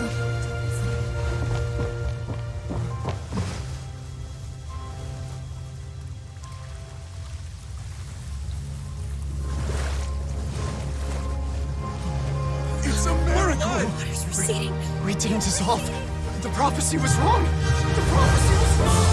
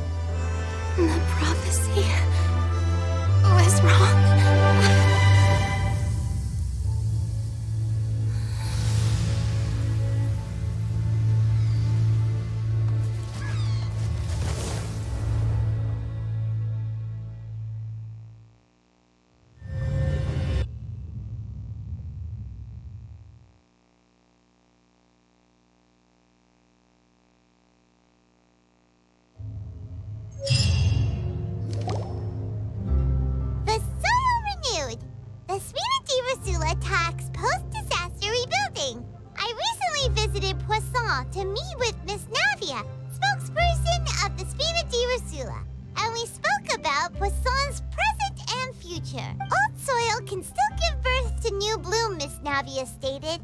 Hope is like seeing a small cookie when you're starving late at night. You just need a little of it.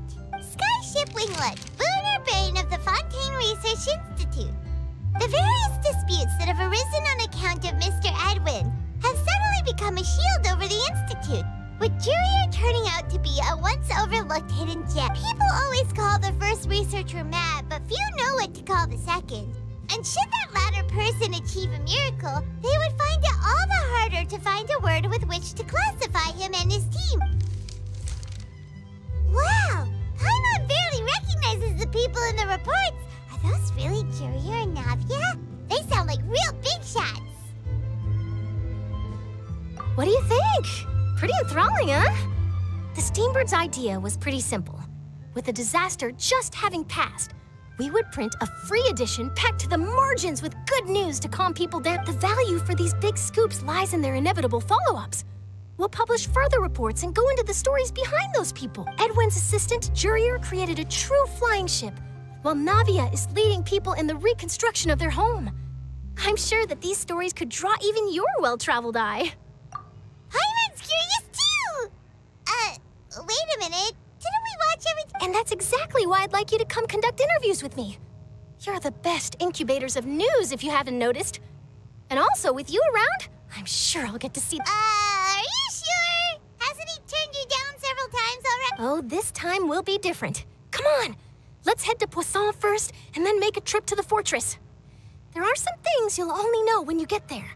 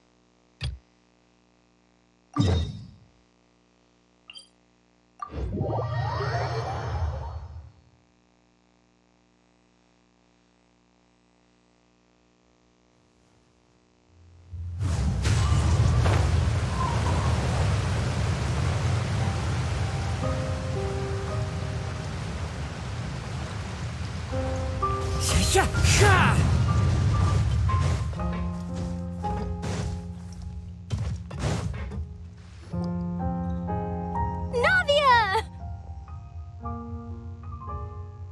Oh, it's you. Hey, we're just having a look around. I'm here to update myself on how things are going here. Oh, the Fatui are here too. Let me introduce you. This is Mr. Garunt Snežević. He represented the Knave in sending us a large amount of supplies, and is helping with our residents are hard at work as well. Thanks to everyone, work is progressing nicely. We've lost a lot of people, but we're moving forward. That will have to be enough. Hello, Miss Charlotte. I'm a big fan of yours. I especially like that article you wrote last year about Fontaine Strait, but if you don't mind, could you not emphasize our role too much in your report? It's not charity we're doing here. We just happen to share the same interests as the Spina. I get where you're coming from. I'll keep it as simple as possible. Or would you be... That would be fine. Thanks. Oh, you're back too. How are things? We finished laying down the construction materials. It'll be another hour before the workers are able to go over there. Huh? You're here too, Clarence? Well, her reputation's greatly risen after that whole duel business with Miss Furina. So she's here in Poisson to wait out the heat. All right. She really came here to help me. There's too much to consider in the reconstruction of Poisson. The Spina has need of more decision-makers. And, well, I do already happen to be connected to Mr. Callis. Oh, wait just a moment. Do you mind me asking a few questions? You know, about how you felt before the duel, about what it was like facing down a god. There's lots of exciting material there. Forget it. I'm sure you can find a better theme than that, Miss Shaw. I see you're the same as always. Couldn't you do me a... Well, if we're talking about doing things for my sake, you might as well just take a few more photos of me. or of the Traveler. It's better than wasting time persuading Chlorand at any— Of course I will. I'm not gonna let her off that easy. All right, then everyone who wants to be in the photo, gather up.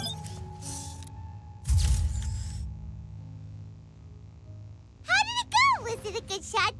Not bad. Your addition really helped the composition of the picture. All right, hang on a moment. Let me snap a few more shots.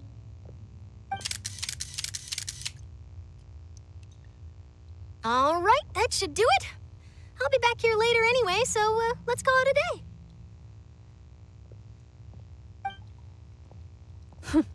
You're very quick. Speed is of the essence when it comes to the news, and freshness is the key. Also, not to brag, but I'm pretty good at building connections. Who knows? I might eventually get that interview with you after all, Miss Chlorand. Wow, you really do have that never say die spirit. I'll hazard a guess that this is how you got that interview at the Fortress of Meripede. Whoa, you're well informed. Let me make a guess too.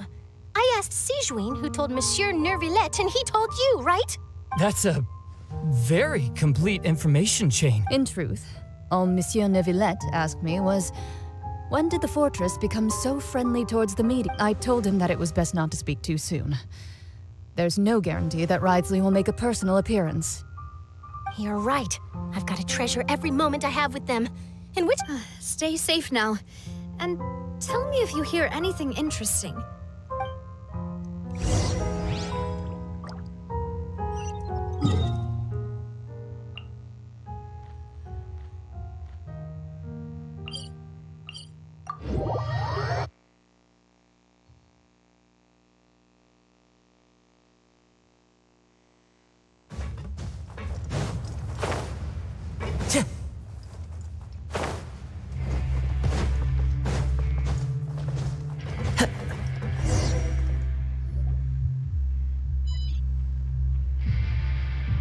Wow, guess we're here again, huh? There's a real nostalgic feeling to this place. Looks like you've been missing us. Duke! Did you come all the way to the entrance to greet us? Of course. I'm here to welcome you and our dear Miss Charlotte, whom our good head nurse recommended to me. it's an honor to finally meet the much-rumored Duke. Thank you for consenting to my visit to the fortress, sir. No need to thank me. But that said, I shouldn't be the focus of your interview. I trust you recall our agreement? Of course, of course. All right then, this way.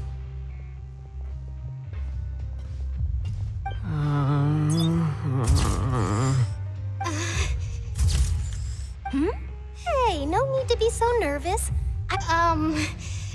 Miss Charlotte. It would seem that Miss Lorvine doesn't want her face to appear beside that of Mr. Jurier. Sir, please don't say things like... But it looks like dear Mr. Jurier denies it. Might this interview be very important? No, I just... This is... Now, I might not look it, but I actually did meet Mr. Edwin once. And I'll be honest, I enjoyed chatting with you more. You've definitely got more of that gene, the boat that brought about a miracle, the ark that saved the people. Why, you recreated a myth back there, like an emissary of legend. Still, if I might ask, where's that flying ship now? Huh. Looks like Charlotte's trying to get herself another exclusive... I have to apologize, but that ship is presently in the bowels of our factory. I'm afraid it won't be easy for you to get a shot of it. Really? Well, then in that case, could I have an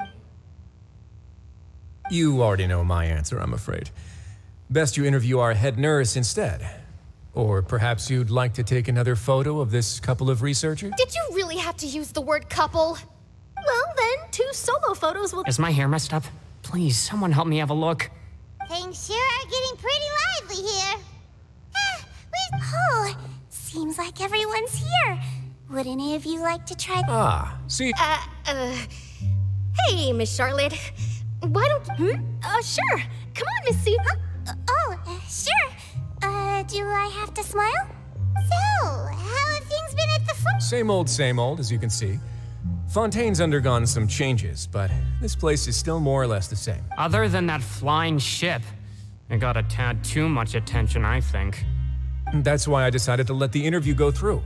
We should direct more public opinions toward the behind-the-scenes heroes. You're too kind, sir.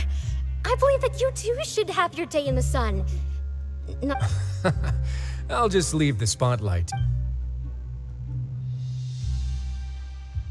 I see. Lots of things happened that day, huh? Anyway, regarding that Harbinger, I'm not sure you remember, but his 3 young followers are still waiting for his return. He sure did win them over, huh? I'll tell them that there's good news and bad news. The good being that their boss seems fine, and the bad being that they must face extended sentences for abetting his escape. Oh, actually, what about you? What change can there be? The fortress will keep chugging along, and so will my duty. As to what Miss Furina's departure will mean for the nation, and if our laws and governance will be transformed, we'll leave those to the folks in the Oval. Hey everyone, the photo shoot's done. Good. In that case, let's call it a day here. Thanks for your cooperation. Come on, Traveler, let's go. There'll be a next time? Maybe. Who knows? I might write a story about the underwater factory next time. All right, last stop, the docks.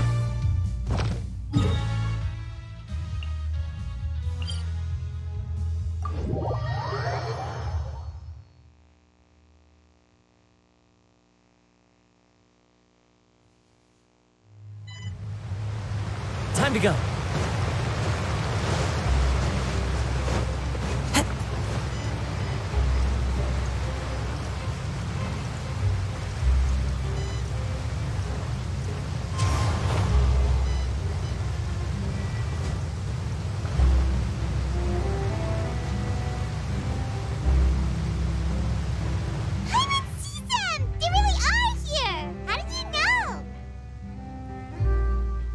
Navia mentioned that she stayed in touch with Linny and the others after working together. Apparently, they've been at the docks distributing these strange pockets the whole— Traveler, Paimon. Ah, and Miss Charlotte. Would you like a magic pocket? What sort of gadget is— It's a wondrous bag that can be used to carry many things. The water level has returned to normal, but if you see any of your things floating around, you can use this to carry them. Trick a friend.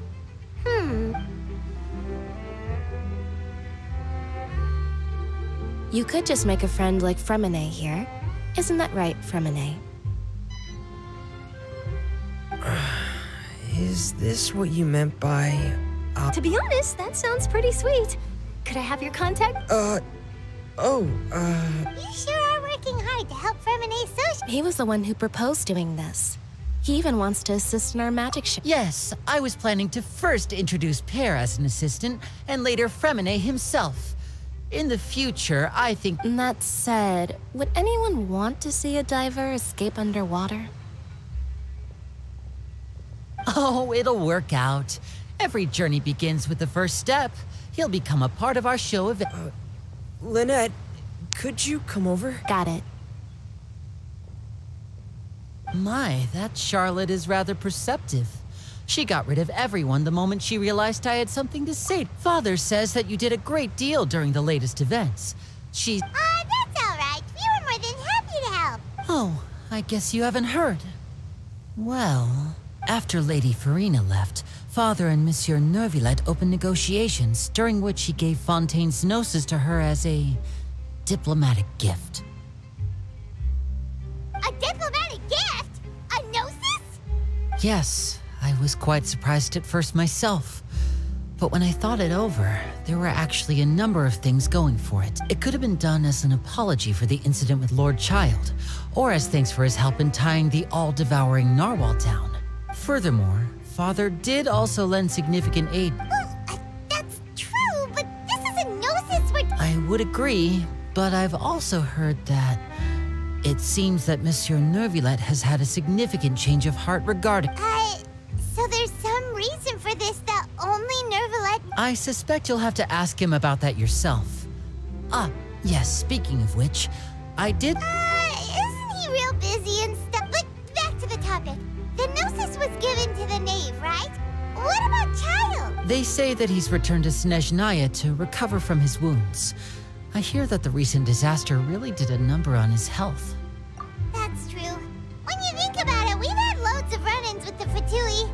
To think we'd be— So shocked by such a simple switching of sides?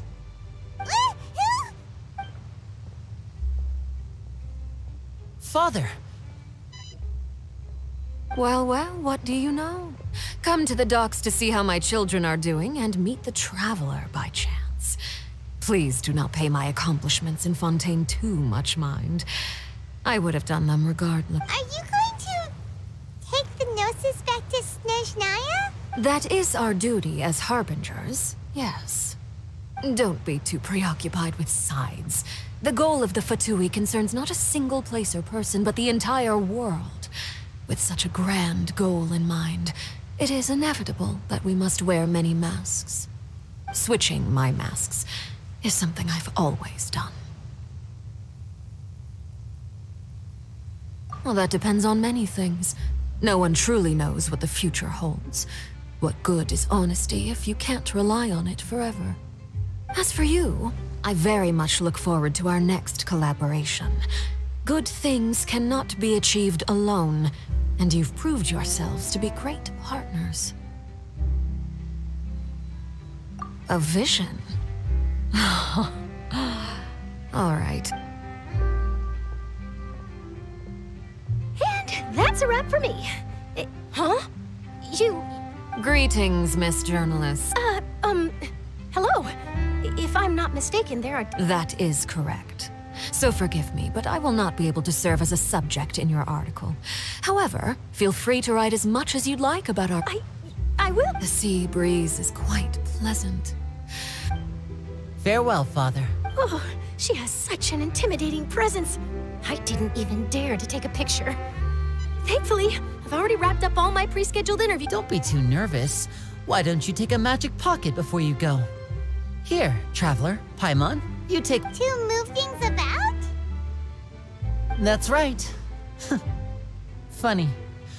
I was giving out magic pockets when we first met, too. And what do you know? I'm doing the exact same thing right now. So many things have happened, but the pockets are still the pockets. I guess this must be life. We will all follow our own paths, and serendipity will lead you to your fated friends. All right, then. We'll be handing out pockets in some other districts later, so we'll get going now. Well, guess we sent Charlotte, huh? Shall we go see how Neverlette's doing?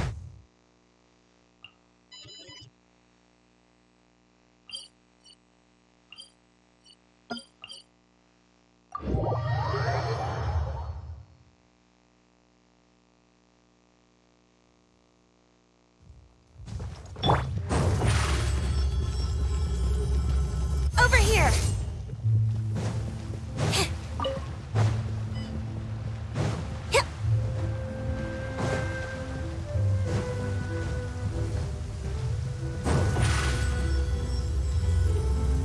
Step on up!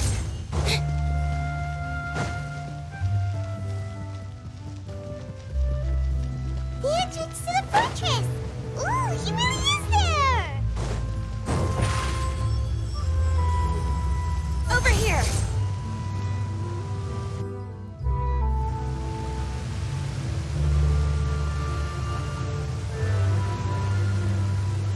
So, you really are here, Neverlette! I didn't think you were going to have free time to... Really? Oh, I suppose you must have met Mr. Linney. In any case, you came at a good time. I was just considering reaching out to you to set up a meeting, so I may explain. Aw, Paimon's glad that you remembered. Alright, let's have it then. How was Fontaine actually saved? The whole business is still...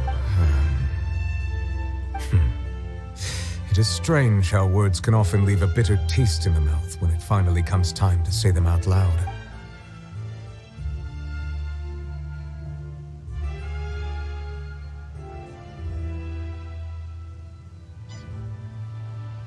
Whoa. So that's what happened?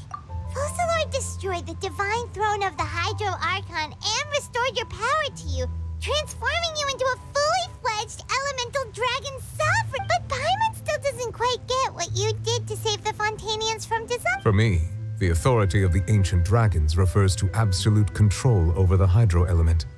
Fontainians were incomplete humans born of Egeria's use of the power of the primordial sea, with constitutions similar to that of mimics. But so long as those primordial energies remain within them, I could use the ancient dragon's authority to grant them true blood, after the fashion in which life was first brought into being on this planet.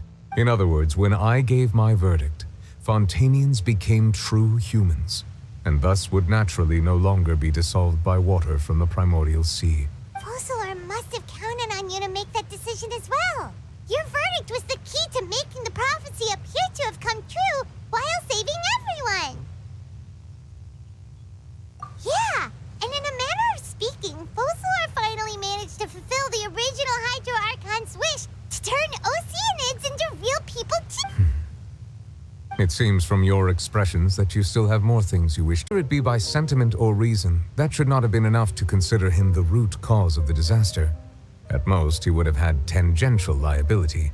As for the judgment passed by the Oratrice during the trial, whether it was due to that liability by association or Focalor deliberately using him to buy time for us on the assumption that he would be able to hold the creature off, I cannot say. Guess Focalor had Fontainians in mind the whole time. In the end, it was thanks to her that they finally became real humans. Hang on a second. Paimon said back when Fontainians hadn't yet become real humans, were the children they had also transformed? Life has always flowed like water. Do you recall how Fontainians would often come to the Fountain of Lucine to pray for children? Yeah, Lynette said the fountain is where all the waters in Fontaine converge. In truth, even those couples did not know that such prayers were no mere custom, but instead a form of ritual. Those Oceanids who were blessed within the spring water would later descend as new humans in the coming months. Paimon sorta gets it now. Either way, seems like this ritual won't be of any further use. But Ask away. I will tell you the truth as I know it. yeah, about that. Risley said Furina has already left. What's that all about? Ah, Lady Furina. The people are only aware that her death sentence has not been carried out. She abdicated the post of Hydro Archon and left affairs related to that title to me, before leaving the Opera House. I related Focalor's words to her faithfully and completely. After hearing them, she seemed neither saddened nor comforted.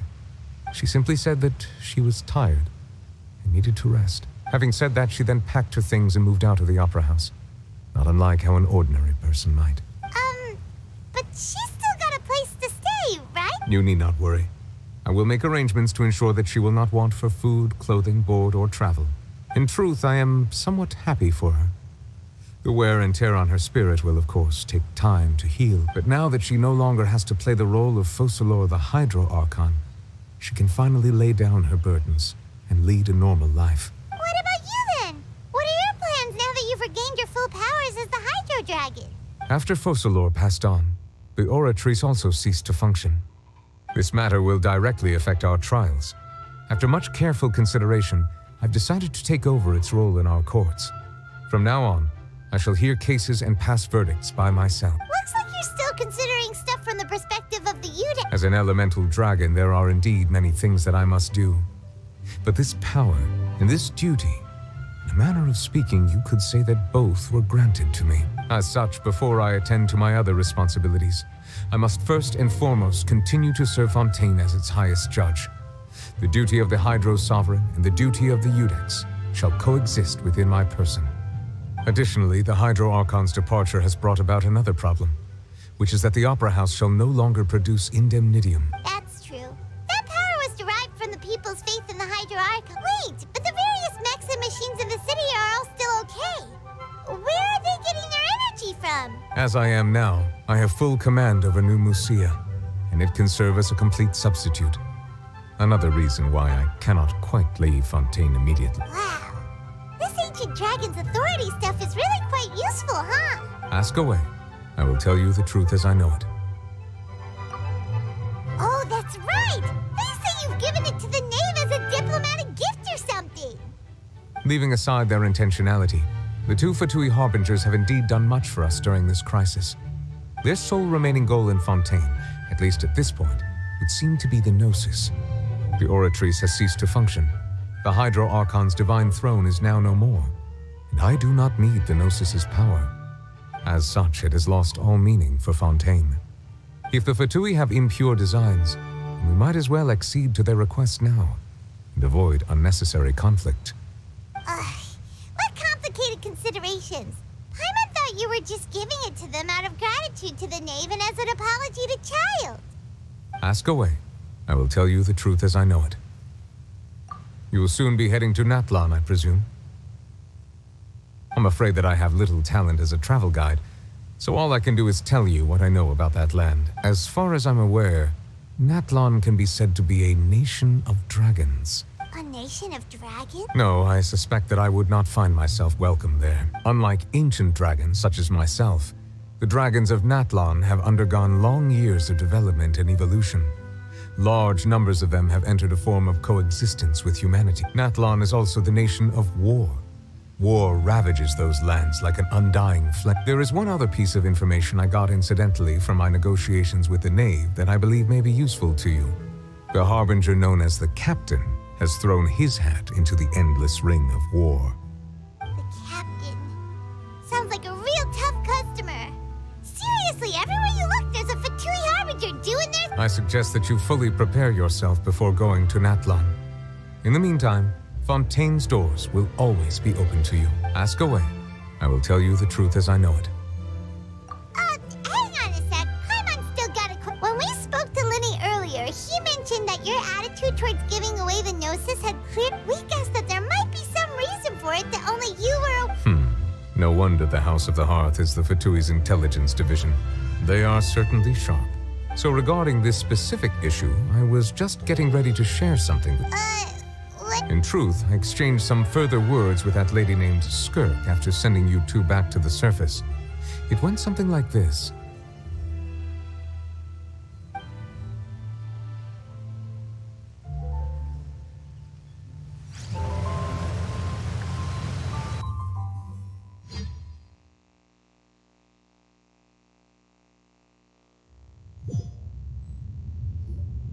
Well, we're going to head topside to see what's going on. You hurry over soon as well. What next? The all-devouring narwhal isn't here, so I'm no longer getting any interference. I can finally catch the scent of your power, what it's made of. It is the authority of the planet's primordial dragons, but with something very similar to a god's curse mixed in. It's quite a novel blend.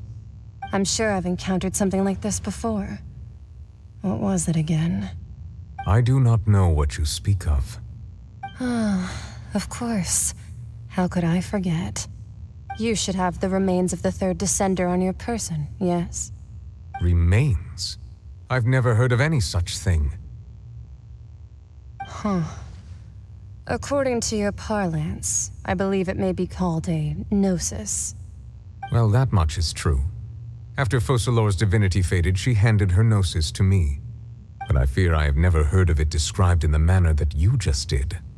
I've been training with my master, the Foul, ever since I was young, and I have never returned to the surface since. So most of the information I possess, I got from him. It is only natural for those who are greater than humanity to possess a different sort of common sense, which is why there are so many problems in our attempts to communicate with humans. Regardless, you should probably get rid of objects of misfortune to prevent any disasters from befalling you. To live in itself is a blessing. But once a person dies, the bonds he once had with this world shall all turn to curses. What do you mean by that? No need to fret. These are just my personal thoughts, and my reason for no longer wishing to return to the surface. This third descender you refer to, who are they? And when did they die? Master never mentioned them to me. Perhaps it just wasn't that important for me to know. If you're interested, though, I could ask him. I'll be sure to pass the answer on to you next time. Next time? You believe we will meet again? I do. Wait. I have a disciple of my own, don't I? He can be the messenger then.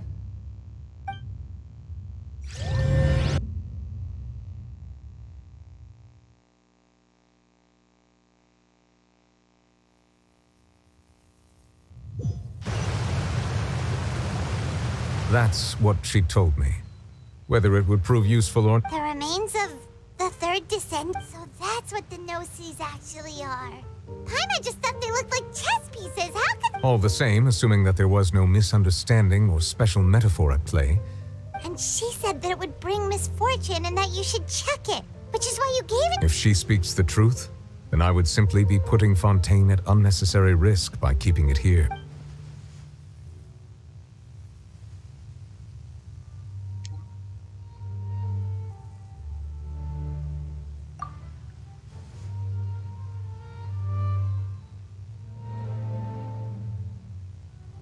I had guessed that you might already be familiar with this concept, but I did not expect you to be one of them. That means that the no-seas, which are exceedingly element-compatible and can even enhance elemental abilities, do indeed come from the third descender.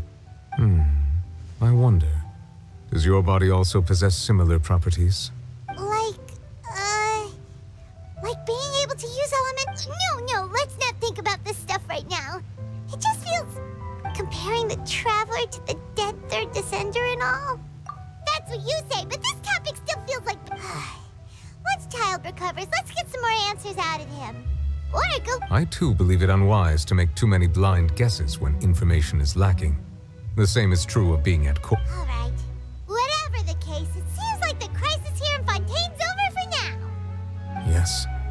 All of Focalor's efforts were for this moment as well. But she sacrificed herself in the end as a god, and she suffered through all those years as a human. Was that really what she wanted? I suppose that would be the mystery of a god's will. I suspect not. But once in a while, I too would guess that if wishes were like the clouds in the sky, they will one day return to the earth as raindrop. Life flows like water, and rain is the final answer. The water levels may sometimes tilt one way or another, but the rain falls fairly upon all. And what, ultimately, is the difference between the rains that fall upon all of us?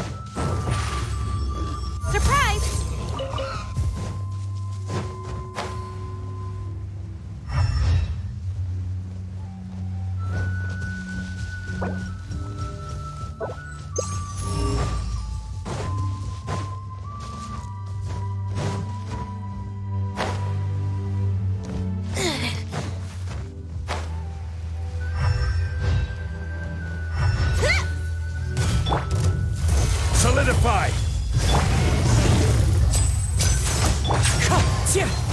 Let the magic begin! Over here! A round of applause!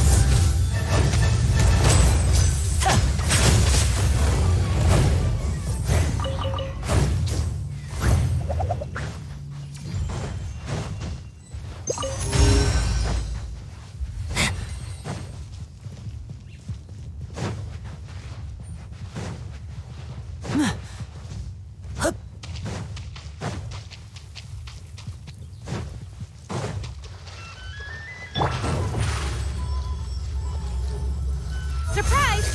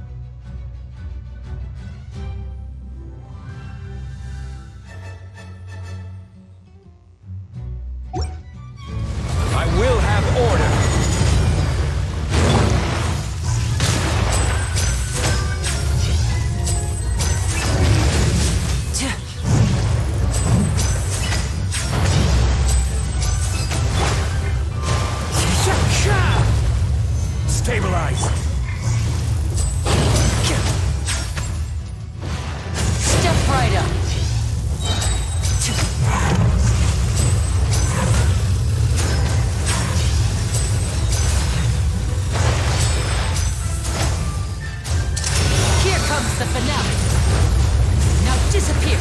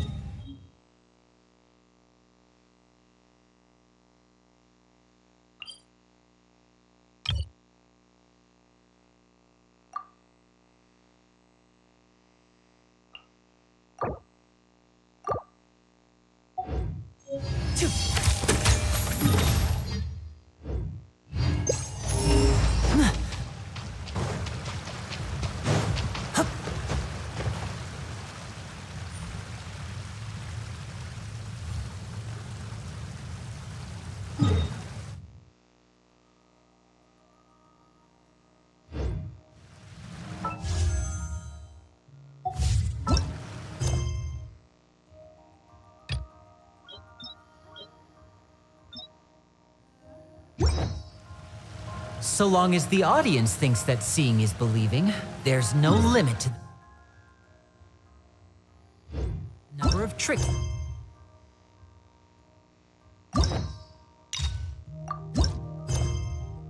Pull off.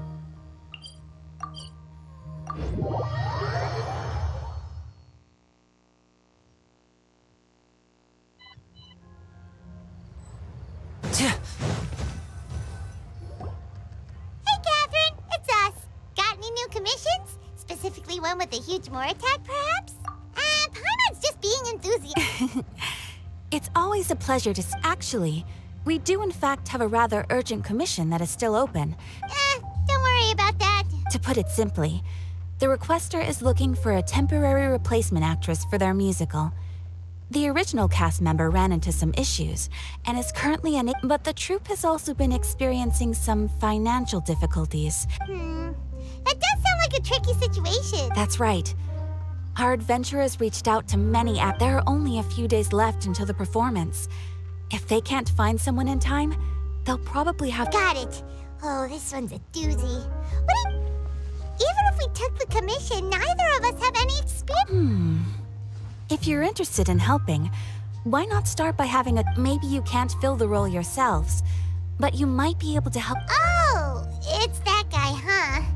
No wonder, he looks like Paimon approved. Hello there, are you the guy looking for a new actress? Wait, I know you two. Wow, sounds like we're pretty but to answer your question, neither of us have any experience in musicals. I see.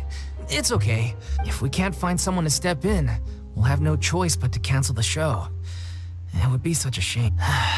That's the thing. We're not some high-profile theater. All our sets and props are very crude. We're grateful enough just to get an audience. If we had a way to make this profitable, things might have turned out different. Disband? Oh, I guess the lady at the Adventurers Guild didn't tell you? One last show. And after that, nobody wants things to just fizzle out. Yeah, the leading lady, in fact. She's been dealing with a chronic illness ever since childhood. And the show just won't be the same without her. But for everyone else— Got it! We have what if we sponsored the— please, there's no need to go that far. I wouldn't feel right asking such a huge favor. And I can't promise that we'd ever be able to pay you back. Good point. If the actress just goes through the motions we should find someone who will put on the best performance possible. Oh, wait! What about— you know who? That's how you know we're the best apart. She's really good at performing, and she was once super popular with the crowd. Who are you thinking of? Sounds like someone famous. Her! That was a— Nope. Paimon doesn't actually know if she's performed on stage before, but Paimon's pretty— You're not wrong there. She has actually performed in a number of big-name shows before. But even if she's no longer the Hydro Archon, it's not like she's still an idol to many people in Fontaine, including myself. I just think Lady Furina might feel a bit out of place in an well, yeah. Fair. Actually willing to. I'm sure everyone in our troupe has probably dreamt of Of course, it all depends on what. No point in stressing about that. And besides, things are different now. There's no reason for her to be all high up. Thank you for your help. Wait, where does Furina actually live nowadays? She used to live in. As it happens, I have her current address here. I can provide it to you. Woo! I came over when things were starting to sound more. It is my duty to support commit. Thank you, ma'am. Well, now that we've got the ad.